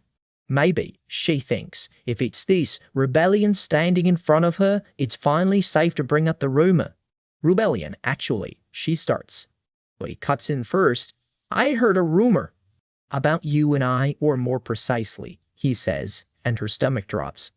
That there was a deal behind this marriage, so he already knew. So that's what it was? She realizes. That's why you've been so down. He doesn't deny it, just looks out over the flowers, thinking about how close his secret came to slipping loose. A small, embarrassed groan escapes him. Even a duke gets flustered sometimes. So you're worried? He asks, pulling her into a hug. Of course I am, you idiot, she snaps. If they're not careful, this rumor could get used against the duchy, or worse, expose his entire revenge plan. You don't need to worry, he says. It's just a baseless rumor. Ha, it's not exactly baseless, is it? Eva mutters. It's not like our marriage is some grand status-defying love story anyway. His eyes go sharp and serious. Or, he presses, not letting that sentence die. Ah, wait, he says slowly. Do you like me? I thought I made that quite clear, she says, then immediately turns it right back on him. Were all his affectionate moments just obligation too? Their faces are suddenly very, very close. She freezes. He sweeps her right into his arms. No answer needed. The moment says it for him. Feet dangling off the ground. Eva reasons the rumors publicly spread so easily because the two of them are never seen together in public. Then we'll just start a different rumor, he says. A different rumor, she echoes, confused. He pulls her in among the flowers, close enough that the rumor practically writes itself. Something like, the Duke of Florence can't live without his wife, he murmurs. And out there among the flowers, under the stars, the two of them prove that particular rumor exactly right. We'll leave them to it. Backstage, Eva's maid Aida, the household's certified hype girl, is buzzing as she laces her boss into a gown for the big court debut. The ties go a little too tight and Eva yelps for mercy. Ada fumbles an apology, she just wanted it secure. Eva's counter request is simple. You can fasten a dress without also fastening the ribcage. And there it is, the full reveal. Cream, gold, and absolutely radiant. Aida can barely contain herself. Today, Eva stands before the entire nobility at the Duke's side. Last touch done, she sends her off with a squeal and a safe travels. One last quiet beat between mistress and maid before the carriage waits. Eva steadies her nerves in the mirror. Show time. Cue the rewind. This whole performance actually kicked off a few nights earlier. In a moonlit garden, Rebellion and Eva cook up the rumor they need spreading, that the untouchable Duke of Florence simply cannot live without his wife. The only question is where to plant it. Obviously, at an official event in front of everyone who matters. The timing writes itself. In a few days, Rachel, the commoner everyone's buzzing about, gets ordained a saint, tying her officially to the imperial family. Every noble in the empire crammed into one room. Rebellion's raid is simple. That's the moment to strike. Eva chews on the plan in silence, weighing exactly what she's agreeing to. All right, she finally says. At the time, she just nodded along with his logic. Easy as that. Looking back on it now, though, it's a lot more nerve-wracking. Especially since she'd been enjoying every bit of the Business. Every time he called her cute, every time he called her beautiful. Was any of it just duty? Or, worse question, was he being sincere the whole time? Cut to Rebellion, dressed to kill among the white roses, looking every bit the romantic lead. You're beautiful, he tells her point blank. Stunning. Eva's brain short circuits. She genuinely doesn't know anymore. Verdict, handsome men should be arrested. They stroll on together, rehearsing the act one more time before the real thing. Walking arm in arm, Eva admits that going to see Rachel like this has her nerves on edge. Rebellion clocks how invested she seems in Rachel's new scenthood. Feels kind of new. Eva shrugs, calling it fascinating. She's the protagonist after all. He teases, like he's in on some joke only he understands. Eva plays it cool. Rachel's the hot topic of the season. Why wouldn't she ask? He presses anyway. He just seemed overly interested in her. Which sends Eva spiraling internally. Wait, is she the one who's overly interested here? In him? Her brain helpfully offers one theory. Is he just jealous? Because, honestly, adorable. He presses a slow kiss to the back of her hand. She barely manages his name before he's already asking what they should get up to today. He shows up at her door, looking like the cover of a romance novel. Haha, what do you mean? Eva asks, not entirely sure she wants the answer. His answer. They need to sell it. Prove the Duke can't live without his wife. Should they kiss? Or just stay wrapped up in each other's arms all day? Eva's face says it all. Nope, not ready to do that math. Anything works, she says instead, reaching for his hand. He leans in close. It'd be better if it weren't just an act. She dodges the kiss with a hug instead. Wouldn't something like this do? They end up laughing it off together, and for a second, the act doesn't feel like acting at all. Back to the present. Their carriage pulls up to the venue gates. One careful step down, and it's officially showtime. The venue is a jaw-dropper, a cathedral-sized palace, packed wall-to-wall with every noble in the empire. Even before they're through the doors, the whispering's already started. Gossip travels fast in a crowd, this well-dressed. Their carriage rolls up in style, and Rebellion hands Eva down like something out of a fairy tale. Every eye in the courtyard swings their way, and Eva forgets how to breathe for a second. Close by, someone sneers that she's just playing dress-up at being a noble. Eva doesn't miss a beat. Rebellion, can I cause some trouble today? You can, he says, not even blinking. How much trouble? As long as I can clean it up. And how much can you clean up? Everything, he says, except regicide. Eva looks downright thrilled with that ceiling. She rounds on the whisperers with a look sharp enough to draw blood. The whole group flinches on the spot, nervous laughter and all. Rebellion, unimpressed, has one thought. If they were going to fold that fast, why even bother whispering? Victory lap over, Eva calls it. Let's just go inside for now. In they walk, arm in arm, over floors polished enough to see their reflections. Trumpets blare as Prince Cold Shoulder himself wards the entrance, all smiles for the crowd. Every inch the gracious host, at least on the surface. Somewhere in the crowd, word spreads fast. They're here. And then the real trouble shows up. A golden-haired man with a smile that doesn't reach his eyes. The narration doesn't mince words about him. The root of all evil. Duke, he says smoothly, it's been a while. Rebellion and Eva bow low, Your Majesty. And somewhere close by someone recoils, hissing at them to keep their distance. Seeing you here truly pleases me, the Emperor purrs. Eva's silent translation is a lot less polite. Pleased, sure, because Rebellion is still technically his son. And everything that made Rebellion's life what it's been, because of this man, nothing but darkness. A noblewoman gushes over finally meeting the new Duchess in person, just as beautiful as the rumor said, and Eva flips the charm back on like she wasn't gritting her teeth 2 seconds ago. The Emperor makes his exit with an easy, I'll see you again soon, and disappears back into the crowd. The moment he's gone, so is Rebellion's smile. Eva says his name softly. Worried. He stares off into nothing, the composure cracking at the edges. You can see exactly how much he's holding back, just in the set of his shoulders. His fist curls tighter. Ava reaches for his hand and says his name again, gentler this time. Their fingers finally lace together. Let's go inside now, she says. She leads him forward, not letting go. He softens, murmurs an apology, and lets her pull him back into the party. The palace glitters above them, untouched by any of it. And the two of them walk in together, hand in hand. Whatever this act started as, it isn't just that anymore. Picture the grandest chapel in the empire, Banners hanging, aisle gleaming, because today, against everything the original story had planned for her, our girl is getting married. There she is, Ava Clota, walking that aisle beside Duke Rebellion himself. The girl who was supposed to die in this novel is currently living her best rom-com ending. A crack of thunder catches her off guard, and she glances back at her new husband, half startled, half smitten. Whispers ripple through the crowd. That woman, she's the one from the prophecy, words already spreading about a certain silver-haired guest. And there she is, Rachel, dressed head to toe in white, flanked by royal guards like she's the one getting married, not Eva. Eva's breath catches. Rachel, the girl the original story painted as her downfall, is standing right there at her wedding. The guards march Rachel to the hall like an honored guest, not a prisoner. Times have changed. Rachel's eyes meet Eva's across the room, and somewhere in the crowd, a certain prince clocks the moment like it's the juiciest gossip of the season. Rachel breaks into this big, warm smile, like she's genuinely happy to see Eva. Not exactly the death glare Eva braced for. Eva's brain short-circuits. Is she seriously smiling like she knows me? Meanwhile, Rebellion just watches, unreadable as ever. Rebellion asks, point blank, if she's ever met Rachel alone. No way, Eva insists. I've been stuck at home this whole time. When would I have had the chance? Still, he says, you two seem pretty close. And Eva's inner monologue lights right up. Wait, is her scary husband actually jealous of Rachel? Kind of adorable. We're close, sure, she teases. I get along with everyone.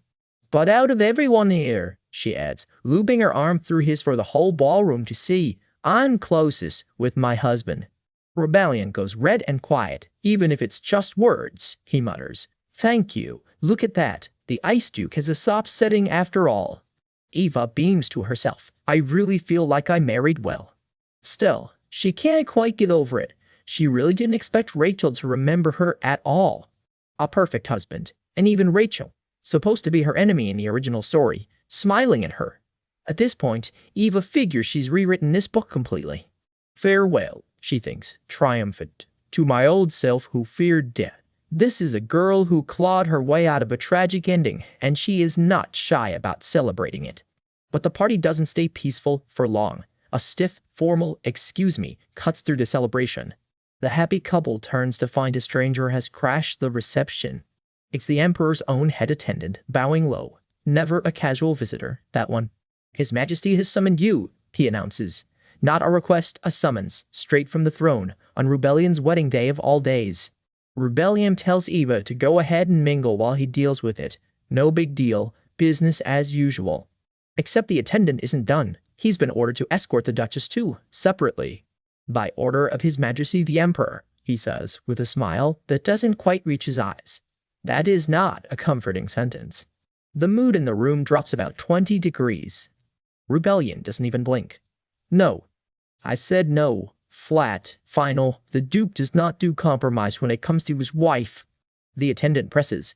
It's an imperial order. Does he really intend to defy it?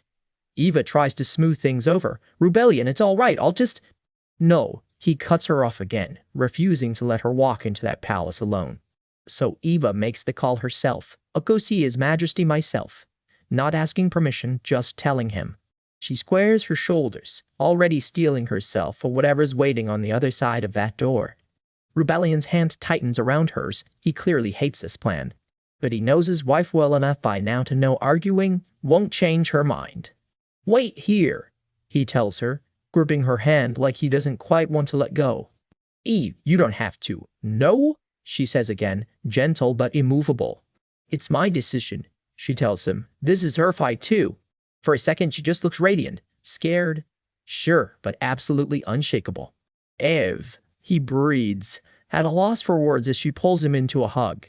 Rebellion, you trust me, right? She asks. I'll be back soon, she promises. And then she walks off toward the palace alone, leaving her husband to watch her go. Rebellion says nothing. He doesn't have to. The worry's written all over that scarred, silent face. Cut to Eva, alone now, standing in front of a set of doors big enough to swallow her whole. She takes a breath. Whatever's behind this door, she's about to face it solo. One more second to collect herself. The doors swing open, flooding the hall with light. And there he is, the Emperor himself, greeting her with an easy, sunny smile like they're old friends. Decked out in full royal blue and gold, medals and all, every inch the picture of a benevolent ruler. I greet your majesty, Eva says, playing it by the book. You may raise your head, he replies, all warmth.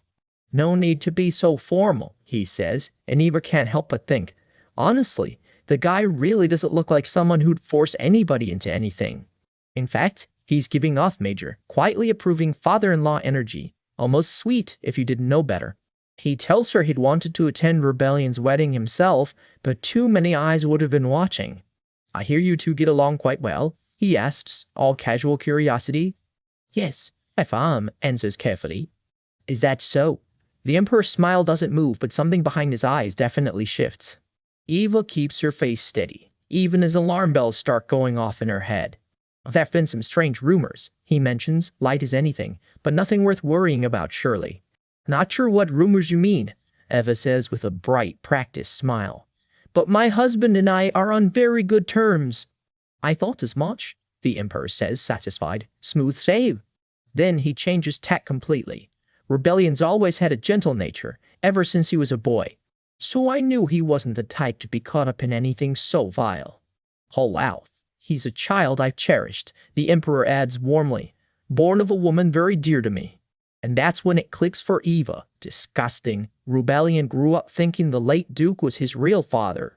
Meanwhile, the man who actually forced his birth gets to stand here wearing the face of a father who misses his son. You resemble Charlena quite a bit, you know, the Emperor tells her, and that name lands like a gut punch. Charlena was like that too, he says, almost fond. Gentle, sweet, understanding, always sat quietly, even around me. A memory flickers. Charlena, young, standing with someone else, long before any of this began. I cherished her, he says, simply, for existing. Which, wrapped up with all this imagery of chains and cages, sounds a lot less romantic than he means it to. There she is in Eva's mind's eye, Charlena, draped in rose-pink silk, framed like a portrait no one ever let leave the room. Eva can't help but wonder, was any of this actually love, or just a very convincing performance of it? The Emperor, small and distant across the room, just keeps smiling that same easy smile. Eva watches him closely now, cataloging every twitch of that composed royal face. I loved her, he says simply. I fell for her the very first day I saw her. I resented the gods more times than I can count, he admits. And for a second the mask nearly slips. Why wasn't I the one to meet her first? He wonders aloud. Because somebody beat him to her, and he never got over it. But in the end, he says, chillingly casual, I made her mine, and rebellion was born. That's why he's more precious to me than anyone, the Emperor finishes, my child. Eva sits with that for a second, the horror of it sinking in fully. The late Duke must have loved the Duchess too, she says quietly, testing the water. The Emperor scoffs, cold all of a sudden. A man who couldn't even protect his own wife. Does he really have the right to talk about love? Shameless, Eva thinks, absolutely shameless and disgusting. He's the one who made it impossible in the first place, and he still talks about love like it costs him nothing. So, Duchess, the Emperor asks, turning it back on her, what do you think about everything I just said? Eva takes a breath, choosing her next words very, very carefully. Something shifts in her expression, a decision made. Forgive my boldness, but, she says, I want revenge.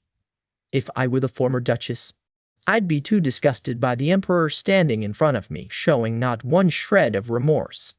And I'd be overwhelmed with grief, for rebellion, for Charlena, for the late Duke. Even with my eyes shut, I don't think I could ever forget you, Your Majesty.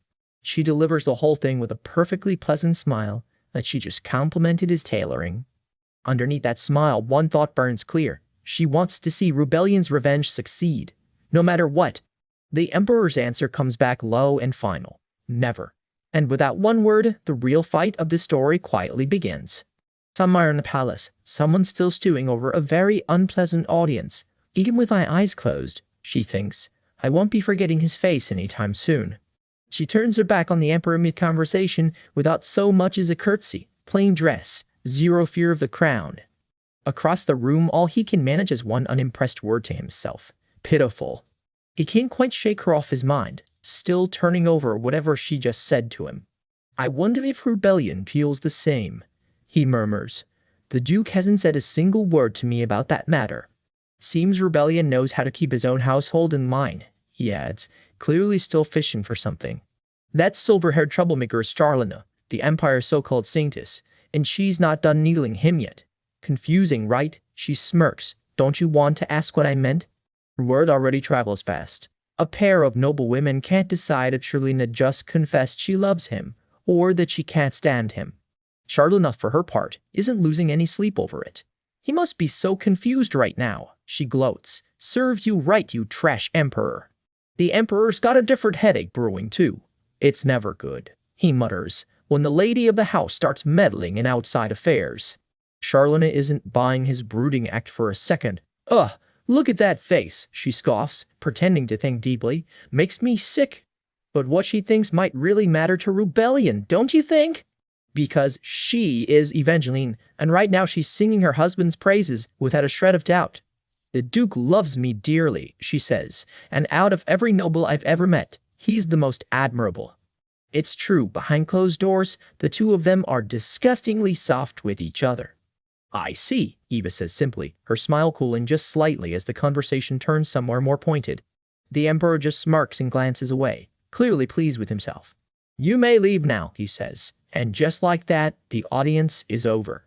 Back at the estate, Eva pauses in front of a towering set of doors, bracing herself before stepping through. Her gown sweeps the marble as she crosses the hall alone, lost somewhere deep in her own thoughts. Something's clearly still weighing on her, her usual composure slipping just a little. Eve, he's already waiting for her, and just the sound of his voice stops her cold. Rebellion, she crosses to him. You're not hurt, are you? He asks before anything else. Me? Hurt? Please, she lays off, even as he gently checks her over anyway. She can't help the soft, pleased little smile that sneaks out under his attention. Hey, Rebellion, she says, finally letting her guard all the way down in front of him. Without warning, he hauls her straight into a fierce hug. Eve? Even he seems startled by his own reaction. His grip doesn't loosen, some tangled mix of relief and quiet panic written all over him. He holds his breath like he's fighting to keep it together, while she just blinks up at him, cheeks going pink. She must have gone through so much, he thinks, his hand finding hers. Their fingers laced together, gentle and completely unhurried. Rebellion. I'm here, Rebellion. She just needs to say his name and he lets her as many times as she wants. He wraps her up completely, the two of them swaying together in the middle of the empty hall. Eve, are you really okay? He asks again, still not fully convinced. Yep, totally fine, she chirps. I just took a little break away from you, and now I'm fully recharged with husband energy. She lets herself soften for a beat. When I think about it, maybe this was fate in its own strange way. What did you just say? Rebellion asks sharply, clearly catching something she didn't mean to say out loud. Nothing. Karen King, let's go. She deflects instantly. The Sanctus ritual's about to start, right? He lets it go for now, though the thought clearly won't leave him alone. Eva's mind is drifting somewhere far from this hallway, still turning something over. Elsewhere in the palace, Charlena jolts awake in the dark, disoriented. Why did I have to wake up here of all places? She wonders. Why in this particular role? She sits bolt upright, hand pressed to her chest, clearly rattled by whatever she's just remembered. As someone who was meant to die like this, she murmurs, reaching into the dark. But now, I think. The Emperor's smug face flashes through her memory. I understand now, she realizes. Emperor, I was sent here to throw you in prison myself, she finishes, ice in her voice, and make sure you pay for everything you've done. Back with Ava and Rebellion, something makes her stop mid-step. Rebellion. He's right there again, steady as ever, waiting for her. She whirls around sharply, gown snapping with emotion, clearly fired up about something. Let's finally start living, she says, practically glowing. I'll get revenge, she bows quietly, almost to herself. For the first time in my life, she realizes, someone made me well and truly angry, not for my own sake, but for someone else's. And he is going to pay for it. Eve, Rebellion says carefully, are you sure nothing happened? If he said anything in there, she starts, watching his face for a reaction. Oh, he did, she admits breezily, but I said something back, too. What did you say to him? Rebellion presses, not loving where this is going. Don't worry, she says lightly, I kept it vague. Only his conscience will know what I meant, she smirks. Even if he catches on, it won't come back to bite you. What were you thinking? He demands. You knew exactly what he might do if things went wrong. He can barely keep his composure at just the thought of it. If he snaps, she shrugs, he'll kill me, right? Don't say things like that so casually. He snaps back, genuinely rattled. But you won't die, he tells her, dead certain. She blinks up at him, caught off guard by how seriously he means it. Evangeline Claude. Her full name, the way he only ever uses it when he's completely serious. He pulls her straight into his arms without another word. He's practically shaking, breath ragged, holding on like he means it. Don't you ever do that again, he warns, his voice cracking just slightly. Rubiel, she murmurs back, the pet name only she ever gets away with. Please, he says, holding her even tighter. Don't put yourself in danger like that again, he finishes, quieter now. Okay, I won't do that again, she promises softly. So don't worry. Something older stirs in her memory. When I was little, she thinks, I had a dream. A crayon drawing surfaces in memory, a scribbled little girl, crown on her head, sword in hand. To become a princess, inherit the throne. And rescue the prince trapped in the tower. And now, she realizes, the chance to fulfill that dream has actually come, to wield a sword, claim the crown.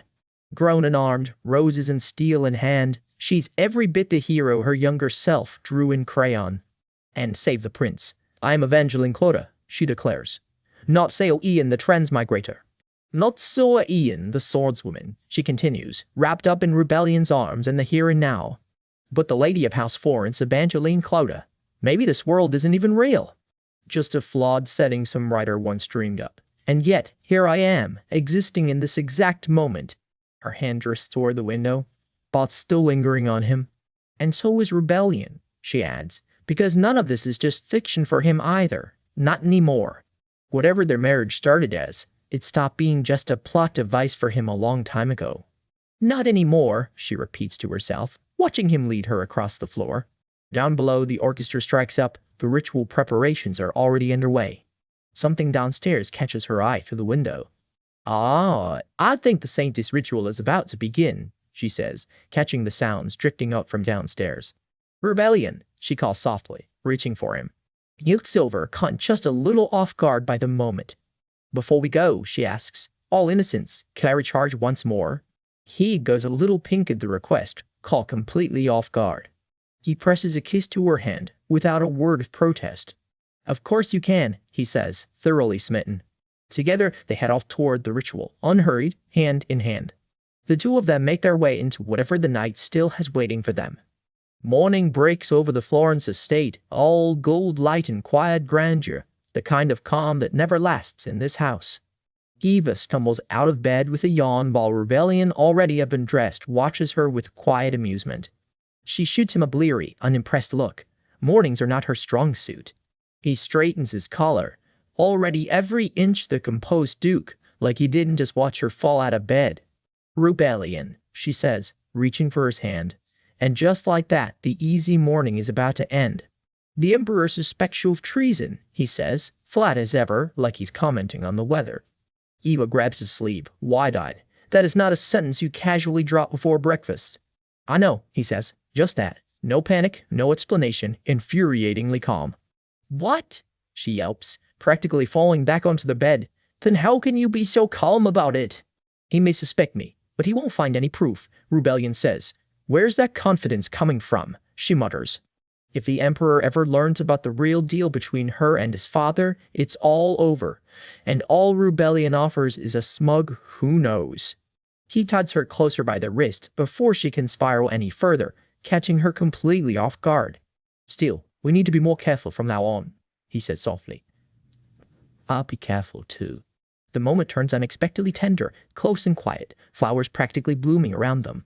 About what? Eva asks, and her own brain immediately answers for her. Obviously, revenge, duh. Somewhere inside her head, alarm bells go off. I'm so screwed, she thinks, mentally bracing for whatever comes next. Just like you said, we'll have to choose our words carefully in front of the Emperor, he continues. If we raise suspicion, things could get dangerous. And you don't have to worry, he tells her. I know you always handle things well, she says, but still. It's not going to happen anyway, he says. while Eva's inner smug commentary is already having a field day. "Ah, what did you say?" she asks slowly, sensing there's more coming than he's letting on. "There will be no rebellion," he says. "The House of Duke Florence will not rebel against the crown." He says it like it's already decided, like years of planning just got quietly folded away. "What did you just off, Iva?" Kakadiva starts, and he repeats it plainly. "I said there won't be a rebellion." Her brain short circuits. What kind of plot twist is this? "No, no, no!" she yelps. "Hold on!" Not exactly the reaction he was expecting. "Wait, why are you saying this all of a sudden?" He just goes quiet and reaches for her, saying nothing. Her mind races. Why is he suddenly giving up on revenge now? She thought he wanted it more than anything in the world. Something old and heavy passes behind his eyes, the weight of a plan he's carried for years.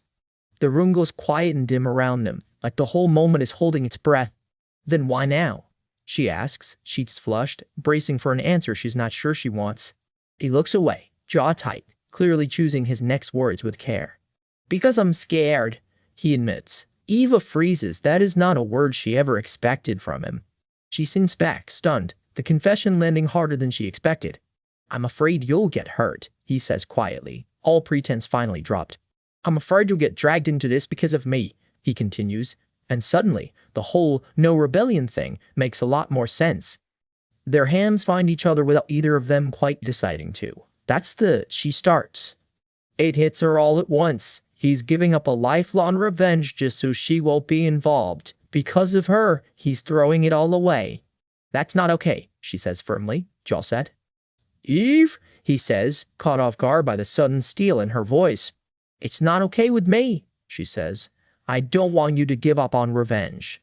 She says it with a fierce sort of competence that leaves no room for argument. He steps back a little, quietly stunned that she'd fight him on this. "Ev," he starts. Right as her inner fury finally boils over, censor bleeps and all, she lets loose a full, glorious, half-censored rant about the Emperor. He just watches, visibly, understandably, a little scared. He can't help the small smile tugging at his mouth. She really is something else. He steps in close. "Ivy!" She wipes at her eye, half annoyed, half something else. "Half something else. I want you to," she starts. "Live comfortably," he finishes for her, cupping her face, "enjoying the life you deserve as a duchess." "I'll make sure you can live like that," he promises, voice low. For a second, he looks almost vulnerable saying it, like he actually believes he can give her a soft, easy life. Eva's expression hardens. She is not about to let this slide. "No," she says flatly. "I thought you liked that kind of thing," he asks. "I'll give you everything you want." "And I'm supposed to live a life of luxury built on your sacrifice?" she fires back. "I didn't sacrifice anything," he says simply, pulling her into a slow, dance-like hold. "You said you gave it up for me, and that's not a sacrifice? Then what is it?" "It's my happiness," he says. Ever just blinks, completely thrown. What? The whole scene practically sparkles around them, the kind of moment that belongs on a greeting card. Meanwhile, internally, Eva is losing it. Why is my heart beating so loud? What has my heart beating so loud? What has this man even said? "Rebellion, then," she says, steadying herself. "This time, take revenge for me." What? He clearly did not see that one coming. "If you leave the Emperor alone, I might die of rage," she declares. "So this time, do it for me." "Eve, honestly," he says, "I don't quite understand why you're so insistent on revenge." She grabs his face in both hands. "Because it hurts," she says, voice cracking. She pulls him in close, refusing to let him brush this off any longer. "The Emperor is disgusting," he says quietly, something dark flickering behind his eyes. "And I feel so sorry for you," he continues, "because I love you." There it is, finally, out loud. Eva's hand flies to her chest, breath-catching. That is not what she braced herself for. The whole page practically blooms with roses, because of course it does. He watches her, quietly waiting, hand outstretched. "I love you too," she finally says, and the whole world seems to exhale. He pulls her into a real embrace at last. No more careful distance between them. He can't quite hide the blush creeping up his face. Not exactly Duke of the Realm behavior. "So much that I even worry whether I deserve to feel this way," he thinks, quietly stunned by his own happiness. "So will you take revenge now?" Eve asks, Straight back to business. He just goes, smooth, rebellion, real smooth. Answer me now, she presses. It's not something I can decide so easily, he says. This is no joke. I don't want you to suffer because of me, she says. But selfishly, he adds, leaning in. I'm happy you said it, he admits. That you said it for me. Honestly, I never imagined you'd feel that way, he says. So when exactly did you start falling for me? Probably around the time I started thinking you were beautiful, he teases. Should I call it love at first sight? That's not what I meant, she huffs, quickly steering back on track. As for revenge? Don't know, he murmurs, lips brushing her hand. I think I need to think about it more. But whatever I choose, he says, pressing a kiss there, I'll make the decision that's best for you. I'm busy right now, Eva squeaks, thoroughly flustered, so let's talk more later. Later, alone, Rebellion walks off through the grand hall into the dark, a man with a real decision ahead of him. And for once, it's not about revenge. Behind closed doors, our Duchess is mid-rant, spitting out some serious profanity about the Emperor, mercifully bleeped out for everyone's sanity. She is not slowing down either. Apparently some of these words are too vulgar to even print. Turns out this is not her first rodeo. Her maid Lilith even asks if she is chanting that muffling spell again. Nope, it just wore off. Ever the responsible one, Lilith gently reminds her boss that bemilding his majesty in public is, dangerous. Eva promises to save the cursing for Lilith's ears only and swears her to secrecy. Lilith melts at how pretty her lady is, and Eva jokes she will just have to stay pretty for her own safety. Then Eva pulls out something else entirely. Oh, and here. Lilith takes it, thanking her, but wondering just how much more there could possibly be. It is Eva's secret notebook, scribbled from the very first night she woke up in this world, and apparently, Rebellion said he would reconsider something big. Flipping through the pages, one word jumps out, revenge. She simply cannot stomach the thought of the Emperor living happily ever after. Not while she's still alive and breathing, she vows. Lilith just blinks, thoroughly lost. I refuse to see him happy, practically screams off the page. She turns to Lilith with a real question. In a world like this, can anyone actually judge someone who holds absolute power?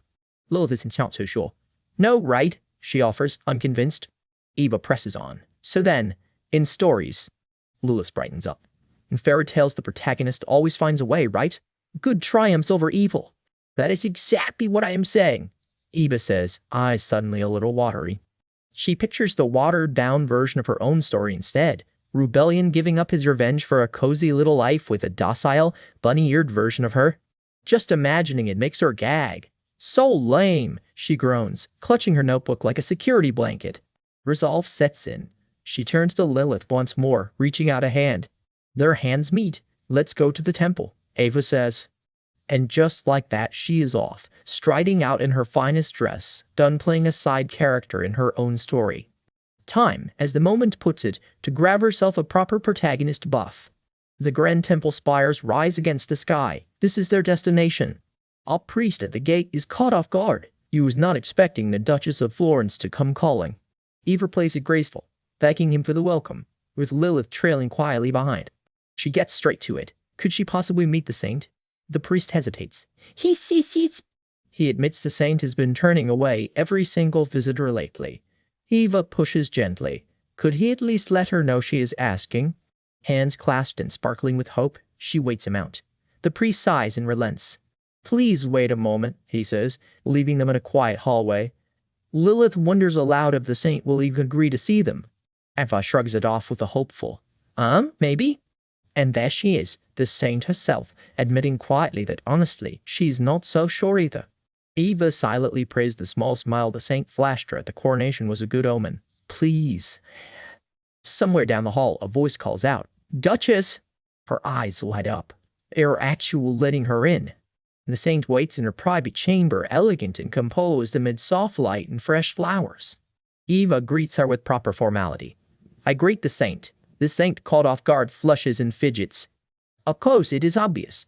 This saint is nervous as anything meeting the famous Duchess of Florence. The room practically sparkles with second-hand awkwardness. A voice rings out through the hall.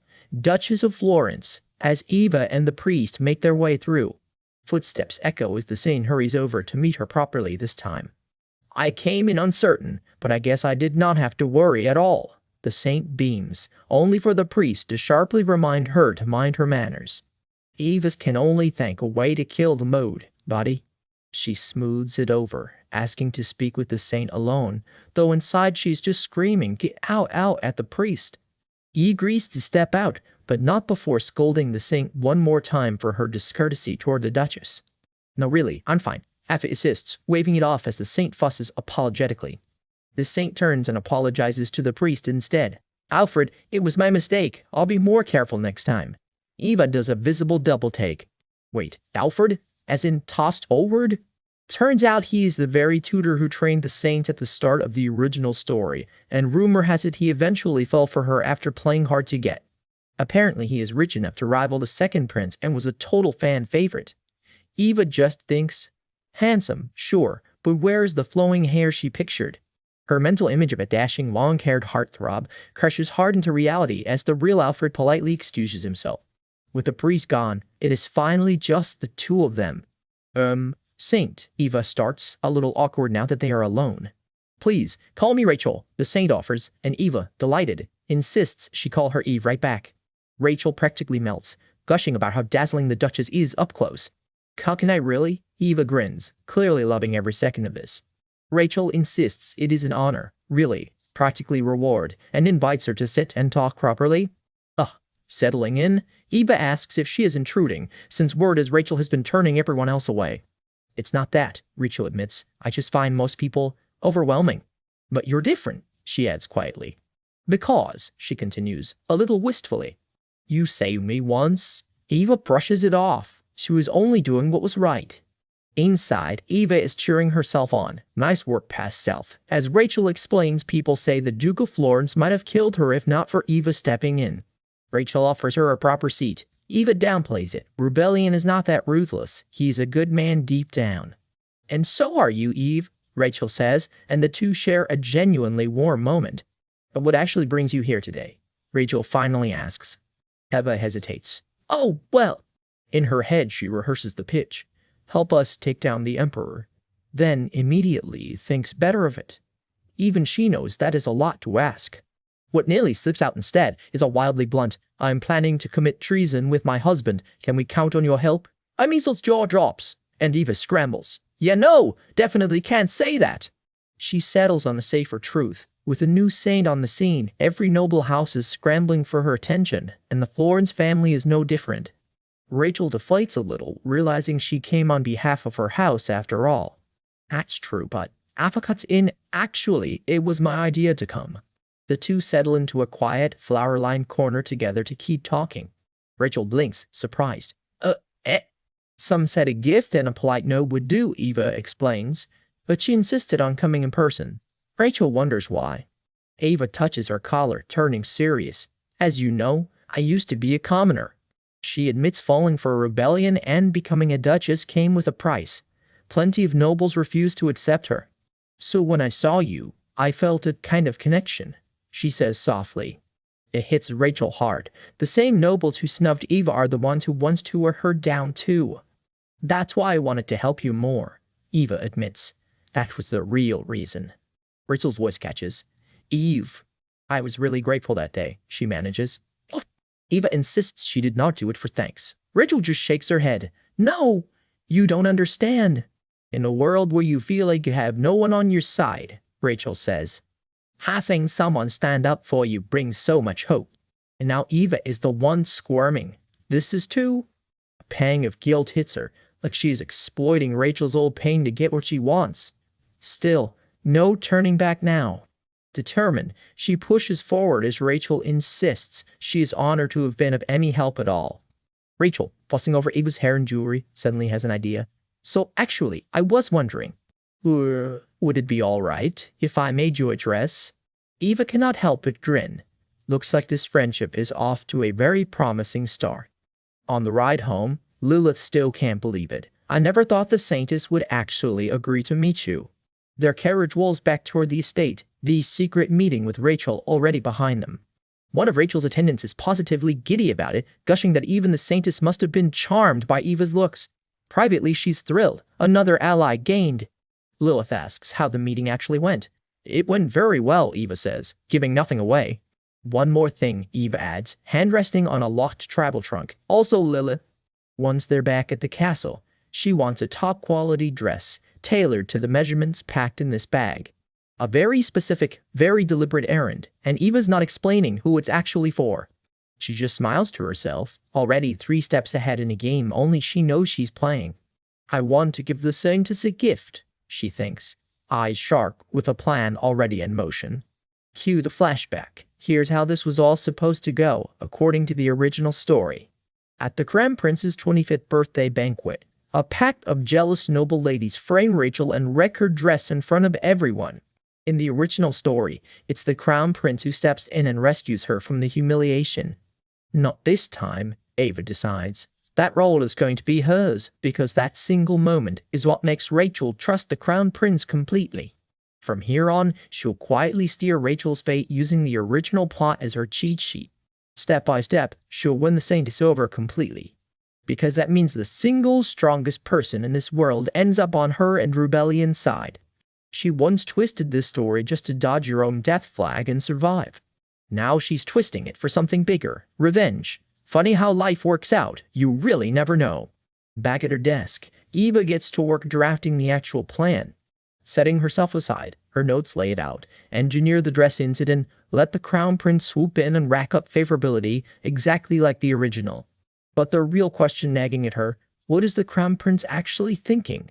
Enter the Crown Prince himself, cool and composed as ever. In the original story, he was the male lead who fell for Rachel. The problem is, Eva just can't read him at all. What does he really think of his brother Rebellion? Is the friendly act genuine, or just an act? Can he actually be trusted on their side? Honestly, it's ambiguous, she admits to herself, and no wonder. In the original story, the Crown Prince condemned the Emperor's sins out loud, then still sided with him in the end. Not this time, Icarus, she vows. Now that she's here, that spineless ending is off the table. If she can twist Rachel's trust her way, could she twist Icarus's loyalty too? She wants to at least try. Doing it herself, though, feels a little risky.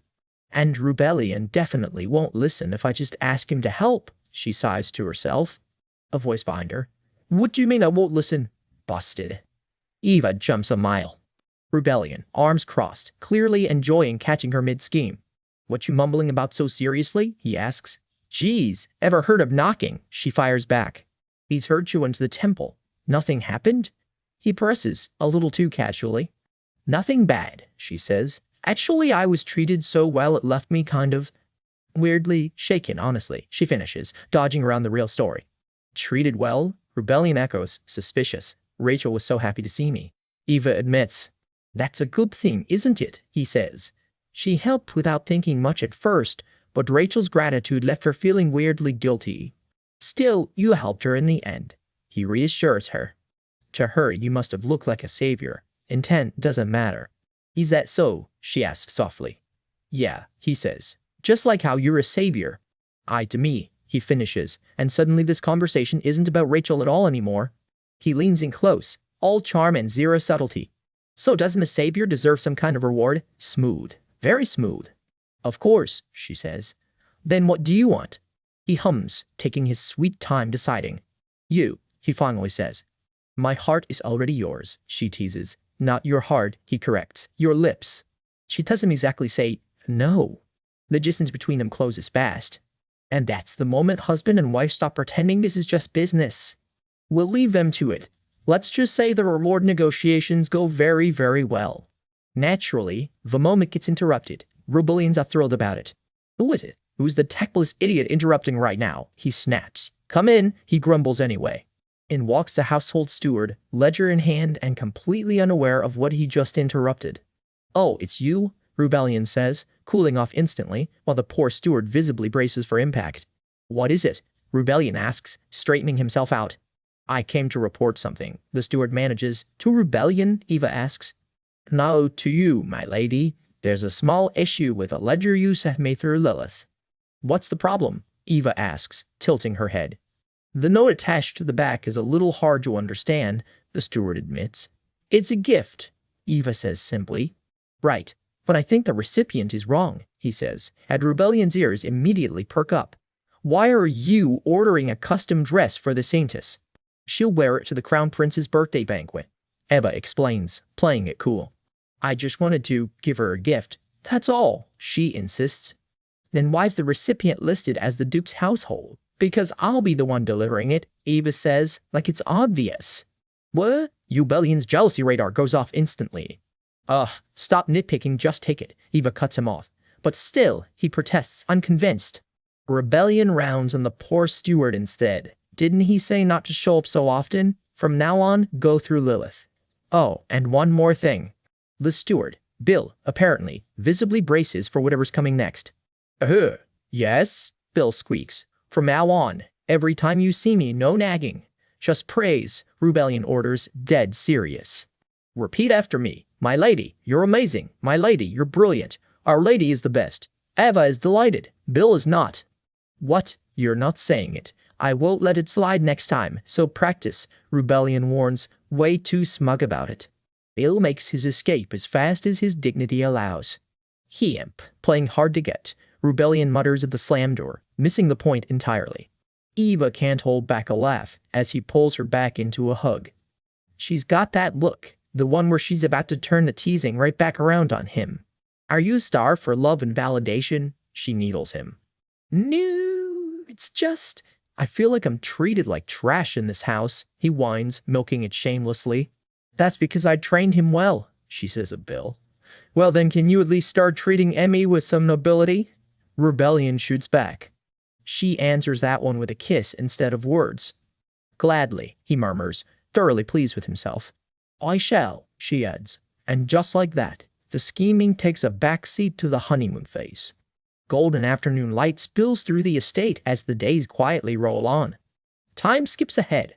Only 2 weeks left until the Crown Prince's birthday banquet. The dress meant to counter Rachel's framing is finally finished, with poor Bill pinning the last stitches and groaning under his breath. Banquet matters are settled, Eva thinks. Time to start drawing the bigger picture. The most effective tool for toppling the emperor is a certain ducal house. The House of Colica, which happens to also be the house that's on the worst terms with the Florence family. So if she wants to move against Colica, she's going to need the Crown Prince to act. The finished banquet gown waits, ready for the next phase of the plan. As expected, she murmurs, should I re-enter high society? Society? I hate the idea, she groans, because re-entering means dragging up her old reputation as the woman publicly dumped by the Crown Prince. Some black history just won't stay buried. Picture the fanciest desserts you've ever seen. Tiered cakes, tarts, the works. Eva Clode is about to sit through yet another noble tea party. It's been a while since she's had to sit through one of these gatherings, and honestly, she's already dreading it. She's practically vibrating with nerves at the table, hands a little unsteady around her teacup.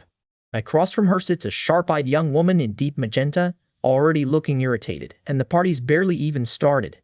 Eva breaks the silence first. Melina Barnes, she says. It's been a while. Melina shifts, clearly uneasy. Yes, she manages. I suppose it has. In her head, Eva's already smirking, as if this one's ever done anything right. Out loud, though, their hostess cuts in, all polite curiosity. Lady Florence, Lady Barnes, do you two know each other? Of course, Eva says smoothly, and Countess Alke as well. That's their hostess, Countess Alke, rose-pink hair, soft smile, dressed head to toe in refined grey and white lace. I met Lady Barnes not too long ago, actually, Eva adds. Oh my, did you now? Alke asks, delighted. Yes, Eva says. I was invited to Her Majesty the Empress's palace. And Lady Barnes personally served me tea there. A nice pointed little detail to drop. Melina visibly flinches at that, caught completely off guard. Oh, is that so? Are you nervous now? Alka teases, right as a couple more young ladies drift over asking to join the conversation.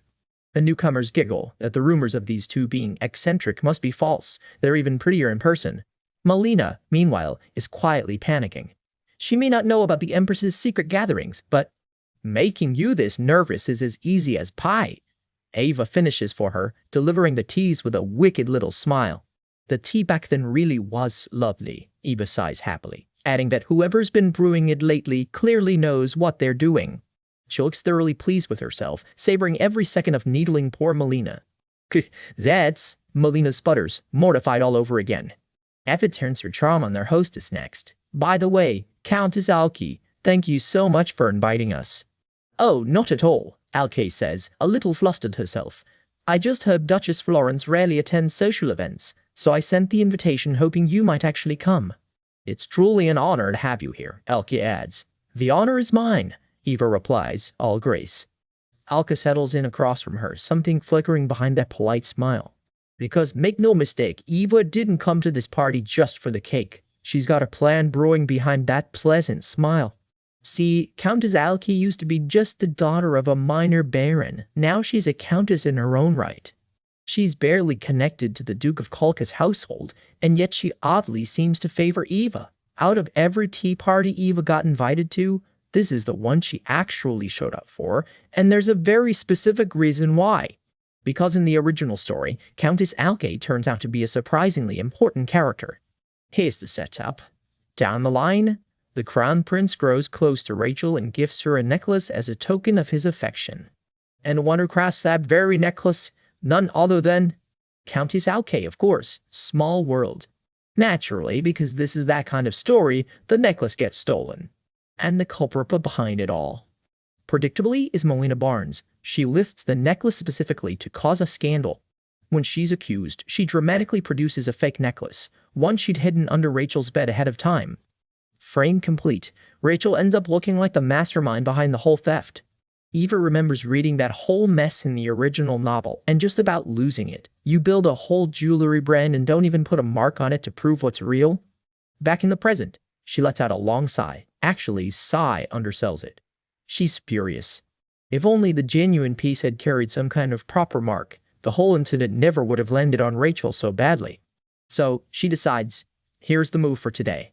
Get Countess Alki to start marking her own creations as genuine right now, years before any of this drama even happens. Come to think of it, Eva says lightly, turning back to Alka, didn't you mention you started a little business recently? She sips her tea and waits, all casual, like she isn't steering this conversation exactly where she wants it. Oh yes, Alki says modestly. My skills aren't the best, but I've been making and selling handmade accessories. One of the other guests practically gasps. What do you mean, not the best? Turns out Alka's already got fans. I visited her shop recently, one gushes. The pieces were absolutely beautiful. Your craftsmanship is truly impressive. It must be troubling, though. Eva chimes in sweetly. I heard your work is so good, there are tons of knockoffs floating around out there. That lands with the group, and the mood shifts just a little. That's just awful, Melina sniffs. Honestly, this is exactly why I don't like merchants. Oh dear, Eva says, not missing a beat. I do apologize for having a merchant for a father. She says it with a smile, the kind of smile that could cut glass. The whole table freezes. No, to Duchess we didn't. Someone squeaks. I never meant to insult you, one blurts, while another stammers. Yes, we were just... Eva just sips her tea, thoroughly enjoying the chaos. Relax, it's a joke, Eva says breezily, then turns straight back to Alki. Still, madam, it must be tough dealing with all those counterfeits. Oh, it's fine, Alki says. It's just something commoners do. I try not to let it bother me too much. Still, Eva presses gently. It has to sting, seeing something you worked so hard on copied like that. Behind that sympathetic face, the gears are turning fast. Alki lets out a small, thoughtful sound, clearly considering it. Madam, Eva says, I actually have an idea. Would you be willing to hear it? She flashes her most winning smile, the one that's never once failed her. Oh my, of course, Alki says, leaning in intrigued. Then, if I may whisper a bit. Eva murmurs, leaning close. How about marking your accessories with a signature only you know, she suggests. That way, Eva explains, even if someone insists a fake is real, you'd be able to tell right away, wouldn't you? Simple, elegant, exactly the fix Eva's been dying to plant. Alk turns the idea over, fingers brushing thoughtfully at her own necklace. That's true, she murmurs. It might actually be worth considering. The afternoon drifts on, the garden glowing gold as the party starts winding down. Somewhere in all that idle chatter, a very important seed has just been quietly planted. As the party breaks up, Al catches her for one last word. Madam, thank you for coming today, and for the helpful advice. Not at all, Eva says warmly. I'd be glad if it ends up helping you in the future. If only Elkie knew exactly how much. Walking away, Eva can't help but gloat a little to herself. This whole behind-the-scenes maneuvering is going smoother than she expected. Great! From now on, she's going to keep quietly exposing and blocking every false accusation aimed at Rachel. One tea party at a time. Before she can celebrate too much, a voice stops her cold. Duchess Florence. Heels click sharply across the stone behind her. Eva turns to find Melina Barnes close in the distance, hands clasped, expression unreadable. Her fists are clenched tight at her sides, nerves barely held together. I'd like to have a word with you, Melina says. And on that gloriously tense note, the chapter cuts out. At a garden party, a raven-haired noblewoman in maroon steps right up to Eva and addresses her with icy formality. Duchess Florence. Eva's hands go still in her lap. This is not someone she was expecting to chat with today. The woman doesn't bother with pleasantries. Let's talk, she says. Eva just looks at her. Silence. Eva flat out refuses. The woman panics for half a second, then squeaks out a small, humiliating please. She admits it herself. They're not exactly on friendly terms, so this whole chat is more than a little strange. It won't take long, she promises. Nearby, the other nobles whisper what's gotten into her, showing that much open disgust at the last tea party. Eva relents. Fine, just for a moment, then. The woman actually flinches, startled that Eva agreed at all. They settle on a nearby cafe. Eva just needs to finish making the rounds first, then she'll meet her there. The two of them cut through the garden toward the cafe together. Eva can't help it. She flashes her private, scheming little smile. This should be interesting. The other woman's eyes narrow with grim resolve. Caught you now, she seems to think. Eva strikes a signature villain pose, one word doing all the work. Evil. Some habits die hard. They arrive at a cozy little cafe tucked into the street. Once they're seated, the woman finally turns to face her properly. Duchess? Tea arrives. The cup rattles faintly on its saucer. Somebody's nerves are showing. Off to the side, Eva's attendant, Lilith, blinks in surprise. Wait, why is this woman here too? Eva explains. The moment she mentioned this meeting, Lilith insisted on tagging along. Someone asks Lilith to step outside for a moment so the two of them can talk in private. Lilith isn't having it. But I have to stay with the madam, she insists. Lilith needles her about the last time tea got thrown around. The raven-haired woman huffs, that will not be happening again. Anaquata. She goes a little red and clams up.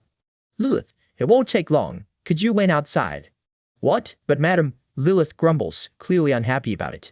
Eva smooths it over with a smile. I'll be quick. With Lilith gone, the two of them are finally properly alone. The cafe's quiet interior settles around them, chandelier light glinting overhead. They sit across from each other, the small talk officially over. Duchess, the woman starts. I apologize for the other day. I was very rude. Eva blinks, genuinely thrown. What are you suddenly apologizing for?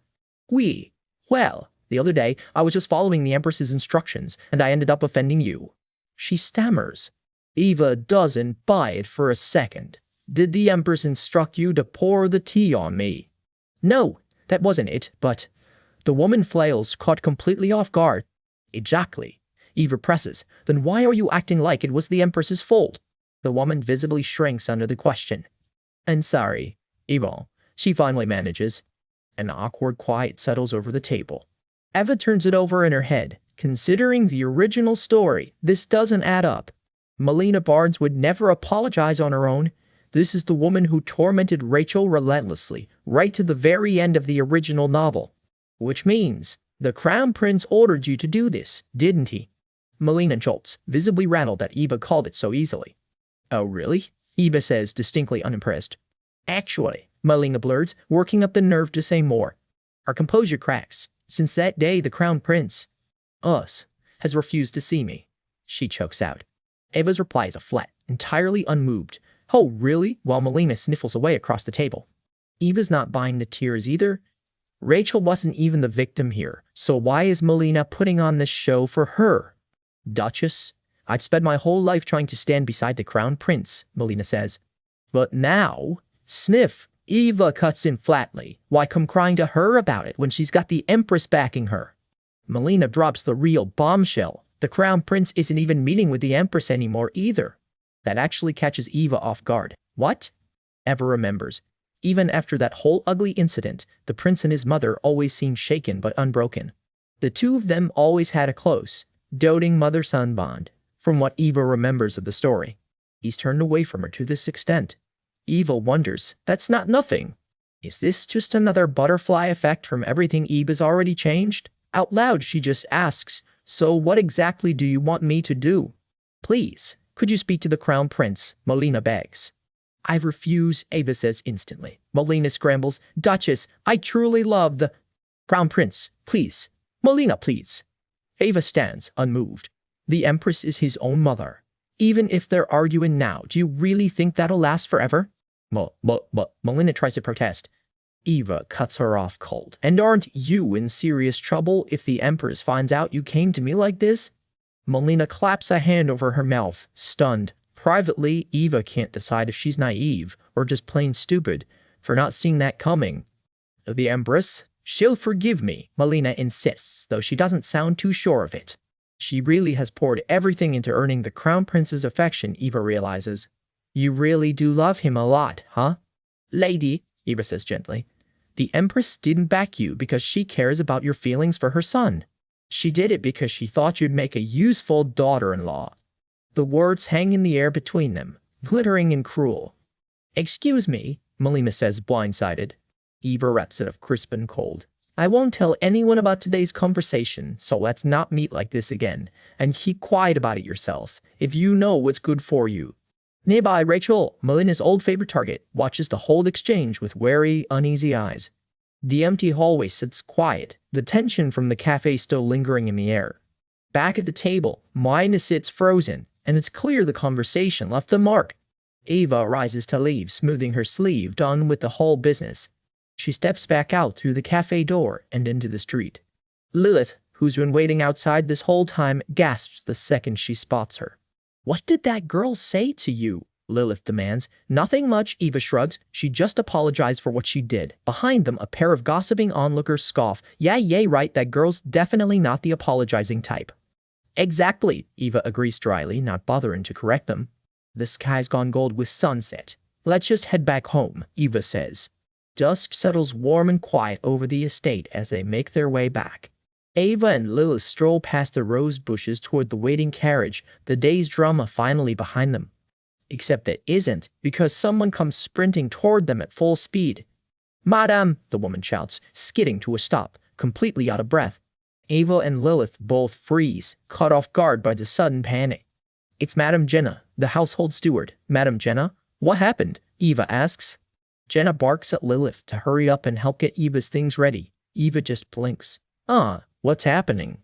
Madame Jenna, what's going on? Eva demands, her patience running thin. Jenna's face is pale. His Grace, she starts, and can barely get the rest out. We just received word that His Grace has been injured. The color drains from Eva's face. Whatever just happened at that cafe suddenly doesn't matter at all. Word crashes into the Horns household. His Grace has been injured. What? Eva goes white before the sentence even finishes. Her whole body locks up. Whatever plan she had for today just evaporated. He went hunting with the crown prince, and a stray bullet caught his shoulder. Eva's already moving before Bill finishes the sentence. What are you doing? Hurry, we need to get to the palace. No time for anything else. Bill insists she change first if she's walking into the palace, and calls for Lilith to help her dress. Rebellion is hurt, who has time to change clothes right now. She's out the door anyway, hair streaming behind her, arguing already lost. Bill catches up long enough to warn her. Showing up disheveled will only start people gossiping. Let them gossip, she says flatly. Seeing rebellion matters more to me right now. Bill presses on. All that gossip eventually lands back on His Grace, not her. A memory surfaces, unbidden. Someone once told her to remember the disgrace he endured just marrying her. The old warning replays in her head, even now, even after everything since. Especially in times like this, you must be extra cautious, the voice in her memory said. It's not that I don't understand how much you care for him. But you're part of noble society now. You need to get used to the burdens that come with it. Lilith, she says, snapping out of it. There's no time to spiral. Will you help me get ready as fast as possible? Carriage barely stops before she's out of it, palace gates looming ahead. Her nerves are written all over her face as she's led deeper inside. I will escort you to his grace, a guard says, and every step after that feels longer than the last. Through the doorway, she catches her first glimpse of him, already surrounded by servants tending his wounds. Shirt off, shoulder bandaged, looking far too composed for a man who just got shot. Rebellion! It's out of her mouth before she can stop herself. She crosses the room in her rushed finery, worry written all over her. He glances up, unreadable as always, but something flickers behind those red eyes. Ave, he says. Just her name, and somehow that's enough to steady the room. You could have stayed home, he says, easing off the bed like nothing's wrong. Classic him. You got injured. Of course I had to come. It's not that serious, he claims. The bullet just grazed him. Behind them, servants quietly carry off blood-soaked cloth, a much less casual picture than he's letting on. The sight of it makes her go cold. Grazed you? Then what's with all those bandages? You are bleeding like crazy, and you're acting this calm. He just smirks, which does absolutely nothing to help his case. How are you even smiling right now? Ada yelps on Eva's behalf. It's just, your expression is so refreshing, he says, way too pleased with himself. Are you worried about me? He teases, entirely too charmed by his own near-death experience. Now is not the time to look happy about that, Ada scolds, right as a wince finally cracks his composure. I'm a madam. His grace was shot in the leg too. Ida blurts, and Eva very nearly comes undone. What? The word barely makes it out. The blanket gets pulled back to reveal exactly how bad it is. Bandaged from shoulder to torso, and somehow still looking unbothered about it. His leg, wrapped just as thoroughly. 2 hits, and he still tried to play it off as a graze. Did it get worse because of me? Guilt floods her face instantly. No, he says simply. It just started hurting again when the bed moved. Nothing to panic over. He reaches for her instead, steadying her more than himself. She flushes, completely thrown by how gentle he can be mid-crisis. It does hurt, doesn't it? He teases. I'm fine, she insists badly. Liar. You're clearly in pain. I saw someone get shot up close before and they looked like they were dying. So why do you keep pretending you're fine? A memory that doesn't belong in this world at all flashes through her. Something about that sentence lands somewhere he wasn't expecting. His eyes go wide. A piece just clicked into place, and he does not like where it's pointing. Inside his head, it is nothing but sirens. Oh, my God! Eva has absolutely no idea why he's suddenly staring at her like that. I'm losing it. The one who saw a shooting was my past self, not me, not this life, he tells himself, not at all convincingly. Out loud, all he manages is a half-question about anyone around her with a gun, and she goes stiff. It was a dream. Yeah, a dream. Smooth save. Very smooth. In the dream, I was a prosecutor. You know, one of those who fights with swords and casts spells? A cover story so bad it nearly loops back around to working. I see. If you say so, I believe you, he says, clearly not buying a word of it and letting her have the win anyway. She exhales like she just dodged a bullet. No pun intended. Rebellion. The moment settles back into something quiet between them. The mood breaks fast. Rachel and His Highness the Crown Prince, what brings you two here? Rachel says she came the moment she heard he'd been hurt, hoping to help however small. I see. Thank you for coming, Rachel, Icarus says, warmer than his usual polished act. Then, turning to Ava, he apologizes for the scare. This happened entirely because of my oversight, he admits, taking the blame outright. For once, the usual smugness is nowhere on his face. Ava skips the pleasantries. Has the shooter been caught? Yes. They've been captured and are being held for interrogation. When did this happen? She presses. About 2 hours ago. Something about that timing snags in her mind.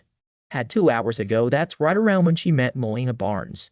She wants the real details. And she's got a hunch the Crown Prince or Rebellion aren't telling her everything. For a second, she almost lets it go, tells herself they'll handle it on their own. No, she catches herself. That's not who she is. Why is she even hesitating? The suspect's already been caught. And in her past life, she was a prosecutor. This is basically her old job. So why not just go interrogate them myself? Icarus and Rachel both blink at her, clearly not expecting that. Please take me to where the suspect is being held, she says. All business now. Her hand settles over her chest, resolve locking into place. Whatever's really going on, she's about to find out herself. Eva marches right up to the Emperor himself and doesn't mince words. Take me to see the person who did this. She falls into step beside him, jaw set, not about to be talked out of this. Rewind a bit. Back in his chambers, Rebellion catches her wrist. Wait, Eve, what exactly are you planning to do?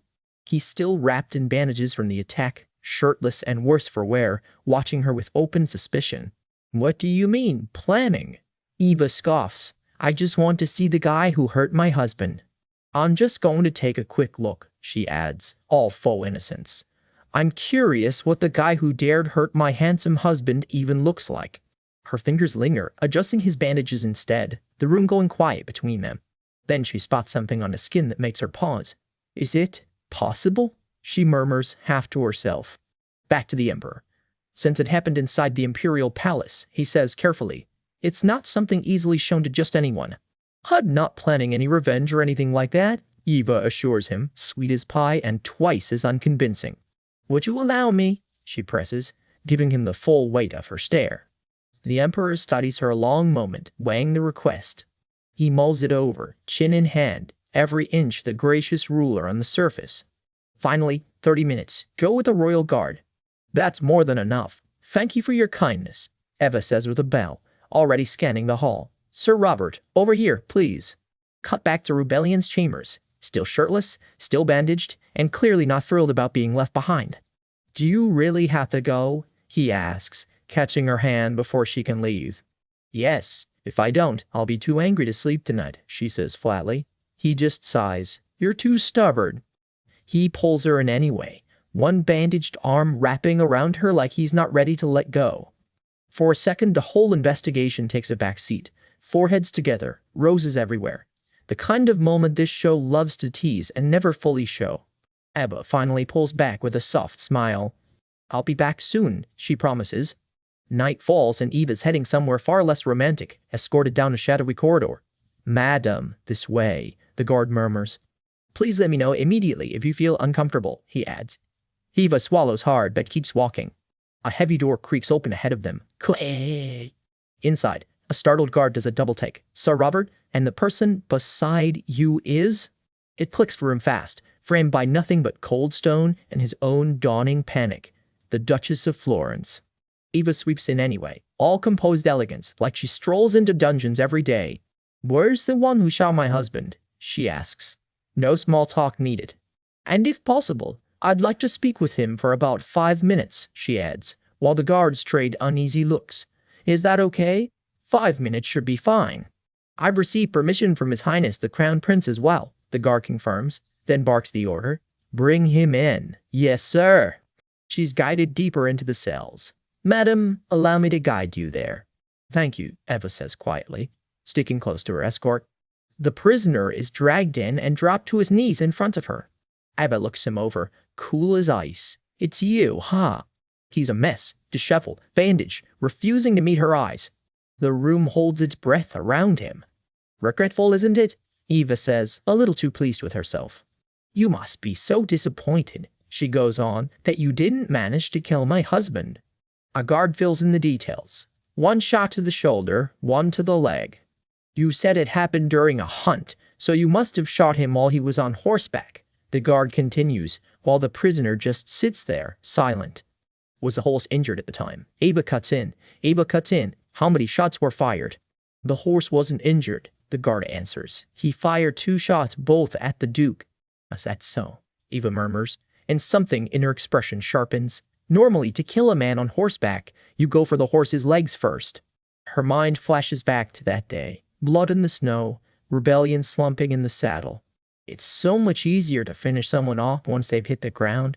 And yet the places he was actually hit, shoulder, leg, both nowhere near the heart. Both classic non-lethal zones. Translation.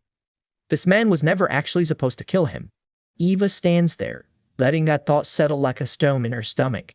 This man, she asks the guard, quiet and precise. He didn't attempt suicide, did he? No, he did not, comes the answer. And that's the real tell, because a real assassin usually tries to take his secret to the grave. Whether it's fear of torture or sheer stubborn loyalty, staying silent here is basically a death sentence. given a duke got shot on imperial grounds. Eva's polite mask is starting to crack at the edges. A stray memory surfaces uninvited, a scrap of familiar fabric she can't quite place. She goes very, very quiet. She tries to shake the feeling off. It doesn't work. Some gut feelings just refuse to be denied. Her eyes widen. You, she breathes. You knew he wasn't going to die, she says slowly. Didn't you? The prisoner just lowers his head, saying nothing. Not a flicker of remorse on him. This man, sitting here in chains right now, wears a grin that has absolutely no business being that relaxed. Even in custody like this, Eva realizes he's not the least bit afraid for his life, which can only mean one thing. Somebody powerful is standing behind him. The guards mutter about looking into him further as Eva turns on her heel. I'm done here, she says. She walks off, the gears in her head clearly still turning. Every step out of that dungeon feels heavier than the last. She heads out into the palace grounds, the night air doing nothing to cool her down. Are you all right, madam? If you need assistance, her escort offers. I'm fine, thank you for your concern, she says, not entirely convincingly. But her face says she's anything but fine. She keeps walking anyway, footsteps echoing through the dark. Whatever she's chasing, she's not ready to say it out loud yet. The path winds on beneath moonlit arches. She finally stops at a railing overlooking the grounds. So that's the Imperial hunting ground, she says. I can see it even from here. The wind picks up, tugging at her hair while she just stares. Somewhere out there is exactly where this whole mess started. The incident at the Imperial hunting ground. Rebellion shot clean through, with every vital area conveniently missed. And an assassin who very clearly wasn't trying to kill him at all. That uneasy feeling I've had since the interrogation just will not go away, Abba admits to herself. I think I already knew the answer. I just didn't want to believe it. Why do people who think power is everything, she mutters, always act exactly the same? Fine, I'll admit it, she says. This so-called accident, this whole farce, is the kind of staged little show only the Imperial Palace could put on. She squares her shoulders, done pretending she doesn't already know where this leads. Honestly, she thinks, there's only one person who could have orchestrated something like this. Her expression goes ice cold. Huh, the Emperor. And just like that, the nice old man from earlier in this very chapter is looking a whole lot less nice. The sun's setting on House Florence when Duke Rebellion stumbles in bandaged head to toe, and Eva is the first one to reach him. Be careful, Rebellion, she says, hovering as they help him across the hall. He just keeps walking, gritting through it, too stubborn to let anyone see him limp for long. Once they're alone, Eva finally asks the obvious. Does it hurt? Not as much as before. He lies through his teeth, waving the maids off to prep dinner. Turns out, he turned down the crown prince's offer to recover in the palace, and came straight home instead, so as far as he's concerned, he's earned this bit of pain. Even if you hadn't refused, Eva shoots back unimpressed. I would have dragged you home myself. He just gives her that tired, half-lidded look, like he's daring her to argue about it further. Were you really that worried? He asks. A little, Eva admits, then immediately corrects herself. No, a lot. For a second the mask slips completely, and all that shows is how scared she actually was. I'm sorry, he says quietly. Eva isn't having it. Why are you apologizing to me? The blame's entirely on whoever pulled that trigger. The mood swings comedic chibi hard for a second, Eva sputtering and red in the face at her own outburst. Honestly, she thinks she should have decked the shooter herself when she had the chance. I'll take your kindness to heart, he teases, then softens. But I mean it. Eva audibly gulps. Business mode, though. So, what are you going to do about the culprit? She asks. He pulls her close instead of answering straight. The Imperial family will probably make that call, is all he'll say. Ruh! The Imperial family, Eva repeats, and you can see the gears turning behind her eyes. It happened on the Imperial hunting grounds, apparently, and the nobility's already quietly agreed to let the palace handle it internally. Eva says his name once, testing the air, before she says what's actually on her mind. This might sound disrespectful, she starts carefully, but in my eyes, this whole thing feels way too calculated to be some random hunting accident. He doesn't answer right away. Instead, he pulls her in close, leaning on her more than on his cane. Their hands find each other, and for a moment neither of them says anything at all. He murmurs against her, And that's about the only warning she gets before the conversation quietly stops being a conversation. Yeah, this is about the point in the recap where the camera very politely looks away. Let this one go, he breathes, and at this point it's genuinely unclear if he means the culprit or something else entirely. Later, once the room stops spinning, Eva blinks awake with one very specific question stuck in her head. What did you say? Because somewhere in all that, he'd said something she can't quite let go of. I'm saying we should just let this incident pass, he repeats, and Eva bolts upright like she's been shot. But you were hurt, she practically shouts. It's not a serious wound, he says, way too calm. My life was never actually in danger. Which is exactly the problem, Eva realizes. Whoever fired that shot clearly avoided every vital spot on purpose. That lands. Rebellion's composure cracks, just for a second. You already figured out who's really behind it, didn't you? She says. That's why you're acting like this? He goes quiet, which from him is basically a confession. The silence stretches out long enough to answer the question on its own. Ev, he finally manages, and even that costs him something. So Eva just says it for him. It's the Emperor. His eyes flinch, just barely, and that's confirmation enough. Because of the rumors going around lately, Eva reasons out loud. Tell the Emperor. Ovs was warning you. Her own words scare her a little, saying them out loud. Some time later, in a quiet corner of the estate, Rebellion's slumped against the wall, and Eva comes to find him. He looks wrung out, sweat on his brow, still turning everything over in his head. Eva's face says she's not buying his tough act for a second. She reaches for him anyway, gentle, checking the bandages herself. Eve, he says softly, watching her hands work. He winces just slightly at her touch. He tries to wave her off and finish wrapping it himself, stubborn as ever. Come here, he says instead, and Eva goes stiff on the spot. She doesn't say anything, just goes quiet and lets it happen. Her face is doing a lot of talking that her mouth isn't.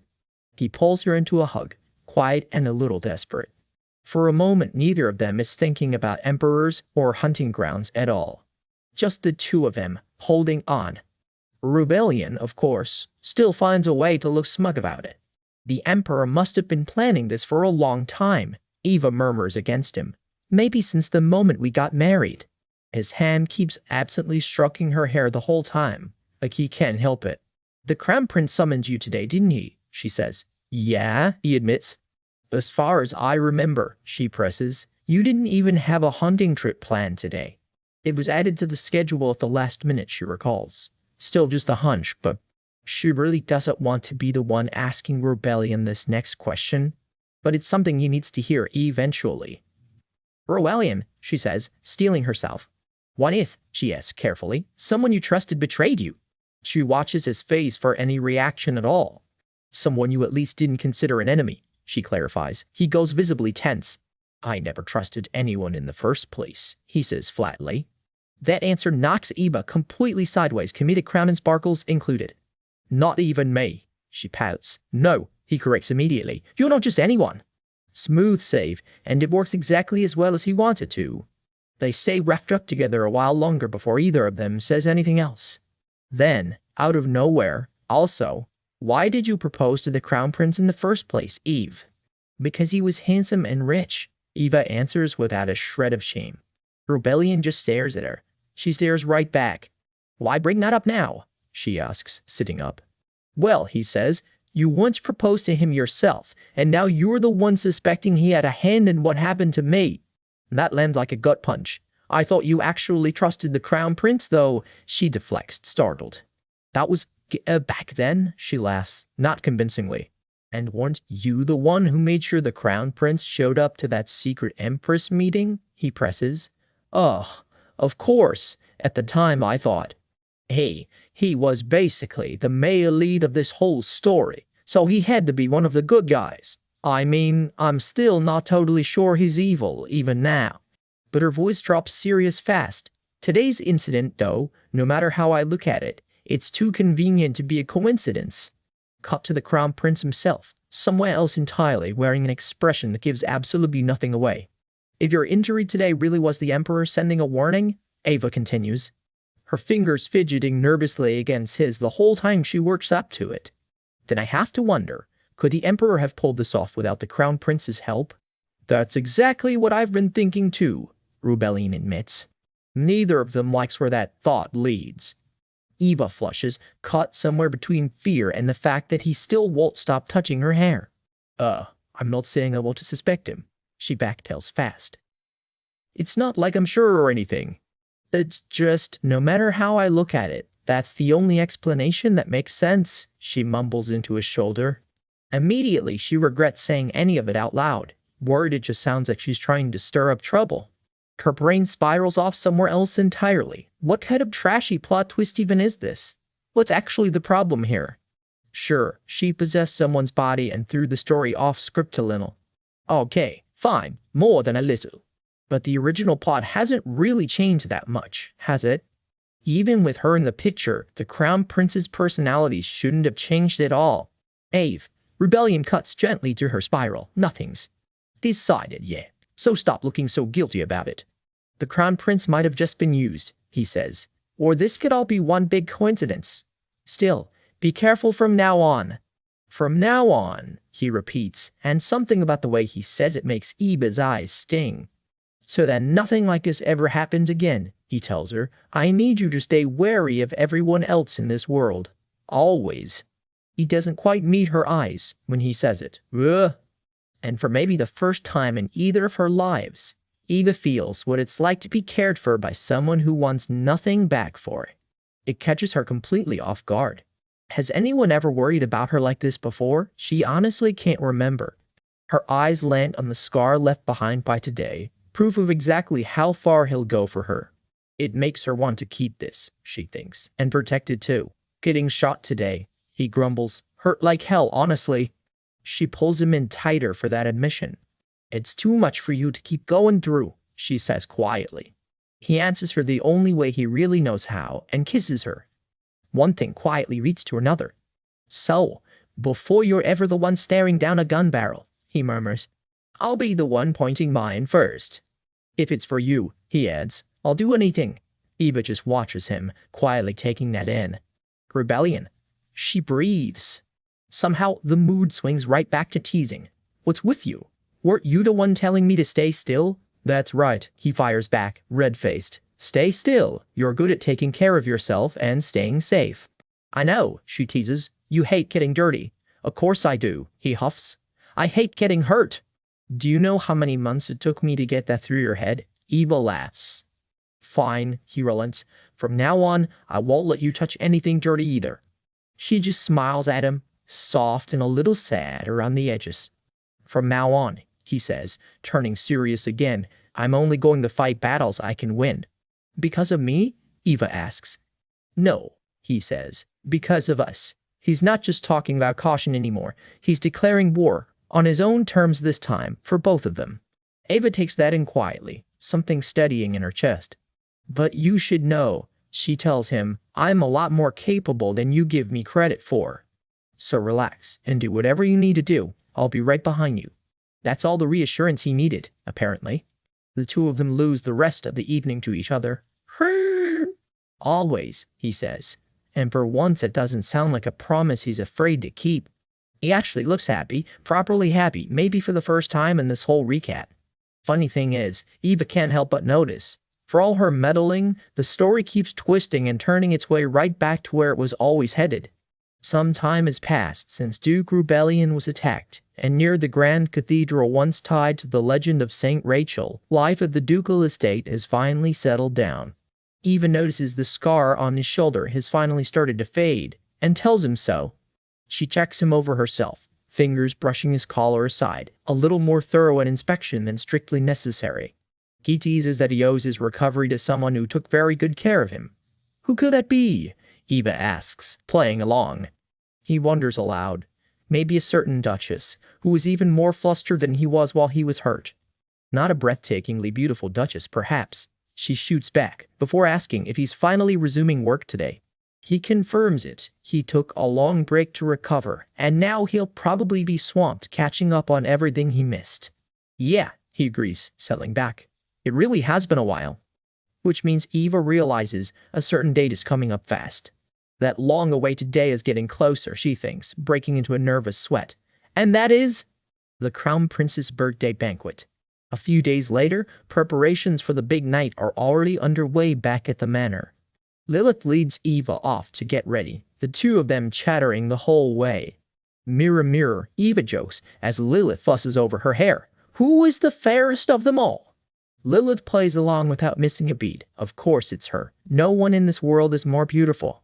Eva laughs at the two of them having far too much fun, right before word arrives that her ordered dress set has come in. Madame Janet delivers the box herself, looking distinctly unimpressed with all the excitement. Eva lights up. It actually arrived on time. Now she thinks gleefully her sister won't have to keep borrowing dresses from petty nobles with nothing better to do. Jenna blinks confused. What exactly do you mean by that? Dodging the question, Jenna gets down to business. At the Crown Prince's banquet, Eva must be on her absolute best behavior. More than anything, she warns. There are a lot of eyes trained on House Florence right now. Everyone will be watching the Duke and Duchess's every move. Whatever happens, Jenna says, please just try to endure it. Sure, Eva teases. You mean I should endure it for Rebellion's honor, right? And for your own survival, madam, Jenna deadpans. She keeps fussing with Eva's gloves as she talks, prepping her for the night ahead. In noble society, Jenna begins her lecture in earnest. A spouse's actions reflect directly on their partner. And while his grace has always had status and honor to spare, Jenna starts stacking up the hits. Eva is of commoner birth. There are already ugly rumors about her and the Crown Prince. And on top of that, a long, suspicious absence from social life, which makes her, Jenna concludes, the easiest possible target for anyone looking to hurt House Florence. Eva reels a little. That's a bit harsh, don't you think? Lilith looks scandalized as Jenna adds, with a perfectly straight face, that personally she doesn't care if Eva's own reputation takes a hit, only House Florence's. What the heck? Eva sputters. Lilith leaps to the rescue, clapping her hands over Eva's ears. Don't listen to her. I'll cover your ears for you. Jenna's tone finally softens. If anything ever happened to Eva, she says, His Grace would be heartbroken. That's the real reason behind the lecture. Lilith leans in for one last whispered pep talk before they head out. Eva squares her shoulders, resolve settling over her. But beneath the glamour, a darker thought lingers. The social world and the royal court are far crueler than they let on. If she wants to keep her place as Duchess of House Florence, things are only going to get tougher from here. Jenna and Lilith see them off at the door. I know that too, Lilith insists, standing her ground. Rebellion takes Eva's hand gently. Then please return safely. The invitation is addressed, the carriage is ready, and Jenna watches them go with a small, satisfied smile. She lingers a moment longer, quietly proud of the two of them. Eva can't stop grinning the whole ride there. Alas, see you later, echoes behind them as they set off. They step into the ballroom, straight into a sea of glittering nobles. Heads turn on the grand staircase, and the whispers start almost immediately. Rebellion escorts her in, the two of them dressed to the nines, the picture of a united, powerful house. Eva can't help sneaking a glance. She has to admit, he cleans up well. A voice calls out, it's been a while. Rebellion's easy composure instantly hardens into something colder. Sensing her nerves, he leans in.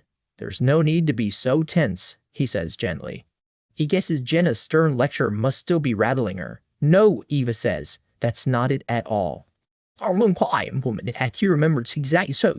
I was here remembered tonight, and Eva is bracing herself for a moment straight out of the original story. She pumps her fist while Rebellion just stares, baffled why she's so fixated on Rachel of all people. Caught rambling out loud, Eva flushes bright red. In her head, though, she's dead serious. Of course Rachel is supposed to be the strongest, most overpowered heroine in this whole world. Tonight is the Crown Prince's birthday banquet. In the original story, this is the exact night he first starts falling for Rachel. Across the ballroom, Rachel and the Crown Prince finally cross paths. In the book, this is where the male lead gets hooked, captivated by how gracefully she handles a room full of hostile nobles. The Crown Prince watches her, unreadable. This whole banquet exists in the story for exactly one reason: to spark that first crack in his heart. For now, though, his feelings are still frustratingly hard to read. But if tonight plays out exactly like the book says it should, Eva's imagination runs wild, picturing the prince swept completely off his feet, the perfect fairy tale hero. She gushes over her own imaginary pairing like a proud matchmaker watching her plan come together. If she plays Rachel's involvement just right, she thinks she can twist the whole plot to her advantage, pull the Crown Prince fully onto their side, and their revenge would be that much sweeter. Off to the side, Rebellion has gone quiet, lost in a far more serious train of thought. Something about it doesn't sit right with him. Eva notices and frowns. Huh, what's wrong? Are you still not feeling well? They keep walking arm in arm. No, he says. That's not it. The two of them trade a baffled, wordless look, neither one saying what's really on their mind. Rebellion decides she must be scheming again. It's like letting a kid loose near the water, he thinks, worried and a little exasperated. Even so, he loves her anyway. Out loud, he just shrugs. Isn't that obvious? Eva teases that she can practically hear his suspicious thoughts and demands to know exactly where she stands in his heart. He fumbles through it. My beloved, adorable nuisance of a wife, she shoots that down instantly. He tries again, beloved, adorable, genius wife, still not good enough apparently. Finally, he lands on beloved, adorable goddess wife, and that one, she decides, she'll happily accept. A comfortable little silence settles between them. Then Eva pushes her luck. What about the times his attention drifts elsewhere, Say to Rachel? Rebellion actually blushes and admits, flat out, that it doesn't feel great. Eva's whole face lights up at the confession. She teases him mercilessly for being the jealous type and throws her arms around him, delighted. He murmurs close to her ear that maybe he should only look at her until she's sick of it once they're home. Flustered, Eva says she'd like that very much, right before a new voice cuts in, complimenting what a lovely couple they make. They turn to see who's interrupting the moment. A silver-haired attendant bows formally, greeting the Duke. Rebellion recognizes him at once. It's been a while, young Lord Tolls. Eva places him too, the Crown Prince's head attendant, the same one who once helped her survive that disastrous tea party with Gellin. Rebellion, less charitably, just wants to know why he's here. Rebellion is instantly on guard. It's nothing much, Toll starts, just. His Highness the Crown Prince would like to speak with you, Your Grace. Just me? Rebellion asks. Tolls confirms His Highness wants a brief, private word, alone. Eva's stomach drops. Things were already strange enough, and now he's calling Rebellion off by himself. He simply asks her to wait a moment. Sure, she says, watching him go. Go ahead. Alone with her thoughts, she tells herself it'll be fine. There's no way he'll get hurt again. Right? She stands there amid the glittering crowd, the silence suddenly very loud. Something feels off. Now that she's alone, is it just her, or is every single noble in the room suddenly glaring her way? Surrounded by whispering, hostile shadows, Eva realizes she may be in real trouble, and that's exactly where tonight leaves her. Ugh, our Duchess is barely holding it together, plastering on a polite smile while she quietly dies inside yet another stuffy noble gathering. This ballroom, she decides, is basically a battlefield, and she is not in the mood to fight tonight. She makes her escape onto the balcony, muttering that every noble here is just here to butter up the future emperor, Kalika's people, Melina's crowd, all of them. Rubbing her temples, she wonders out loud if this party is actually just a minefield dressed up in silk. At least there's one small mercy tonight. The emperor and empress skipped it. Just picturing their faces is exhausting enough. Perched on the railing, she dares the gawking crowd to stare all they want. They'll all get an earful from Rachel later anyway. Her smirk softens into something warmer at the thought of her friend. Rachel. Because tonight she's got a plan. Step in and quietly handle the infamous dress incident herself, instead of letting the Crown Prince play hero. That way it's Rachel who earns her own trust and confidence, not some prince handing it to her. And in doing that, Eva figures she can hand Rachel the one thing she really needs, the courage to stand tall on her own. Rachel faces down anyone who tries to pick a fight with newfound confidence, and the Crown Prince, intrigued by this unexpected side of her, takes notice. The perfect setup. Perfect, she murmurs to herself, savoring her own genius. For a second, her eyes well up. There's genuinely no scenario more perfect than this one. Then someone calls out, "My lady." She turns, and something about this feels off. A prickle of unease she can't quite explain. "My lady," the voice calls again, closer this time. A stranger steps into view, all easy charm. "It's a pleasure to meet you," he says. Dark hair, a smug little smile. This guy clearly knows exactly how good he looks. Eva just blinks at him, question marks practically floating over her head. Who on earth, she wonders, is this guy? And you are? She finally asks, none too warmly. He gives a little bow. I am Blaze Yerson, third son of Baron Yerson, he announces, like that's supposed to mean something. He tells her he was captivated by the Duchess's beauty the moment he spotted her from across the room. Before he knew it, he says his feet just carried him straight to her. And he asks why she's standing here all alone. She explains, flatly, that the Duke is off meeting with the Crown Prince, so she's just waiting. Oh dear, Blaze sighs theatrically. The Duke is rather heartless, leaving such a beautiful flower all alone. After all, he adds with a wink, bees are drawn to beautiful flowers. Subtle, this one is not. Ava just goes quiet, pulling back a step and giving him absolutely nothing to work with. Internally, though, she's already smirking. Oh, look at this guy. She figures pretty quickly this was never an innocent approach.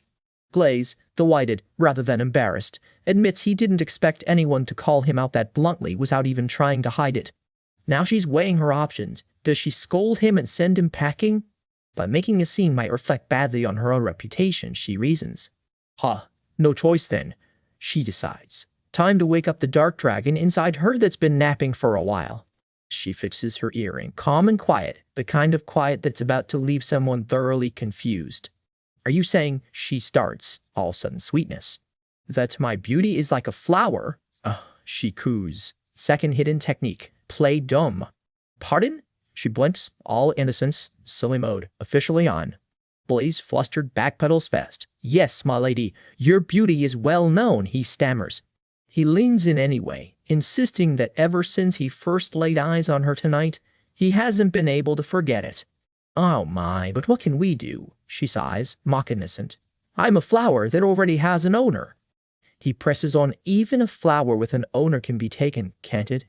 Nothing in this world lasts forever after all. Especially, he adds, since he's someone who craves a taken flower even more. Isn't it better with a little challenge? Eva just stares at him. Wow. Yeah, no. In her head, she's already roasting him, a man with zero charm, chucking flower metaphors at a married woman for nothing. Out loud, she delivers the verdict. You've barked up the wrong tree. My Sir Blaze, she says sweetly, are you declaring that you wish to steal away my beauty? He freezes. Pardon? Lady, wait, what do you mean? He stammers, thoroughly rattled. She springs the trap. He did just say he desires a taken flower, didn't he? And her beauty belongs to her, which makes her its rightful owner. A logical counterattack, she declares gleefully, watching the gears grind in his head. So doesn't that mean he's the one trying to steal her beauty from her? He backdoubles hard. What, my lady? I think there's been some misunderstanding. That's not what I meant. Then what exactly did you mean? Just now? She presses, completely unbothered. He drops the act. The flower I mentioned was, you, my lady, he says quietly. I wasn't just talking about your beauty. I meant you as a person. Beside them, a woman gasps. If that's the case, are you saying, that you want me? Eva finishes for him, watching him squirm. Precisely, my lady, Blaze confirms, which sets off an instant chaotic round of bickering between him and Eva. I see, I almost misunderstood. She gasps, hand to her chest, playing right along.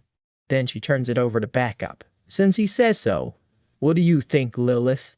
Lilith? Blaze yelps, suddenly a lot less confident.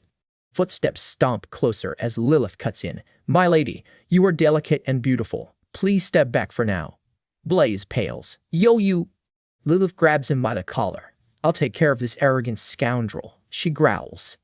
She rounds on him, practically breathing fire. How dare you aim for the Duke of Florence's position? Blaze, baffled, sputters. Huh? Aim for his position? Recognition dawns on him instead. It's been a while, he says, startled to run into her here of all places. Lilith isn't impressed. Long time no see, young Master Yerson. Still going around seducing women? You must have so much free time. And what, she adds coolly, is it strange that I, the Duchess's handmaid, am by her side? She grabs his hand, cutting straight to it. So, you're saying you want the position of Duke Florence? Her logic is airtight. Wanting to have their lady can only mean he's angling for the Duke's seat. Off to the side, a starstruck attendant practically swoons. Ooh, Lilith, you're so cool today! Why don't you get lost? Lilith says flatly, flicking her nails. It's His Highness's birthday today, and I'd rather not stain my hands with blood. Thoroughly cowed, Blaze squeaks out, "Ooh, understood." Hold it. What about your apology to the lady? Blaze snaps to attention instantly. I apologize, my lady. I apologize, my lady. I overstepped my bounds and acted disrespectfully. And with that, he bolts, tail thoroughly between his legs. Lilith comes rushing back to Ava's side. My lady, are you okay? I'm sorry I was late.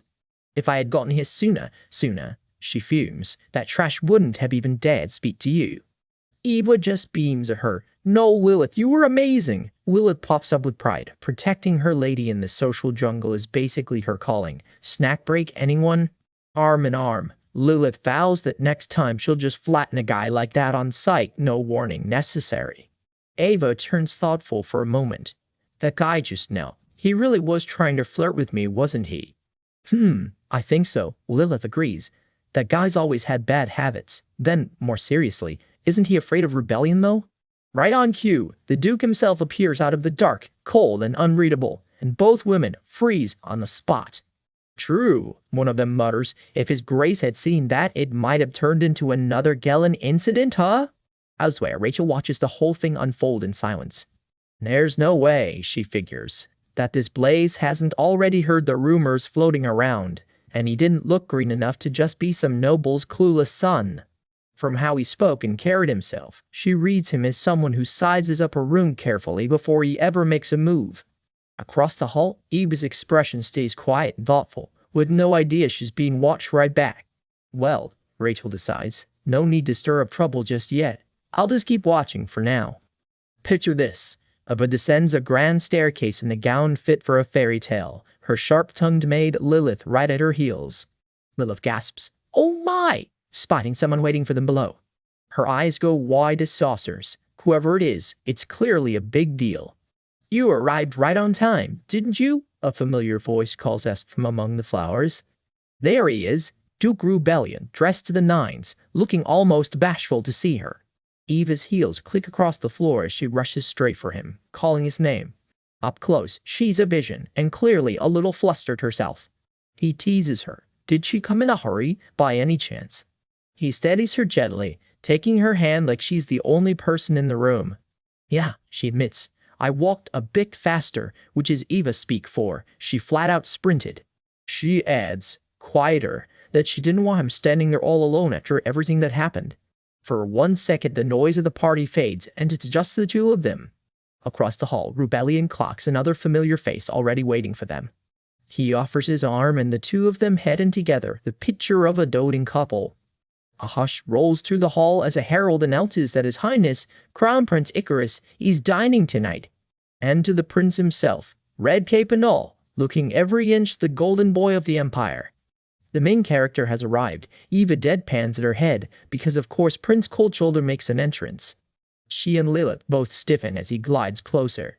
Everyone, rise to your feet, comes the formal call, and the whole room snaps upright. Eva's eyes narrow just slightly behind her perfectly polite smile. Then a murmur ripples through the crowd. Huh? Every head turns as a stunning, teal-haired woman sweeps into the hall on the prince's arm. Who's that woman? The whispers start immediately. Lilith's jaw drops. Oh my. Arene, she apparently knows the name. The name Arene passes through the crowd like wildfire. Nearby, the prince greets an older duchess warmly like old friends catching up. But something about the moment sets Eva's nerves on edge. She sinks into a perfect, practiced curtsy for the crown prince.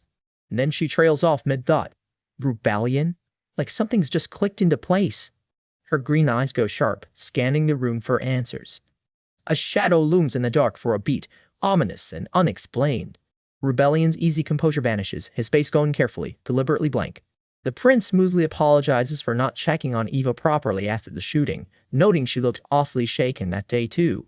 The group files into the hall together, the prince with his mystery guest, Eva with her duke close behind. I'm honored by your concern, your highness, Eva replies, all polish and zero sincerity. The newcomer beams sweetly at everyone. However, she starts, and you just know a twist is coming. For just a flicker, her perfect composure seems to falter. Image gone, replaced by another dazzling smile. She curtsies deeply to Eva. It's a pleasure to meet you, Duchess. She practically glows, clasping her hands to her chest, like she's meeting a celebrity. I'm Erin Dellen, she announces, daughter of Marquis Dellen. Eva blinks. That name means absolutely nothing to her. Erin Dellen? She repeats silently, racking her brain. Her polished smile stays put, but underneath it, alarm bells are ringing. Around the room, guests keep whispering, just as baffled. Who is that? The prince makes it official, presenting her to the room. Erin Dellen. Eva stands frozen in her gorgeous gown, her mind racing a mile a minute. I've never heard that name in my life, she thinks, dead serious. And that's the real problem. Irene was supposedly a character in the original novel, one Eva has zero memory of. In her mind's eye, the pages of that old story flit by uselessly. No, that can't be right, she insists to herself, thoroughly unconvinced. Meanwhile, Irene gushes on, praising the Duchess's famous beauty to her face. Then she slips. From afar, my brother, oh, sorry? Catching herself, adding she'd always hoped to meet the woman who married him. Eva's smile doesn't budge, but you can practically hear the record scratch. Inside her head, though, she's screaming, wait a minute, brother. Cue the full cartoon meltdown. Why is she calling you Appa? Husband? The prince, all innocence, mentions he didn't expect the Duke to bring Lady Dellen along tonight. Who's studying abroad? He adds, watching Rebellion's face very closely. Rebellion explains flatly. Attendance is strict at Orca Academy, so she's rarely free to visit. Didn't Lady Dellen spend a lot of time with us when we were young? The prince presses, not letting it go. He adds he personally granted her leave, since she was so gutted to miss the Duke's wedding. Irene gives a pleased little oh-ho, clearly enjoying every second of this. Cut to Eva's face, doing its best impression of a kettle about to boil over. Privately, she accuses the prince outright. He dragged in a childhood friend who was never even in the original story. Is he trying to provoke her on purpose? Irene turns back to Rebellion. Brother, I never imagined you'd get married so suddenly. She chats on, cheerfully oblivious to the tension she's stirring up. Rebellion cuts her off, firm and final. It's not brother. It's Duke, Lady Dellen. An awkward little, ripbles through the group. Irene freezes mid-motion, clearly not expecting the correction. The prince pushes back lightly. We were childhood friends. Isn't that a bit stiff, Duke? Rebellion shuts it down cold. Excessive familiarity with a married man is disrespectful to his wife. Full stop. Cue Eva's inner cheerleader. Rebellion sneering. The prince shrugged off. They're just friends, and surely the Duchess isn't the jealous type, right? His smile stays just a little too smug for comfort. Eva internally combusts. I am totally narrow-minded. I am about to explode right now. She wonders what's gotten into him today. He's needling her on purpose, isn't he? Calm down, she tells herself, while Rebellion flatly informs the prince his wife's opinion isn't up for debate. His expression stays locked and serious. The prince, caught off guard for once, just murmurs, Duke. The silence between the two men stretches a beat too long. Eva finally steps in, gripping Rebellion's arm. This is my problem. She looks up at him, standing her ground right beside him. Her hand stays firmly locked on his sleeve, not letting go. The prince quietly studies the two of them. Rebellion, composed again, glances aside. His guarded expression lingers just a moment longer than it should. Cut to a comedic beat, the two men side-eyeing each other, the tension awkwardly diffused with a very loud ahem. Irene stands between them, looking suddenly very sheepish. There's no need to act like this, Your Highness, Duke, she says, trying to smooth things over. Eva mutters that things are about to get very messy if this keeps drawing a crowd. Erin whispers something under her breath, hand to her mouth. The prince admits he only meant to gather old friends for his birthday. He didn't expect a full-blown quarrel. Still, he says, he's relieved to see the Duke and Duchess looking so close. He goes on, half to himself, that honestly he was a little worried. The Duchess has quite a strong personality after all, he finishes with a wry grin. Eva's inner voice bristles. The Duchess has a strong personality? Out loud, she brushes it off sweetly. No, that's just gossip. You needn't mind it.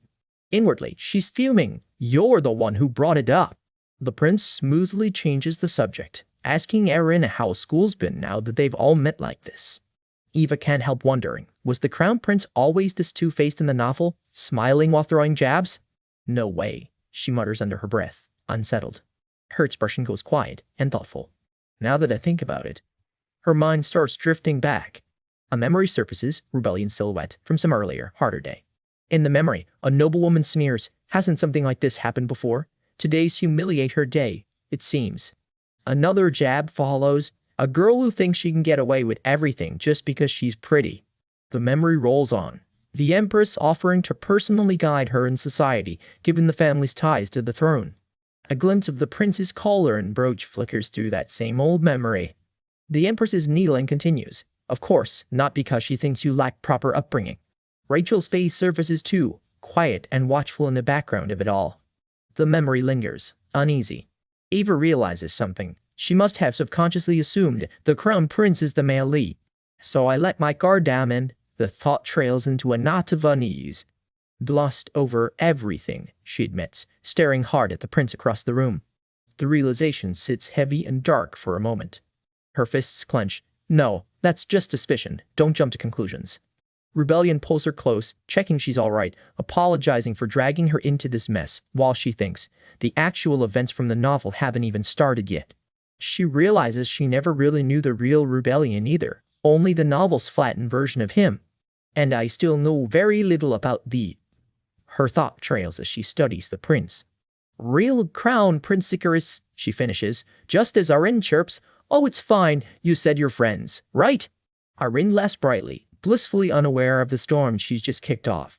Eba decides, for now, at least until she sees Rachel today, she'll just chalk the whole thing up to overthinking. For now. Guests are pouring into the Crown Prince's birthday banquet, and the Duke and Duchess of Florence are making their entrance. Before Eva's even through the door, a total stranger swoops in. Turns out Rebellion's got a relative dying to introduce herself. Introductions get a little stiff as everyone sizes each other up before the party's even started. This mystery woman lights up like it's Christmas, practically glowing to finally meet the new Duchess. Since you married my brother, His Grace, that basically makes you my sister too. So, what are you like? She gushes. Would it be alright if I visited the ducal estate sometime? She asks, all hope and puppy eyes. I don't want to. Ava's brain fires back instantly. Outwardly, she's the picture of grace. Inside, she's silently begging the universe. Please don't actually show up. Eva flashes her brightest, most for her smile, the one reserved for very important lies. Yes, of course, she says sweetly, lying through her teeth. Rebellion, meanwhile, is sweating bullets beside her, and Eva absolutely clocks it. She leans in close, all sugar and menace. Seems like we've got quite a lot to talk about once we get home, don't we? Everything you talked about with the Crown Prince, and exactly who that woman was. Don't even think about dodging it, she warns. His composure cracks just a little under that stare. He shuts his eyes, bracing for the interrogation to come. Sure, after the party, he finally concedes. Arm in arm, the two of them step into the murmuring crowd at the banquet hall. For a moment, they just hold hands, the tension between them melting into something softer. An attendant bows them further inside, formally announcing their arrival. Something across the hall catches Eva's eye and stops her cold. The temple's own delegation has arrived, the Pope himself, flanked by hooded acolytes, with someone unmistakable at the center. It's Rachel, Eva realizes. Dressed head to toe in ceremonial white and lavender, Rachel looks every inch the saintess now, though her expression stays carefully guarded. It's the Crown Prince's own birthday banquet, and there are only two acts allowed to show up fashionably late to it. One is the Emperor and Empress. The other is about to make its entrance. The Pope raises a hand in solemn blessing. Your Highness, Crown Prince, congratulations on your birthday. His Holiness and the Saintess send their blessings to the imperial family. Rachel stands poised between her temple escorts, the very picture of holy composure. The people from the temple, Eva murmurs to herself, watching them pass, thoughts already racing. Rolling quiet and Horber shows him and breathes Sid. You're practically ran along on schedule, Eva thinks, her novel nerve brain kicking into gear. Once this party gets going, the dress incident happens. I just need to time everything right, she reminds herself, half listening to a passing blessing. Rachel greets the Crown Prince with icy textbook formality. With your Highness, the Crown Prince. Icarus's easy smile doesn't quite reach his eyes as he watches her. Something about the exchange makes Eva blink. Somehow, Rachel's acting nothing like she did in the original story. Were those two always this stiff with each other? Eva wonders, watching them like a hawk. Snow drifts down as Icarus and Rachel stand side by side, close but strangely rigid. A nearby noble whispers out for the saintess to offer her blessing personally. What an honor. Icarus, ever the charmer, flashes his signature smirk for the crowd. Regardless, since you're a guest from the temple, I'll treat you with all due respect, he says, formal as ever. Thank you, Your Highness, Rachel replies evenly. Then he leans in, dropping his voice just for her. Just don't run your mouth like you did at the last party. The last party? When was that again? Eva wonders, racking her brain. She squints, trying to place it. Then it clicks with a jolt. Wait, don't tell me that's the party I faked being sick to keep rebellion from attending. A flood of memories rushes back, faces from that very party flashing through her mind. As far as I remember, nothing weird happened between them there, she reasons. The Crown Prince just felt sorry for Rachel's situation, that's all, right? Rates? Rachel's narrowed eyes suggest otherwise. Is something going off track here? Eva wonders, unease creeping in. Icarus and Rachel stand together again, the air between them still oddly formal. Well then, I hope you enjoy the banquet, he tells her, polite and distant. Rachel watches him go, something unreadable crossing her face. She lets out a long, quiet sigh once he's out of earshot. She smooths her skirts and composes herself again. Saintess, someone calls out warmly. It's Eva, catching up to her. Rachel's whole face lights up. Eve? There. About that, you really don't have to call me Saintess or anything, Rachel says, a little bashful. Even in an official setting like this, Eva teases, walking alongside her. Of course, Rachel starts trailing off with a small smile. Friends, are we? She finishes. Rachel beams, cheeks going a little pink. Eva practically melts on the spot. Rachel, what an angel! Then, casually, she pivots. By the way, Rachel, earlier, with His Highness the Crown Prince. We just met briefly at the last party, Rachel admits. She goes quiet for a moment, thoughtful. Huh, did something unpleasant happen? Eva presses gently. I made a small mistake, I guess, Rachel admits, looking a little embarrassed. The two of them fall silent for a beat, the party humming on around them. Eva's mind is already spiraling. What the heck, did something happen in some non-canon version I don't even know about? Because if the story she's memorized is right, Rachel and the Crown Prince have already drifted from the original plot. And if that's true, Eva thinks grimly, what's even the point of me possessing this body? Her thoughts drift backward, the party noise fading into memory. In her mind's eye, she pictures herself walking those same halls, back when all of this was still just a story to her. For now, I need to find out exactly what happened at that last party, she decides, jaw set. Eve, come to think of it, you weren't even at the last party, were you? Rachel asks. The chandeliers glitter overhead as the two of them walk on together. I was feeling a bit unwell that day, Rachel explains. I see, that explains it. Eva says, then, almost shyly, Rachel has a question of her own. Were you looking for me?